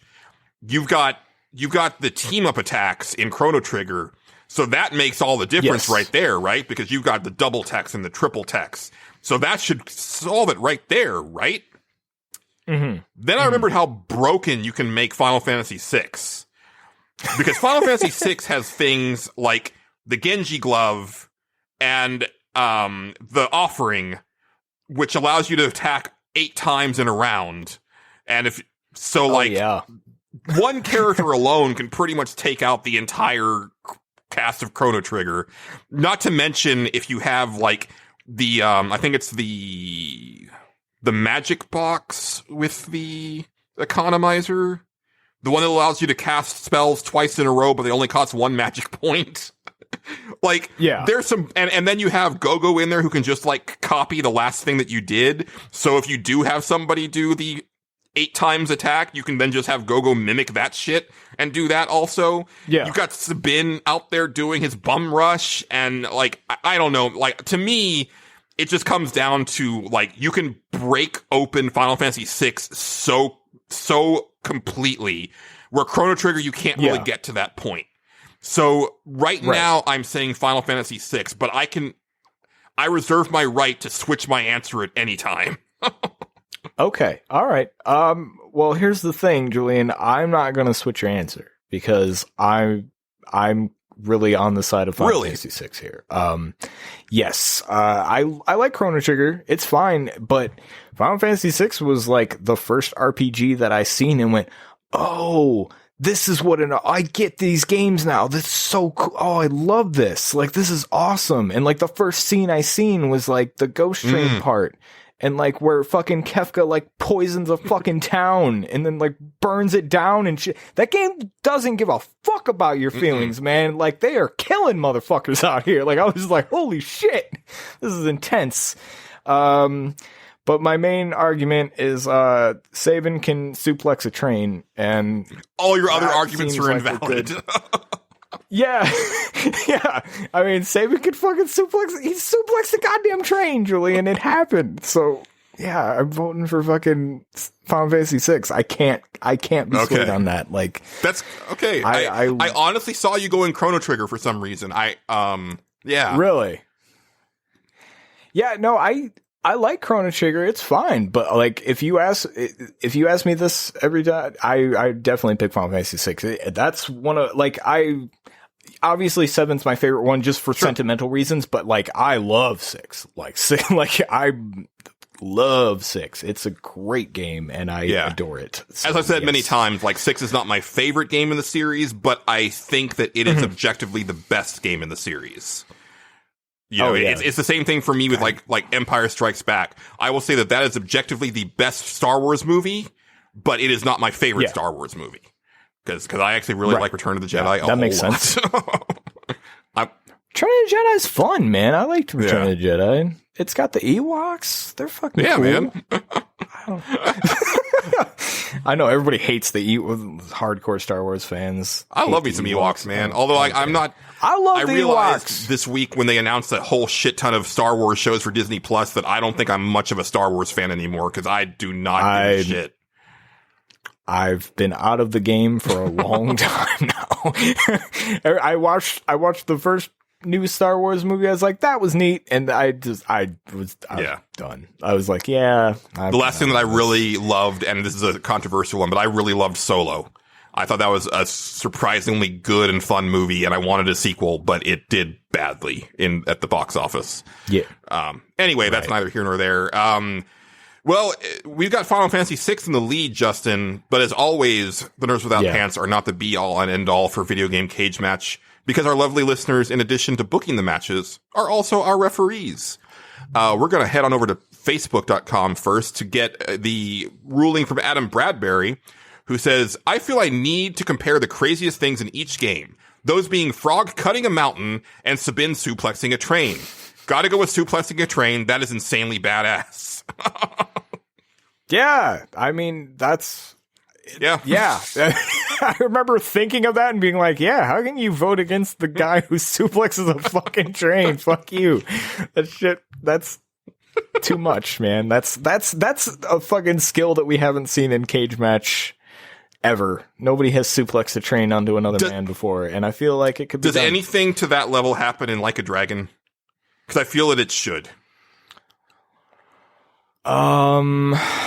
You at some point learn the ability to use your phone to summon a satellite strike on your enemies and basically nuke. You don't suplex a train though. You don't nothing like that I can think of. I'm trying to think. I know there's some crazy stuff out there. Shit, there's too much, and I've seen almost all of it. I've seen all of it. What am I talking about?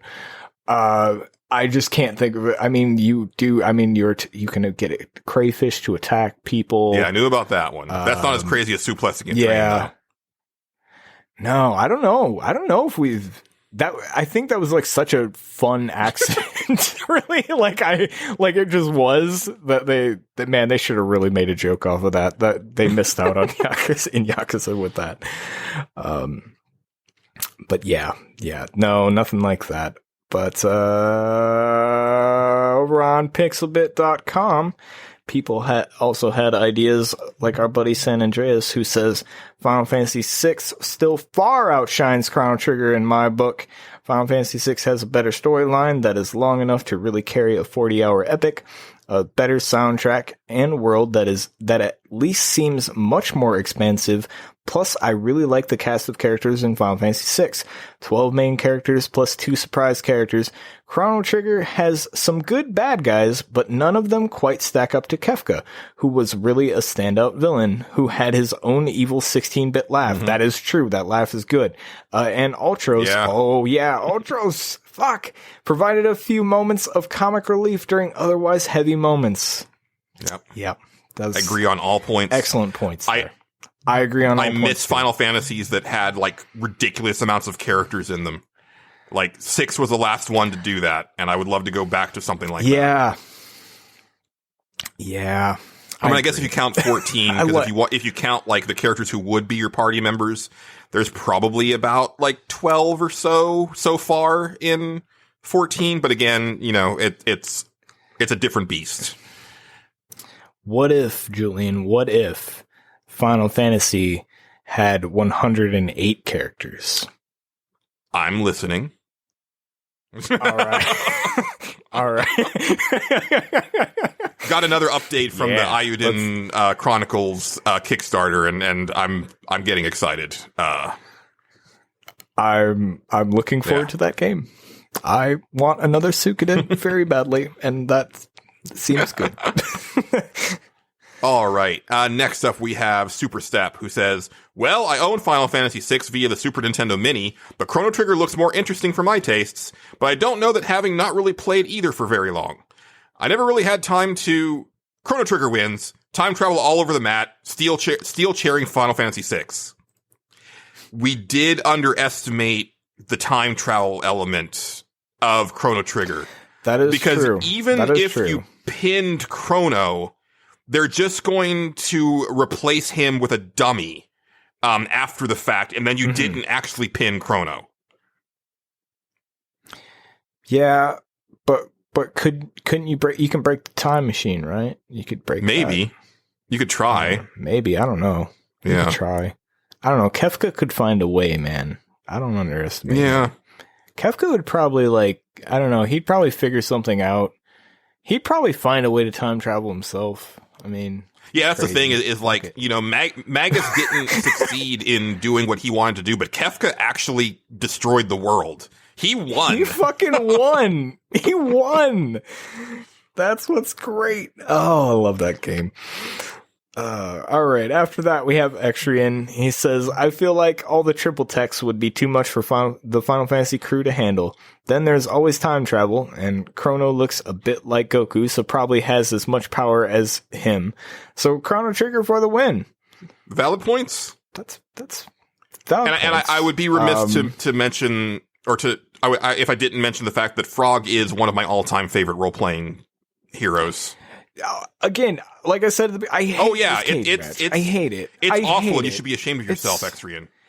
It's almost as bad as Mario. No, it is as bad. To me, worse. This is more important. Yeah, this is worse than like Mario 3 versus Mario World. This is like terrible because I like both of them. This is literally Sophie's Choice. It is exactly the same thing as Sophie's Choice without any hyperbole. Yeah, I hate it. Sophie's Choice was about a girl who wanted to buy a hot dog, right? I don't know what that it's about a parent who has to choose which of their kids dies. Okay, I wasn't sure. I just wanted to make some bad joke about that movie. I thought mine was already pretty bad, but okay. All right, next up, Casey Curran says, Chrono Trigger. Even if the Final Fantasy crew won, they wouldn't kill the Chrono Trigger crew, and they would go back in time and redo the fight, so they win this time. That's fair. It's becoming competitive. I was thinking it was going to be a shutout, but it's turning into a fight. It is a good fight. It is a better fight than I thought it would be, honestly. Honestly, I when I was going over these, I was like, oh man, there's no way. I'm probably the only person that picked Final Fantasy VI. I was like, I'm probably the only one. Oh well. But I'm glad I wasn't alone. After that, we have Bookie. He says, I can't give official odds on this. It's in the little book they give you when you become an official video game bookie. Section 1.3, forbidden video game matchmaking right after Super Mario Bros. 3 versus Super Mario World. Nobody good-hearted would ever inflict that match on others. You hear that, Extrian? You hear that? Yeah. What have you What have you done? Do you see what you I have hope wrought? you're proud. Yeah, this will not stand. Then he goes on to say, but as a private citizen, I say Final Fantasy VI has many great things, but does it have triple techs? No, it does not. There's one where, like, the scientist lights the swordsman's sword on fire, and then the robot grabs the swordsman and swings him around repeatedly in a circle or something. Good stuff. Even the double techs are great. There's one where, like, the frog calls a giant frog god to drop from the sky, and then the scientist lights it on fire. A lot of fire in this game, apparently, even though mechanically all those are really useless. It's all about that style in the ring. Also fire. Yeah. Well written. I love that description. Like I would just love to read that to someone who has no idea what we're talking about. I feel like this is video games. Good. This is indeed video games. All right. Well, heading on over to twitter.com, we have Xavier Krieger, who says, which one of these games has a frog that not only is one of the most interesting characters in gaming, but also has one of the best themes of the era? Chrono Trigger gets my vote. Both of those are very true. Okay. Very true. Very true. Very true. All right. Now, who is now? Okay. All right. After that, we have Blaine Faya. He is at Blaine Faya on twitter.com, which is a website you can visit on the interwebs and also download apps on your phone that have twitter.com on them. That was a lot of description. Okay. But he says this about the cage match. He says, have you ever asked parents who their favorite child is and they say they love them all the same amount, but you just know it's not true? Well, this is what this matchup is. These both are my children, and I say I love them both the same, but I don't think I do. I gotta go Final Fantasy VI on this one, even if by the tiniest of margins. Both are freaking great in all areas. Music, characters, design, just all great. So why Final Fantasy VI? Because I'm playing it right now, and I'm not playing Chrono Trigger. Timing does count, and Chrono Trigger just doesn't time it out well. Get it?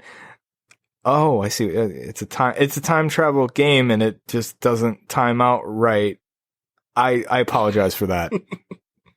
That's what he wrote. It was And good. I apologize for the way that Justin wrote read your comment, Blaine.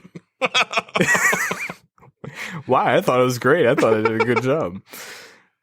Oh, shit. Okay. Oh, no. All right. God damn it. Is it Yes, because Philip and Matt did not make a ruling in this match, and we are now completely tied up. They did not. I'll be goddamned. You could have. You assholes. Honestly, I'm happy it came down to this. That means that I have to bring in the 20-sided die of fate. Oh, it'll be fine. That's fine. But you have to do extra. There's extra steps now. I know. I'm sorry. I mean, I didn't do it. And the thing is that like no matter what, people are going to call shenanigans because they think that I'm just going to rule things in my favor. No. That's only if Final Fantasy VI wins. But that's we're gonna go chronologically. 1 to 10 is Final Fantasy VI. 11 to 20 is Chrono Trigger. That's just how it's gonna be, and it's gonna be one roll. Okay, I like it.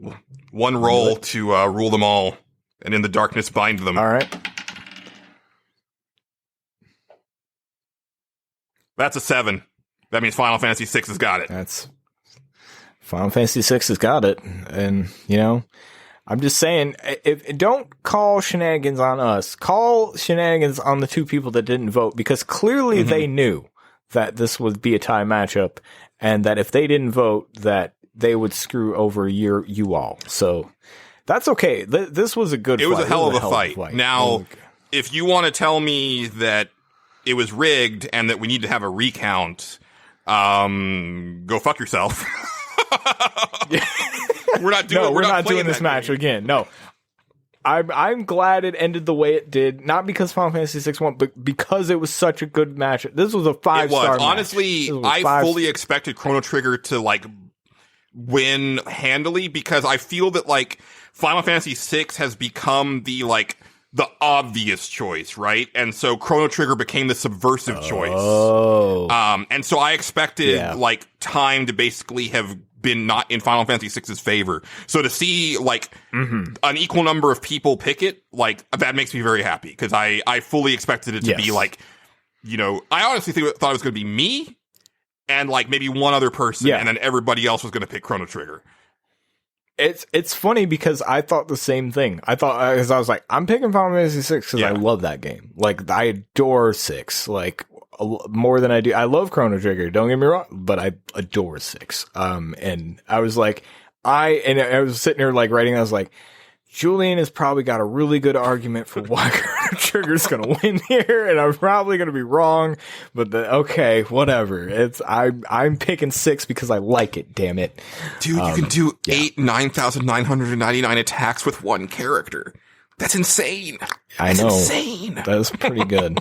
That's a lot of damage, man. That's a lot of fucking damage. And it's even before you have, like, Edgar with his tools, and you have Gal with his rage, and it's a lot. It's a lot. It's a lot. That's the type of stuff in RPGs that I love, when you can just break the fucking game. I love that type of shit, man. It's you should be able, like if you put the time in, like, you should be rewarded by just like abusing the rest of the game. Like, you should be able to do that. Yeah. That's why I think my favorite Final Fantasy battle system wise, and is I guess it's not really a numbered final, but I love tactics. I love how you can just bust that fucking game. I just love it. It's so broken. It's so fun, but like, you have to work for it. You have to like sit there and put the time. And I never learned how to do the whole like calculator and dancer and mime stuff, because I know that's like the high level, like you're just going to annihilate everything that you come across if you know how to do that right. Yeah. Yeah, and what's funny is I don't know if I did either, but like I just had so much fun just putting different combinations of stuff and just being like, oh, look how this interacts with this. Oh, this is so cool. Like I love that shit. That's I live for that in RPGs. I do. Oh man. All right. And that is a cage match. Thank you to everybody who submitted. Also, thanks to everybody who submitted for states. Like, this was a lot of fun. We always like hearing from you guys, and hopefully you'll continue to grace us with your comments and input, as we move into 2021, which is a made up year that doesn't seem like it's going to be happening. It's crazy to think that like we're about to hit like, I saw a really good post that really encapsulated it well, where it said March is just 3 months away, and I still haven't finished dealing with last March, like coping with last March. And like, I feel that on a very deep primal level. That makes sense. But yeah, so as I said, you know, we'll have one more episode before the end of the year where we talk about our favorite games of the generation. And then we will be going on hiatus for a good long time. But in the interim, you will get to hear our big Music of the Generation episode. There'll be a couple other little surprises here and there. Possibly a surprise from Justin. We'll see. It depends on, you know, how... Oh, it'll probably happen. I don't have much better to do anymore. So fair enough. I'm getting there with it. I gotta put a few more things together and make sure I'm ahead, and then we'll see what happens. Sounds good. So yeah. But yeah, so hope you guys enjoy not having to listen to a 4-hour podcast every couple weeks. Because we're probably coming at you with like a 5-hour-ish episode when we come back, because it's going to be a lot to talk about. As always, you can find us on Twitter. Justin? I am at Tyrone_Swift, or you can find my other podcast at Clickbait Update. Hopefully with a live show from Sam and Justin in the same room upcoming. Yes. I don't know what we're covering, but it'll be fine. I'm sure it'll be fine. Hopefully. I don't know. I got to remember how to do the in the same room podcast. Oh no, it's so much setup. Oh god, I'm fearing it already. Oh god. Oh, just be sure to mask up. I'm over it. And sit 6 feet apart. Well, really, if you're talking, then you need to sit like 12 feet apart. So Yeah. I don't think that's going to Probably probably not. happen. It'll Yeah. be all right. Yeah. All right, and you can find me at you can find me at Julian_Titus. You can find the show at NWPcast. Our theme song, Relax, and interstitial tracks interstitial tracks, Moody Grooves and To the Maxx come to us from Megan McDuffie. Just look for her online at Megan McDuffie. I would really love some ratings and reviews to close out the year, especially on Apple Podcasts. That would help out the show a lot. And what would help out even more is sharing the show with your friends. Let them know that this show is a lot of fun and you recommend it to them. And maybe actually what I like is that I use Overcast as my podcast player, and you can actually share the show directly from there, and you can actually share clips of the show. So maybe that's the way. Is if you hear something that you thought was really good, you use Overcast, then you can just let your friends hear that one part, or you can tweet it out to just that segment, and then maybe that's the gateway drug. All right. So I was just gonna say I was just gonna go, yeah, John Marinkovich, you should leave a review and you should tell friends about it. Because your friend Blea turned you on, so now you it's like a chain letter. You have to send this podcast to 11 people and tell them they'll be cursed for life if they don't send it to 11 other people. He did just like the Facebook page. Yeah. So yeah. Okay, all right. That's a step in the right direction. Handsome dude, man. I don't know why I decided to pick. I don't know. The only reason I decided to pick on John is because he did not come. Yes, I was actually bereft. I was very sad to not get one from him. I cried for 5 nights, Jonathan. I don't know if he likes to be called Jonathan, but I never mind. That's a story for another time. I've gotten a real habit of just saying Jonathan a lot, and I know it's not a good thing. I know it's bad. It's fine. It depends on the person. No, don't. Yeah, it's weird to call yourself Jonathan. It's a weird name. I don't know why I don't like it. Invincible's best friend in high school in the Invincible comic is William, and he prefers to go by William, and he's so frustrated because there's no good way to tell people that he prefers William, because no matter what you do, they're going to get offended because they want to call him Bill or Will, and he's like, actually, it's William. They're like, oh, sorry. And no matter what he does, it just comes off as dickish. But he's like, I just prefer my given name. I don't, and it's like, yeah. That makes sense. You know what? All right, you talk me into it. God bless. And on that note, we're going to go ahead and take off. For myself and Justin, thanks for listening. Keep it pantsless, internet.